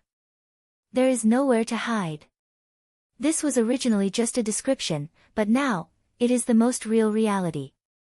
The landing spaceship where Star-Lord and others were and the Predator spaceship of Yondu and others were like a small fishing boat in a stormy sea, swaying left and right by the terrifying chakra storm. Just as the 2 spaceships were about to show signs of disintegration, the silver-white light that completely occupied their line of sight finally disappeared. The destructive chakra storm weakened rapidly, and finally dissipated completely. When everything returned to calm, the original strange underground space completely changed its appearance. The weird stone pillars that looked like nerve fibers completely disappeared, and the large and small caves that were originally exuding a strange light were also completely dimmed. Except for the Igo core floating alone, like a super mini Igo star, the entire underground space seemed to have died in an instant. Even Igo's core, which was still floating in the air, had spiderweb-like cracks on its outer shell. Streaks of bluish-white light leaked out from the cracks. Is this guy really human? Except for Hinata, everyone had doubts about Rog's identity as an Earthling. Especially after comparing it with Star-Lord, who is also an Earthling, they became more and more suspicious of Rog's identity as an Earthling. But the most shocked one now is not Yondu and other Predators, nor Rocket, Groot, and others, but Igo. Since his birth, Igo never thought that there would be a day when his life would be directly threatened. Chapter 535. It has to be said that the shell of Igo's core is stronger than Rog imagined. Even if it was hit by 3 spiral electromagnetic gun, the shell of the core only showed signs of being on the verge of breaking, but it wasn't really broken. Was this guy a tortoise? Among the enemies he has fought, Igo is definitely not the one with the strongest attack power. But he is definitely the one with the highest defense power. Even the Lord of Hell Mephisto, after taking 3 spiral electromagnetic gun head-on, would never leave only superficial scars. After taking a look at Igo's core, which was full of cracks on the surface, Rog closed the Manjikyu Sharingan in his right eye and turned it into Byakugan. Although the Manjikyu Sharingan brings a little more fancy ability, but in terms of insight, even the Manjikyu Sharingan can't compare with Byakugan. Relying on the clairvoyance and insight ability granted by Byakugan, Rog's sight directly penetrated the solid shell on the surface of Igo's core and observed Igo's real body located inside the core. It's a huge brain that seems to be in a transparent bubble. Accompanied by a rhythmic pulse-like breathing, the relevant areas in the brain flashed with red or light blue light. Not knowing if it's his own illusion, when he looked at this huge brain that is more than 1 meter in size, Rog found that the rhythm of his heartbeat began to pulse inexplicably in line with the rhythm of the brain. What's going on? Is the energy on the same frequency? Or is life resonating? In an instant, several speculations emerged in Rog's mind. No matter what the reason is, it's not a good thing for him that his heartbeat is in line with the pulse of Igo's real body. If he is given enough time, he may be able to study the secret. But now, Igo, who feels the threat of his life, obviously won't give him so much time to think. Igo's core burst out with a dazzling blue-white light in an instant, and the underground space, which had lost its strange color, was once again filled with magnificent colors. At the same time, everything in the underground space came alive in an instant. The rocks and soil on the stone wall were decomposed into a sand-like state, and the octopus-like energy beam appeared again, mixing with the sand-like rocks and soil. Then, the huge underground space began to shrink rapidly. The energy tentacles mixed with the gravel began to spin wildly, turning the entire underground space into a vortex. Obviously, Igo, whose life was threatened, was going to flip the table. The powerful vortex caused by the crazily spinning vortex made the spaceship, which had just been hit by the explosion, face attacks from all angles again. Although the Carry Empire's landing spaceships and Yondu spaceships were all good spaceships, they couldn't withstand the continuous damage. After struggling to maintain flight for a period of time, the two spaceships met the fate of disintegration almost at the same time. Fortunately, the people in the spaceship more or less had the ability to protect themselves. The disintegration of the spaceship was not enough to cause them serious injuries. Before the out-of-control spaceship was completely swallowed by the vortex composed of energy tentacles and gravel, Hinata, Star-Lord, and others in the spaceship safely landed on the ground. However, reaching the surface did not mean that they were safe. Under Igo's control, they were quickly attacked by energy tentacles and gravel as soon as they landed. After Rog, who was floating in the air, confirmed the current situation of Hinata and others with the Byakugan, he threw the disaster pistol held in his right hand back into the summon scroll. Since Igo was going to flip the table, there was no need for him to continue to test anything with Igo. If they were two gamblers at the gambling table, then this is the last moment of their game. Without any hesitation, Rog began to switch the Mangekyo pattern of his left eye. The triangular arc dart pattern began to spin wildly. After the rotation stopped, the Mangekyo pattern in his left eye turned into a sharper four-cornered dart pattern. To use the Mangekyo Dojitsu, known as the strongest Genjutsu, Rog must first change the pattern of Mangekyo Dojitsu to Uchiha Shirsue's Mangekyo Dojitsu. Then, he can use this powerful dojitsu that can control others at will and permanently change their consciousness. When everything was ready, Rog let all his Sharingan's power pour into his left eye. Then, as if talking to himself, he whispered, Mangekyo Dojitsu, Koto Emetsukami. In the next second, the Sharingan's power in his body was instantly emptied, and all the scenes that appeared in front of him turned into nothingness in an instant. From the point of view of others, Rog was still floating silently in the air at this time, without doing anything. Even Igo, as an enemy, didn't realize what Rog was doing now. However, they soon noticed that something was wrong. Rog, who was floating in the air, suddenly staggered and landed on the ground. A clear stream of blood flowed from his left eye socket, making his left eye, which was already different from ordinary people, even more strange. Is there a backlash? When Rog landed on the ground, Hinata, who was using Revolving Heaven to resist the attack of the energy tentacles in the distance, instantly opened her Byakugan, and observed Rog's state with a worried expression. The chakra meridian in his left eye was not abnormal, and there were no signs of backlash in other areas of his body. After confirming that Rog didn't suffer any backlash, the worry on Hinata's face slowly disappeared. Now, Rog indeed didn't suffer from the backlash of his dojitsu. His left eye was bleeding purely because the target he chose was too strong. From the perspective of a warrior, Igo is a very unqualified warrior. But it can't be denied that Igo is a heavenly father who is a level higher than him. Koto Emetsukami does have a powerful ability to permanently change the minds of others, but this doesn't mean that Koto Emetsukami is unsolvable and can ignore the gap in strength. Even an infinity stone has to abide by the basic laws of the universe. Not to mention that Koto Emetsukami is far from the level of an infinity stone. Using Koto Emetsukami on a target whose life level and energy intensity are higher than his is not a particularly wise approach. Especially when the target hasn't been seriously injured. In order to make Koto Emetsukami, which has a cooldown time of 1 week, work on Igo, Rog made a risky move that he had never tried before. He released the power of his Sharingan at once, increasing the power of Koto Emetsukami as much as possible. Although this approach is somewhat risky, the benefits it brings are obvious, that is, the success rate of Koto Emetsukami will be greatly increased. After paying the price of all the Sharingan's power and overusing Mangekyo, he successfully modified Igo's consciousness. Chapter 536. An hour later, in Igor's broken castle. You have seen what kind of strength Igor has. It's not that I look down on you, but you don't have the strength to fight Igor head-on now. So whether you want to avenge your mother or wash away the stigma of selling children, you can only come back next time. 10 years. After 10 years, no matter what you want to do to Igor, I won't stop you.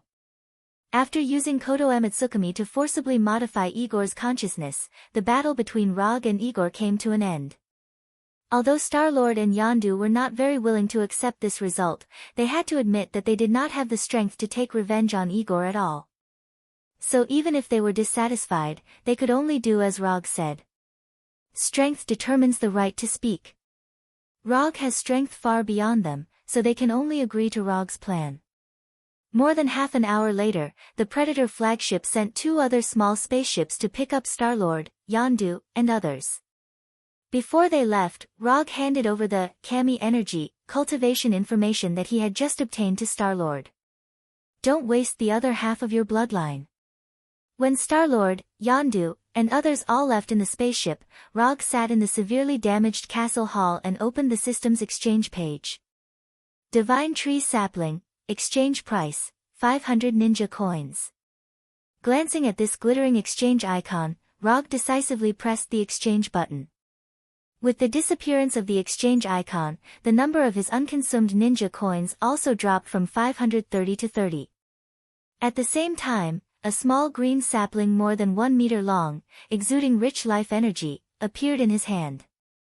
On the surface, there was nothing special about this sapling of the divine tree. The most appropriate way to describe it was to describe it as ordinary and mediocre. However, as long as you sense the life energy contained in the divine tree sapling, you can know that this is a rare treasure. In addition to the extremely rich life energy, Rog also sensed energy characteristics in the divine tree sapling that are very similar to Mokutan. This discovery reminded him of a description of Mokutan that he had seen before. Would escape was not the power that was closest to the tree of God. Instead, it had inherited the power of the tree of God. He didn't really believe this before. But now, he began to agree with this statement. After looking at the tree of God sapling in his hand, he walked down from the chair in the hall and came to the center of the hall. Don't disappoint me. After saying that, he let the roots of the sapling touch the ground. There was no need for him to make any preparations. The moment the roots of the tree of God touched the ground, the sapling immediately displayed a shocking growth ability.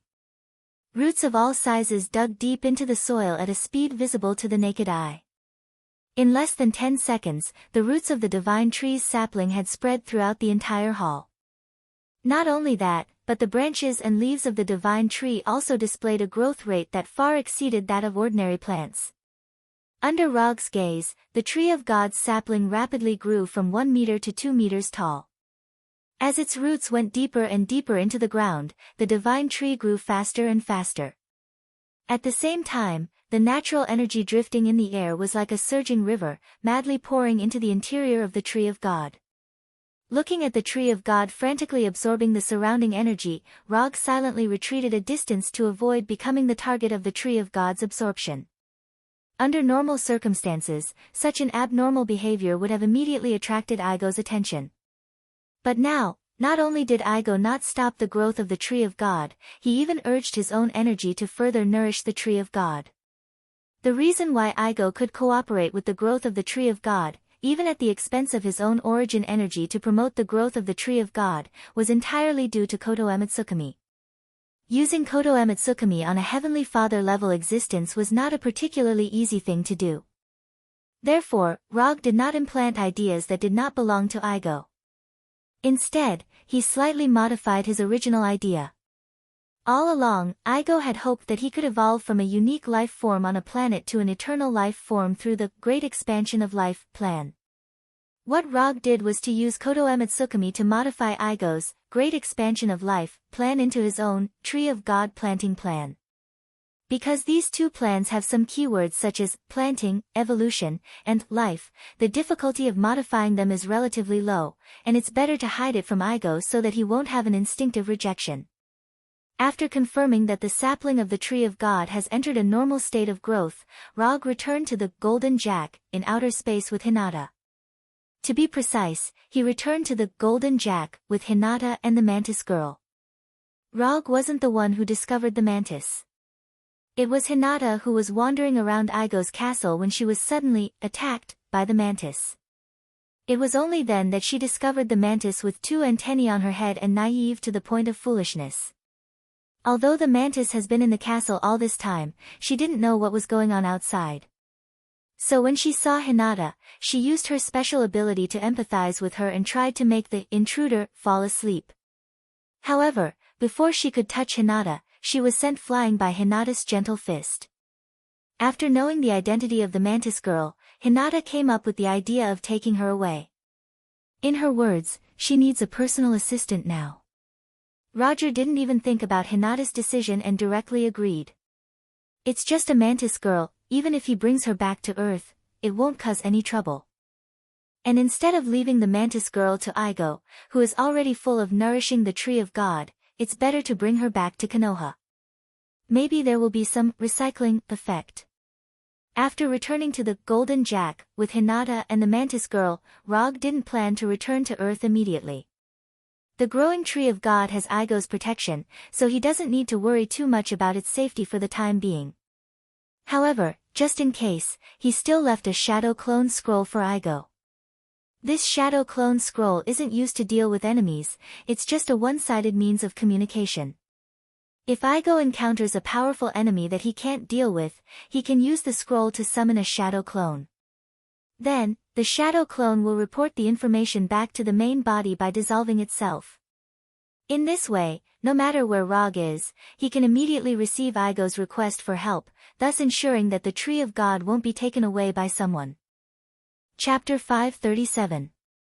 Although we are already very familiar with each other, but when you come to find me, can you not drive the Empire's warship over, especially the Empire's main warship that you stole?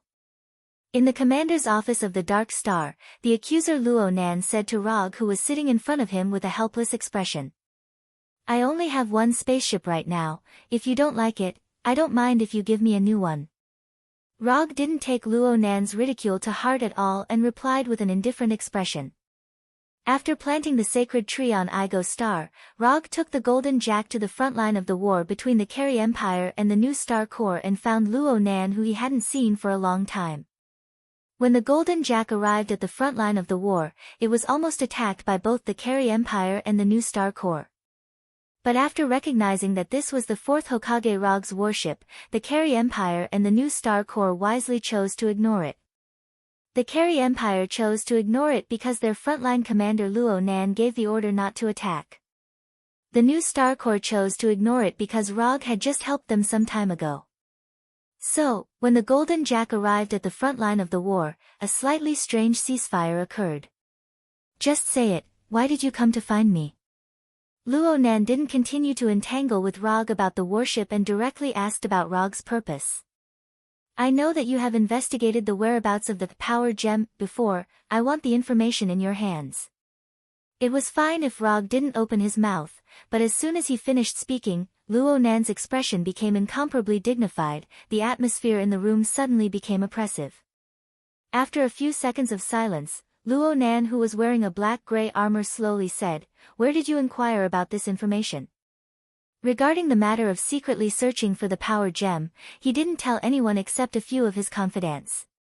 Even his exceptionally doted nephew Rothschild didn't know that he was secretly searching for the power gem.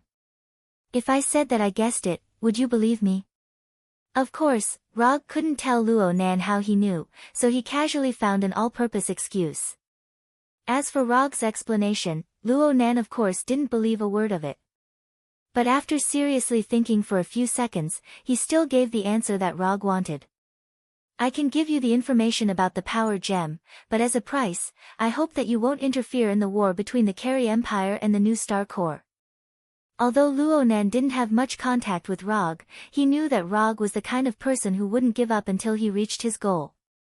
So, he didn't want to give him this information.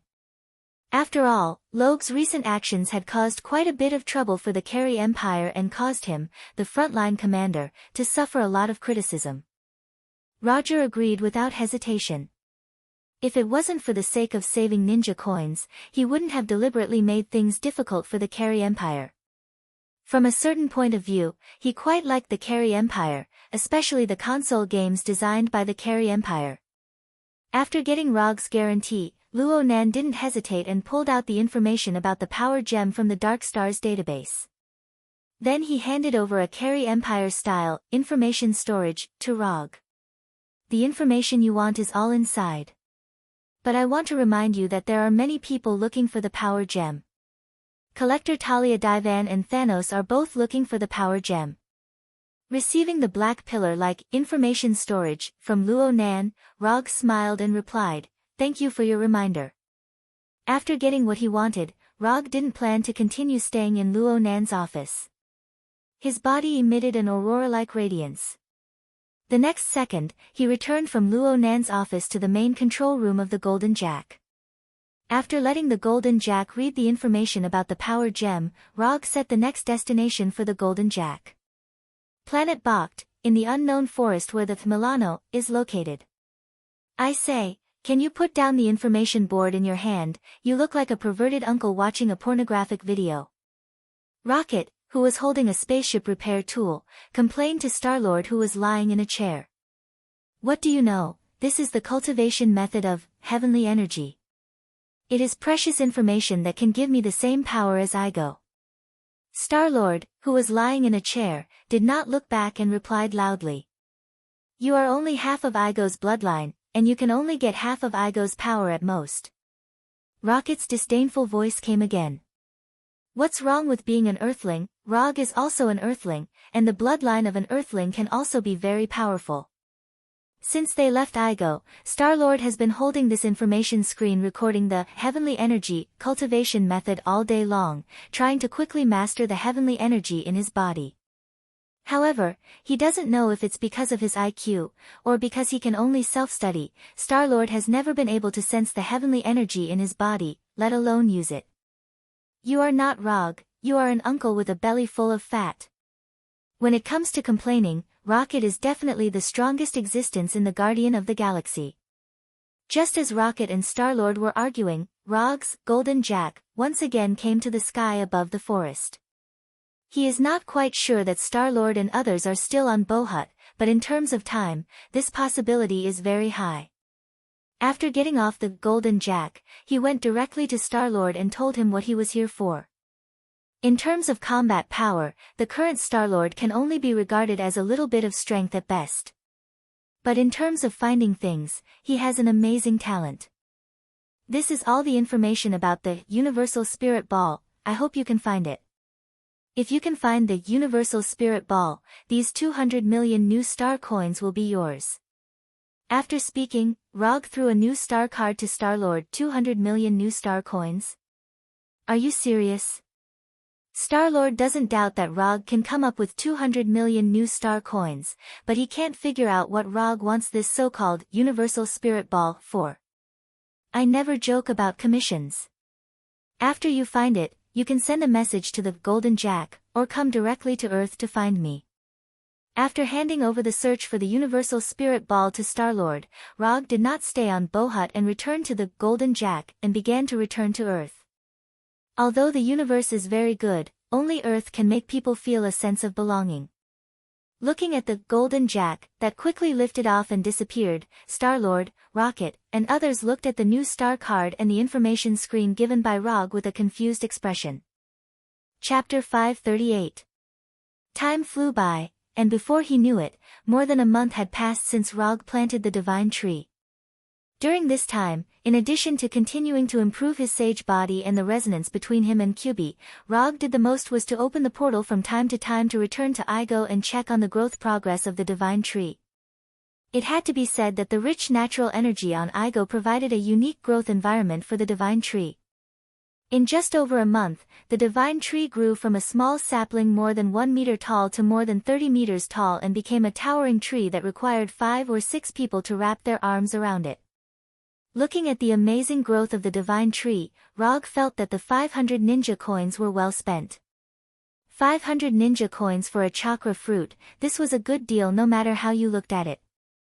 After checking the growth progress of the divine tree again, Rog opened the portal and returned to the office at Konoha's headquarters. Then, he picked up the agreement document on the table that was as thick as a dictionary. New York Agreement. Although it was an agreement, the content of the New York Agreement was completely different from the Sokovia Agreement in his memory. The Sokovia Agreement was an agreement that was only for the Avengers. However, the New York Agreement that appeared now was for all superheroes, including Rog and others who had official identities on the surface. From this point of view, the New York Agreement was very similar to the Superhero Registration Act in his memory. The agreement had been sent to his office a week ago. However, he didn't take the agreement too seriously and didn't give his own response. However, just yesterday, he received a final notice from the White House and the news that the Avengers had agreed to sign the agreement. Rog wasn't surprised by the agreement's appearance. When more and more superheroes were uncontrolled, the government would sooner or later introduce relevant agreements to limit the arbitrary heroic actions of superheroes. In this regard, Konoha's intelligence bureau led by Rog was a good example. Konoha's intelligence bureau had an official identity and received a salary from the Ministry of Finance, but it didn't listen to the official mobilization. It was completely under Rog's control. Although the White House and the military had always been dissatisfied with his strength, they could only accept it. But now, the government directly announced the existence of the New York Agreement to the public, pointing the arrow at Konoha, or rather, at Rog. At this time, the support of the people became a very important factor. Because of Konoha's tyrannical behavior and Rog's history of threatening ordinary people, after the New York Agreement was made public, Konoha and Rog suddenly became the target of public criticism. The media that never dared to report unfavorable news about Konoha, as well as the counselors and celebrities who never dared to oppose Konoha in public, jumped out one after another. They almost directly protested in front of the gate of Konoha's headquarters. In addition, Ross, who was already the Secretary of State, applied for resignation on the day the agreement was sent to Konoha, citing health and personal reasons, and transferred all his work to the Deputy Secretary of State. Ross was Konoha's only ally in the official system, and he was also the middleman between Konoha and the military. His resignation means that Konoha has lost the support of the government and the military. Number 2, reply to the White House, say that Konoha will not sign this agreement. Rog threw the New York Agreement in his hand, which was as thick as a dictionary, into the trash can, and said to Number 2 without raising his head. Yes, sir. Number 2 had no doubts about Rog's orders, and he immediately informed the White House of his decision. When Number 2 informed the White House of his reply, less than 3 minutes later, his private phone rang. The caller was none other than Tani. You're very well informed, I just made a decision here, and your call came. He didn't need to think about the purpose of Tani's call. Are you really going to refuse the agreement? This is not a very wise decision. You have to know, behind the agreement are 117 countries, you are an enemy of the whole world. Tani didn't have the unruly tone before, and he said to Rog very seriously. No, it's not the whole world, it's just the United States and its 116 lackeys. 117 countries. This number sounded very intimidating. But in fact, it's not as serious as imagined. As long as China across the Pacific Ocean is not on the agreement list, this agreement will never represent the whole world. Even so, this is a very powerful agreement. If you refuse so straightforwardly, it will only make things more serious. Tani is still persuading Rog, trying to persuade him to accept the existence of the agreement for the time being. As a friend, I appreciate your concern. But if you are trying to persuade me as a lobbyist, I have only one answer, that is, I will not sign this agreement, and Konoha will not sign it. To be honest, Rog doesn't know how a New York agreement suddenly appeared. But no matter why this agreement appeared, and no matter what kind of power the people behind this agreement have, he will not sign this agreement. The reason is simple. The agreement requires superheroes to register all their information in detail and cooperate with relevant institutions to do certain physical examinations. For Tani, this requirement is not a problem at all, because all his power comes from the Iron Man armor. As long as the agreement does not require him to hand over the details of the Iron Man armor, he does not have to worry about the danger of the secrets of the Iron Man armor being leaked. But for Rog, Quicksilver, and others, checking their bodies in detail is directly studying their extraordinary abilities. Regarding this, as long as Rog's brain is not filled with water, it is absolutely impossible for him to agree to this condition. Of course, it is not ruled out that when the agreement was made, it was calculated that he would never accept this in order to make him refuse to sign the agreement. After ending the call with Tawny, Rog became more and more curious about who proposed such an agreement and what they used to persuade the White House to get official support. Although the politicians in the White House are not good at fighting, they also understand that all strategies are based on the premise that they have enough self-protection and countermeasure ability. Otherwise, these so-called stratagems were just armchair strategies. Rog hasn't experienced this feeling of being eaten by others for a long time. This gives him a plan to have a good time with the planners behind the agreement. Number 2. Inform Number 3 to send over the army's equipment that has been prepared. It's time for the legendary Konoha hidden village to appear. Chapter 539. When he announced that he was the 4th Hokage, he once mentioned the existence of Konoha hidden village in front of the world. Although later many organizations and countries tried to find this so-called Konoha hidden village. But obviously, no one has found this legendary Konoha hidden village. After all, even Rog himself didn't have plans to establish Konoha hidden village at that time. Yes, sir. Number 2's mechanical voice immediately sounded. After ordering Number 2, Rog left the office and returned to his room, put on the Carry Empire's virtual game helmet, and opened the strategy game called Empire Civilization 6, Total War. Although he still didn't know who the mastermind behind the agreement was, he had to admit that the mastermind who was hiding in the dark had played a beautiful hand. Using the official and civilian support, he suddenly turned Konoha's intelligence agency into a villain. First, he made Konoha lose official support and legal identity, and then he used the method of making the agreement public to gain the support of the people. If it weren't for the fact that Hydra has been beaten to a pulp, Rog would doubt whether this agreement was drafted by Hydra. Although Hydra's strength wasn't that great, it was still very good at playing tricks and scheming. However, even if Hydra is really one of the members behind the agreement, they will only be a small role. The reason is very simple: Hydra can't give the White House and the military any guarantee of strength. Without enough strength, this agreement can't appear at all. Especially under the premise that Rog himself has a history of threatening the government. Since the officials dared to openly announce the content of the agreement to the public, it means that they are prepared for the worst and are ready to fight with Konoha or Rog. Unlike the last Skrull incident, this time, Konoha is no longer facing ordinary people, but the officials who are prepared for the worst. If he guessed correctly, the officials now want him to take the initiative to start a war, or threaten the government's senior officials like in the past. In this way, Konoha and himself will also be completely arranged as villains. Although he doesn't know when he and Konoha were targeted, Rog won't sit still or obediently cooperate with their plan. Since they wanted to play, then he would play along with them. Even if he lost, he still had a way out. Not to mention that he now had a planet that belonged to him. Even if Tatooine was gone, he could still build his own empire like the goddess of death, Hell. After putting on the virtual gaming helmet, Rog didn't think about the agreement anymore. Instead, he focused on playing the strategy game that he wasn't good at. The news that Rog and Konoha refused to sign the New York agreement quickly spread.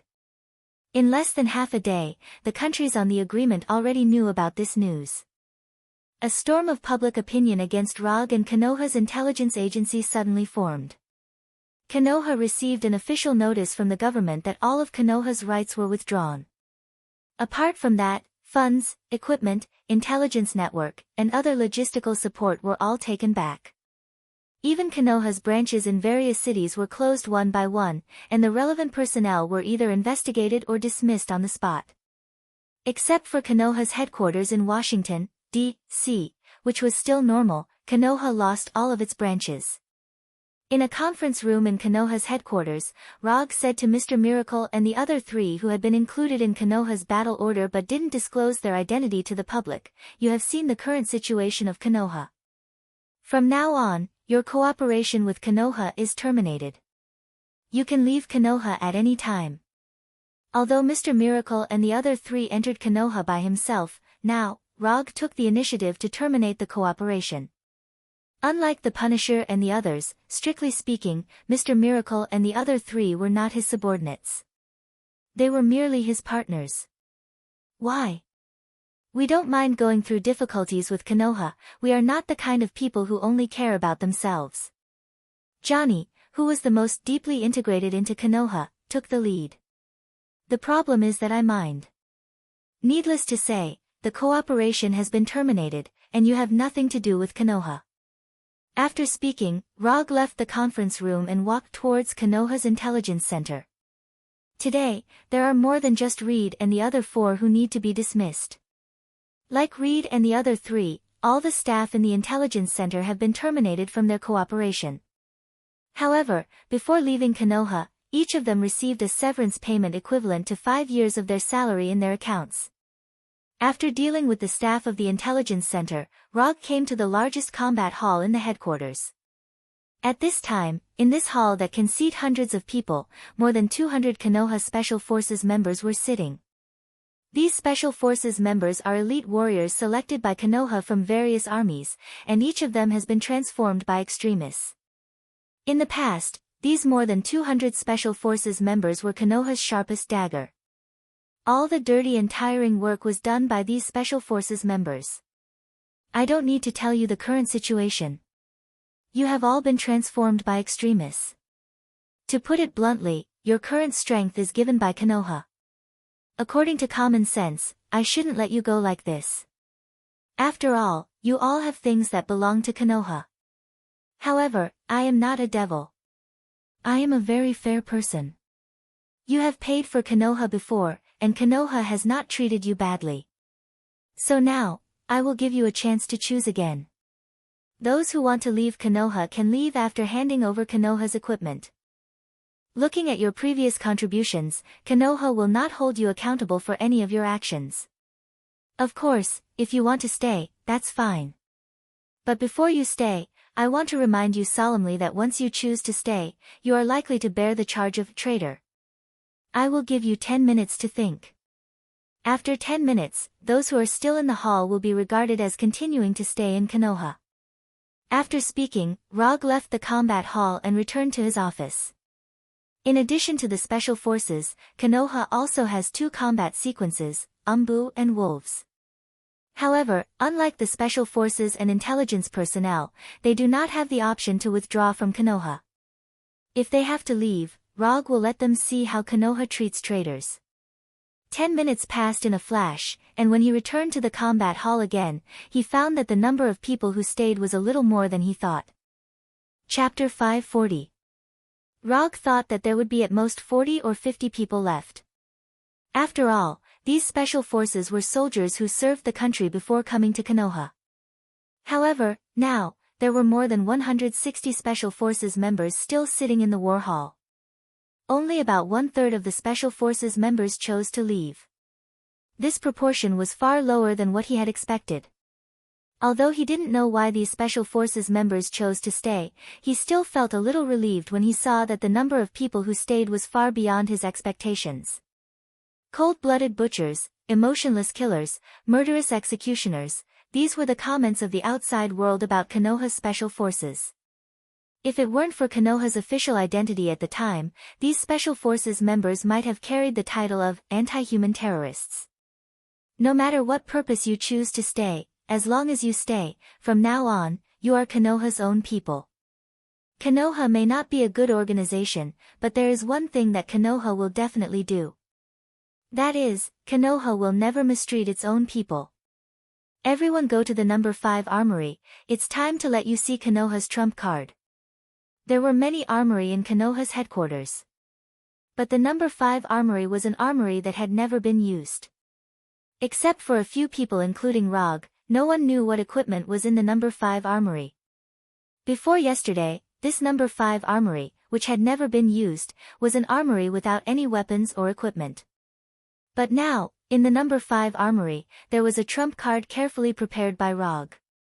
When the more than 160 Special Forces members all gathered in the square in front of the No. 5 armory, Rog asked No. 2 to open the steel gate of the No. 5 armory, so that the equipment placed inside was displayed in front of the Special Forces members for the first time. After completing the commission of the new Star Supreme, Rog brought back a large number of weapons and equipment from Xander, even by the standards of the new Star Corps, which were regarded as the top weapons and equipment. For example, the Stars 4 individual power armor, and the 5th generation new Star fighters. In the beginning, there were only 500 sets of Stars 4 individual power armor, and only 35th generation new Star fighters. However, this was something that happened a few years ago. Since the establishment of Konoha's hidden village on Tatooine, it has been like a black hole devouring money and resources, swallowing a large number of materials provided by Konoha's headquarters. This is also the main reason why Konoha's intelligence agency's budget request is getting higher and higher every year. After spending a lot of resources, Konoha Hidden Village successfully mastered the key data to manufacture the Stars 4 individual power armor and the 5th generation Nova fighters, and thus had the ability to produce individual power armor and Nova fighters on their own. Right now, in the No. 5 armory, there were more than 200 sets of black and red individual power armors and 50 Nova fighters. Everyone will receive a set of power armor. Captains and vice-captains will receive an additional Nova fighter. Although the Stars 4 individual power armor is not tailor-made like Tani's Iron Man armor. However, its combat performance is not worse than Tani's Iron Man armor. After all, this was the latest generation of power armor carefully developed by the Universal Civilization, Xander. As for the 5th generation Nova fighter, it was a new generation fighter that the new Star Corps had yet to officially own. With this equipment, Rog originally intended to use it against the Thanos army. As a result, he didn't expect that the first use of it would be against the army on Earth. When Rog finished speaking, the special forces behind him rushed into the armory with excitement and began to put on individual power armors like Iron Man armors. These individual power armors and fighters were originally in the traditional golden color of the new Star Corps. However, Roger didn't really like the paint of the nouveau riche, so he changed all of them to black and red. When these Special Forces members had all finished changing their equipment or piloted the Nova fighters into the sky, Roger gave them new orders.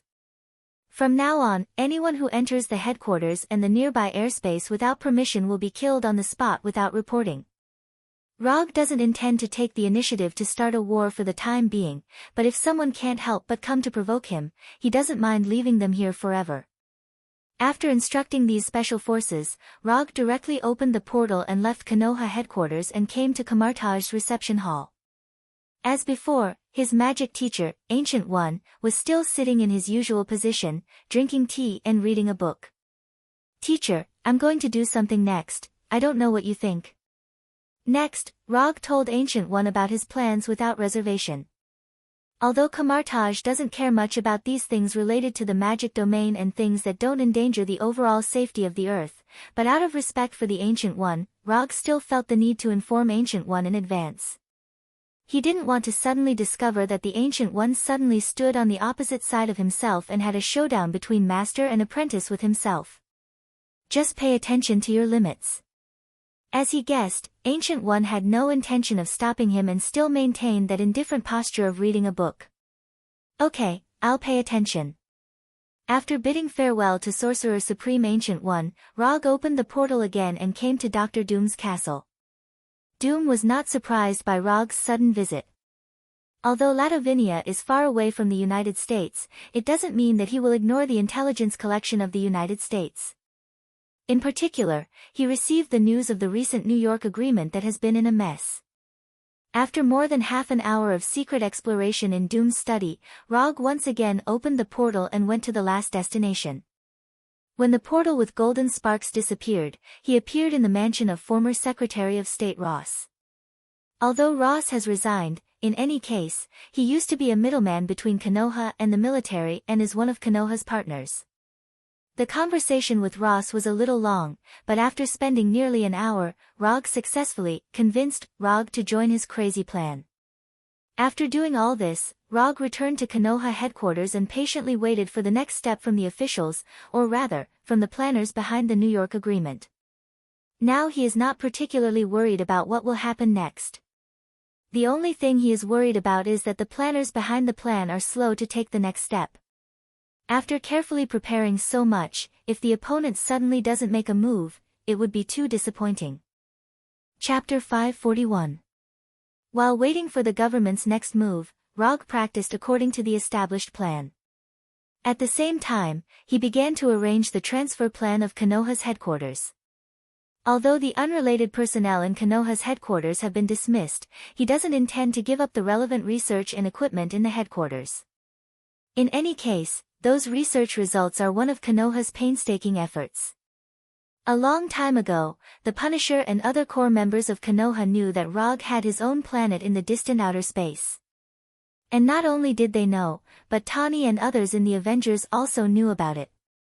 In order to quickly send Hulk back to Earth, Rog took Hulk, Natasha, and others to Konoha's hidden village once and returned to Earth through the space channel in Konoha's hidden village. Rog didn't mind that Natasha and Scott would tell Tani about Konoha's hidden village. To some extent, this was also the news that he deliberately leaked. Although his relationship with the Avengers was not bad at that time, he had already considered the situation of completely falling out with the Avengers. Taking the initiative to expose the existence of Konoha's hidden village was one of his preparations in advance. In the military field, there is a term called strategic depth. Simply put, strategic depth is the geographical space that can be used to make strategic movements, which is one of the advantages in war. The greater the strategic depth area, the more time the subordinate army would have to take a breather and make better preparations for war. Thus, they would be able to obtain more support and strategic guarantee for the war. Although Rog didn't specifically introduce Konoha's hidden village to Natasha and others, with Natasha's vision and ability, it's impossible for her not to see the importance of such a planet and base. If Natasha can see this, Tani, Captain May, and others can certainly see this. Although he wasn't sure whether Tani and others will inform the White House and the military about the existence of Konoha's hidden village and planet Tatooine, whether they inform the White House and the military or not, it won't affect his plan. Because from the beginning, the position he stood and the things he saw were far higher than the White House and the military. The White House and the military want nothing more than to use the New York Agreement to restrict Konoha's intelligence agency and himself. If he cooperates, they will take the opportunity to incorporate him. If he doesn't cooperate, they will eliminate him as a potential threat. Therefore, from the perspective of the White House and the military, what they were fighting now was a war that concerned the overall safety of the Earth and the right to speak. However, Rog was different. He had never limited his vision to Earth. In the White House and the military's expectations, they were facing an organization with no more than 1,000 combatants. However, when they really took action, Rog would use facts to tell them that the enemies they were facing were indeed not many. However, what they were provoking was a planet that was already prepared for a high-level war in the universe. Ever since he started collecting Xander's technology and military equipment, Rog was ready to start a high-level war in the universe. The Konoha Hidden Village on Tatooine is a war-hidden village established for high-level wars in the universe. The fact that Rog dismissed a large number of Konoha's staff and arranged the Nova fighters and special forces to patrol the Konoha headquarters was not hidden from the outside world. The surveillance satellites that were originally under the control of Konoha now became the eyes of the sky that monitored Konoha's every move. Although all the legal power has been lost, for the new fighters with octagonal wings patrolling the space near Konoha in groups of 2, all the official agencies acted as if they didn't see it and didn't express any opinions about it. Especially after the special forces wearing Star's 4 individual power armors started daily patrols around Konoha's headquarters, a large area with Konoha's headquarters as the center suddenly became a veritable military restricted area. Of course, this military restricted area was only a unilateral decision of Konoha. However, after the special forces killed some iron-headed intruders, this military restricted area that was not protected by the law became a true Konoha forbidden area. He didn't know if the White House and the military had not reached a final agreement, or they decided to fight to determine the outcome. Rog waited for 5 days in Konoha's headquarters, but he didn't see any action from the officials. The order of the superhero action team has been issued, and this is the first mission of the Avengers. Behind the conference room of the Avengers headquarters building, Nick Fury, with a black eye patch on his left eye, put a document in front of Tani, who was still the nominal leader of the Avengers. Since the disbandment of S.H.I.E.L.D., Nick Fury seemed to have evaporated from the world and completely disappeared in front of everyone. However, now, Nick Fury, who had his right hand destroyed by Rog's wood release and his right leg was broken by the disaster pistol, appeared again. At this time, no one expected him to appear. After so many days of discussion, the action team came up with this kind of thing. What's the difference between this and letting the Avengers die? Tani opened the document and glanced at it casually, then threw the highly confidential document back to Nick Fury and said with a sneer on his face. The Avengers have proven their strength to the world, and you are the most likely to fight against Konoha. If even you can't do it, it is impossible for others to do it. Nick Fury didn't care about Tani's ridicule and said unhurriedly. I will definitely not take this mission, whoever wants to do it can do it. I signed the agreement just so that ordinary people can avoid innocent involvement as much as possible, not to become a weapon in the hands of dirty politicians like you. After saying that, Tani didn't give Nick Fury any face at all. He stood up, turned around, and left. When Tani left the conference room, Dr. Banner turned his head and looked around, then said, Hulk just told me that he didn't want to do this kind of thing either. After Tani, Dr. Banner also got up and left the conference room. With the departure of Tani and Dr. Banner, the atmosphere in the conference room suddenly became extremely depressing. Just as Captain America, Natasha, and the others looked at each other, the closed door of the conference room was suddenly pushed open. A man with a metal left arm walked in. When the man with an expressionless face and messy hair entered the conference room, Rogers, who had never spoken, suddenly showed an uncontrollable look of shock. Buggy. Rogers didn't expect that Buggy, who he had been looking for years without any accurate information, would take the initiative to come to him at this time. When S.H.I.E.L.D. was disbanded and Konoha hunted down the remnants of Hydra all over the world, Rogers knew that his former friend Buggy had become a sharp knife of Hydra and became a ruthless killer codenamed Winter Soldier. Chapter 542. Although Natasha, Scott, and others don't know Bucky as well as Rogers of the American team, they quickly figured out Bucky's identity after seeing Rogers look at the expressionless Bucky with a shocked face. In the Memorial Hall of the American team, there is a detailed introduction to the members of the Roaring Commandos, and Bucky, a friend of the American team, is of course among them.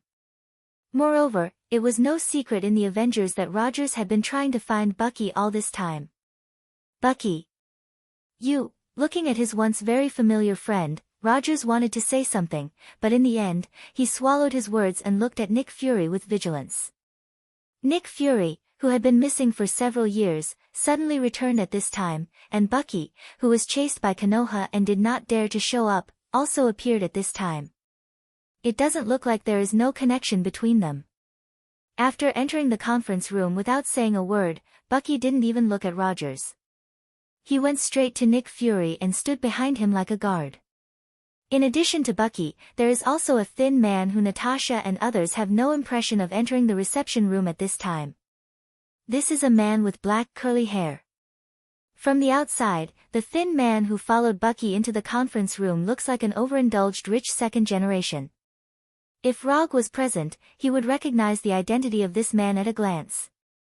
The man behind Bucky was none other than Maximus, the Inhuman that he had returned to Daisy's mother, Jiaying. Let me introduce you, this is Captain Bucky Barnes of the U.S. Army Special Operations Team, or you are more familiar with his previous code name in Hydra, Winter Soldier. Nick Fury glanced at the American team with his normal right eye, and then continued, the one next to Bucky is Mr. Maximus of the Superhero Action Team. He is one of the drafters of the New York Agreement and the liaison between the White House and the city of Attilan. Nick Fury didn't explain to Natasha and Rogers what the city of Attilan is, but he is sure that Natasha and others know what the city of Attilan is. After all, Daisy and Konoha, the superhero Shockwave Girl, is the so-called city of Attilan. Although the Alliance didn't directly confront Konoha before, this doesn't mean that they will ignore the intelligence collection of Konoha's core members. Through the information collected from Daisy, Rogers, and the others knew that there was a race called mutants in this world. Furthermore, during the period when superpowered criminals were emerging one after another, the Avengers had dealt with some nasty incidents caused by Inhumans. Although they knew what kind of existence the Inhumans were, they had never heard of the existence of the Inhuman city of Attilan. What do you mean by this? Are you planning to use them to force us to take orders from the operation team? Unlike Rogers, who was in a complicated mood, Natasha remained calm at this time. Since the disbandment of S.H.I.E.L.D., they, like Rog, have completely lost news of Nick Fury. Although they don't know what Nick Fury has been through in the past few years and how he got mixed up with a former Hydra member like Winter Soldier Bucky. However, after seeing Nick Fury, who used to be S.H.I.E.L.D.'s director, with Hydra's killer Barge, Natasha and Hawkeye Barton and other former S.H.I.E.L.D. agents instinctively felt uncomfortable. Nick Fury's approach, in their view, was a betrayal. They can accept that Nick Fury has completely become an ordinary person, but they can't accept that he got mixed up with Hydra, S.H.I.E.L.D.'s nemesis. As for Bucky's so-called identity as a captain of the U.S. Army Special Operations Team, they don't even believe a word of it. This kind of identity, even if used to fool children, seems a bit clumsy. No, I'm not forcing you, I just want you to know that as long as we work together, we can eliminate Konoha's intelligence agency headed by Rog and return the world to the order it should have. Although Nick Fury had a righteous look on his face, for some reason, when he said this, Natasha and others had a feeling that he had been completely brainwashed by Hydra. Return the world to the order it should have. It sounds good, but I'm afraid that when the time comes, it will not be the original order, but the order that belongs to Hydra. Sorry, I still can't accept working with someone who used to be a Hydra killer. After that, Natasha also got up and left the conference room, not giving Nick Fury a chance to continue. When Natasha also left the conference room, Scott, the Ant-Man who joined the Avengers for the shortest time, raised his right hand and said to Nick Fury in a reporting tone, "I'm a newcomer, I don't want to participate in this kind of thing." Although Scott doesn't have any particularly deep feelings about S.H.I.E.L.D. and Hydra, as someone who once enjoyed a decadent life with Rog on Xander, he expressed his attitude very euphemistically. At this time, Rog didn't know what happened in the conference room of the Avengers headquarters, but even if he knew, he wouldn't take Nick Fury and Bucky, who suddenly appeared, to heart. The only one who can arouse his interest is Maximus. And what interests him is not Maximus, but how Maximus brought Attilan City and the White House together. Maximus is just a trivial existence, but the city of Attilan behind him is different. There is a powerful mutant who can destroy the world as soon as he opens his mouth, a powerful existence that can be called the strongest mutant in history. How is the werewolf's extremist transformation experiment going? In the office of Konoha's headquarters, Rog asked Dr. Connors, who was wearing a white coat. The progress is pretty good. The werewolves who have undergone the initial transformation have not shown any obvious rejection, and they should all be able to match extremists. Although the next action of the White House and the military did not come, Rog in Konoha's headquarters was not idle, and he started the experiment of strengthening the Wolf Pack. With the Star's 4 individual power armor and the Nova fighter, the combat strength of the Special Forces has been significantly improved.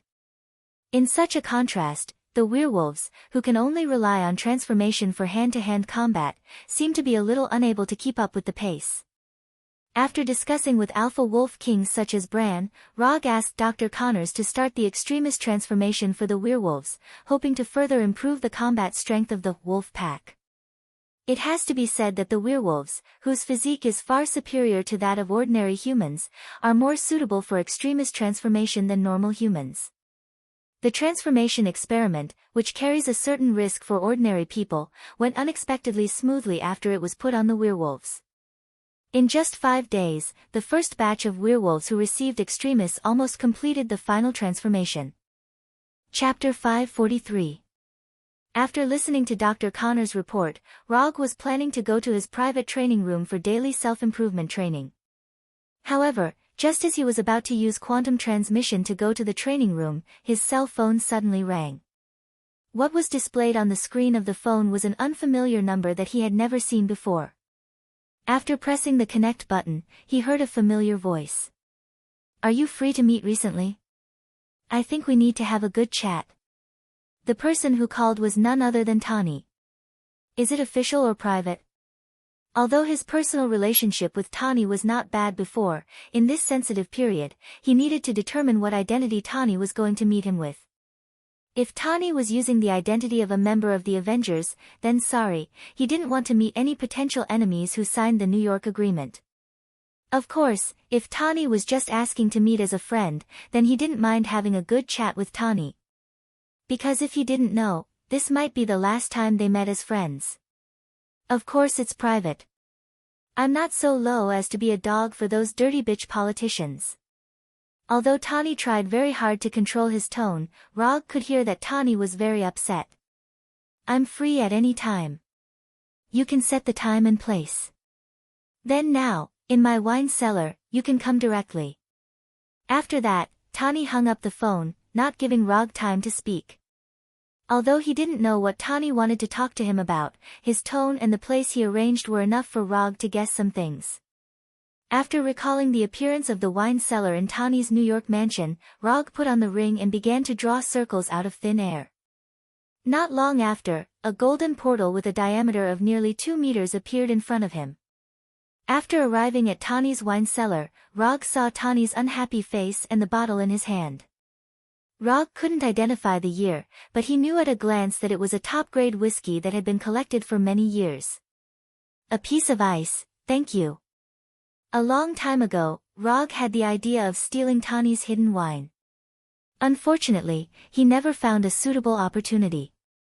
But today, he saw the hope of fulfilling his wish. "This bottle is mine. Pick whatever you want to drink." Tani directly refused Rog's request to add ice. He opened the wine cork and poured himself a glass. "That's what you said." After glancing at Tani's personal liquor cabinet, Rog took out a bottle of Macallan 64 single malt whiskey. He had seen Macallan of this vintage once before at Sotheby's. If he remembered correctly, the price at the auction seemed to be $460,000. After pouring himself a glass and adding a piece of ice according to his habit, Rog took a sip and seriously felt the taste of the bottle of Macallan. Then he slowly said, "Go ahead, what do you want to talk about? Take a look at this first." Tani handed him a translucent custom-made tablet. On the screen was a surveillance image. To be precise, it was a surveillance video in the conference room of the Avengers headquarters. After watching the video at double speed, Rog shrugged with a smile and put the computer on the solid wood table. "Your behavior, if placed in a time of war, is a typical act of treason. Are you not afraid that they will find trouble with you afterward?" After hearing Rog's slightly joking voice, Tani said in a disdainful tone, "I'm Tony Stark." After a pause for a few seconds, he continued, "What do you think of the guy named Maximus? I asked Friday to hack into the team's server and get some interesting information. I'll ask Friday to send it to Sunday later. I've told you many times, her name is not Sunday, it's Hinata. Besides, Sunday is now dead." "Dead? What did you do to her?" "You did what you did to the illusionist." Tani, who was holding the glass, was taken aback for a moment. "I knew it wasn't that easy to get the illusion's computing matrix. What do you think, mechanical hardware is more reliable?" At this point, Tony revealed a proud expression that said, "I'm right, aren't I? Let me correct you, I'm not a mechanical enthusiast like you. Compared to the cold mechanical creations, I prefer carbon-based creatures." After that, Rog took out his mobile phone from his jacket pocket, selected a photo from the album, and handed the phone to Tani. Looking at the mobile phone handed over by Rog, Tani frowned slightly. "What's wrong? Your obsessive-compulsive disorder is acting up again. You're the one with obsessive-compulsive disorder." As soon as the voice fell, Tani took the phone and looked at the photo on the mobile phone. If it weren't for the conversation between mechanical creations and carbon-based life, Tani's first reaction after seeing the photo on the mobile phone would definitely be that Rog was hooking up with a female college student again. Looking at the photo of Hinata, who had the same eyes as Rog, Tani frowned even more. Android. Although Tani didn't know what Rog did, from the previous conversation, it was easy for him to infer the truth. You're already so old, yet you're still imitating young people to take couple photos. Shameless. Tani turned on his vicious tongue. You don't understand, more contact with the opposite sex is good for maintaining a young mentality and vitality. After taking back his mobile phone from Tani, Rog said proudly. Let's end the topic of private life here. What do you think of the inhuman named Maximus and Adeline City? Tani regained his serious expression and asked with a serious face. I've dealt with Maximus before. He's just a clown whose ambition is far greater than his strength. Don't worry about him. But if what he said is true, I should be fighting with a very powerful person soon. Not sure if it was true or just a bluff, Maximus in the surveillance video mentioned his brother, the current lord of Adeline City, the Black Bat King. According to Maximus, the Black Bat King would fully support them and personally solve the difficult problem of Rog. The capital, the military, Adeline City, motherfucker Fokker, and Hydra. Rog had been thinking about who the mastermind behind the New York agreement was. Now, he finally knew. How powerful is that person? Tani asked curiously. The level of a single person destroying a country. You can also understand him as a natural disaster in the form of a living human.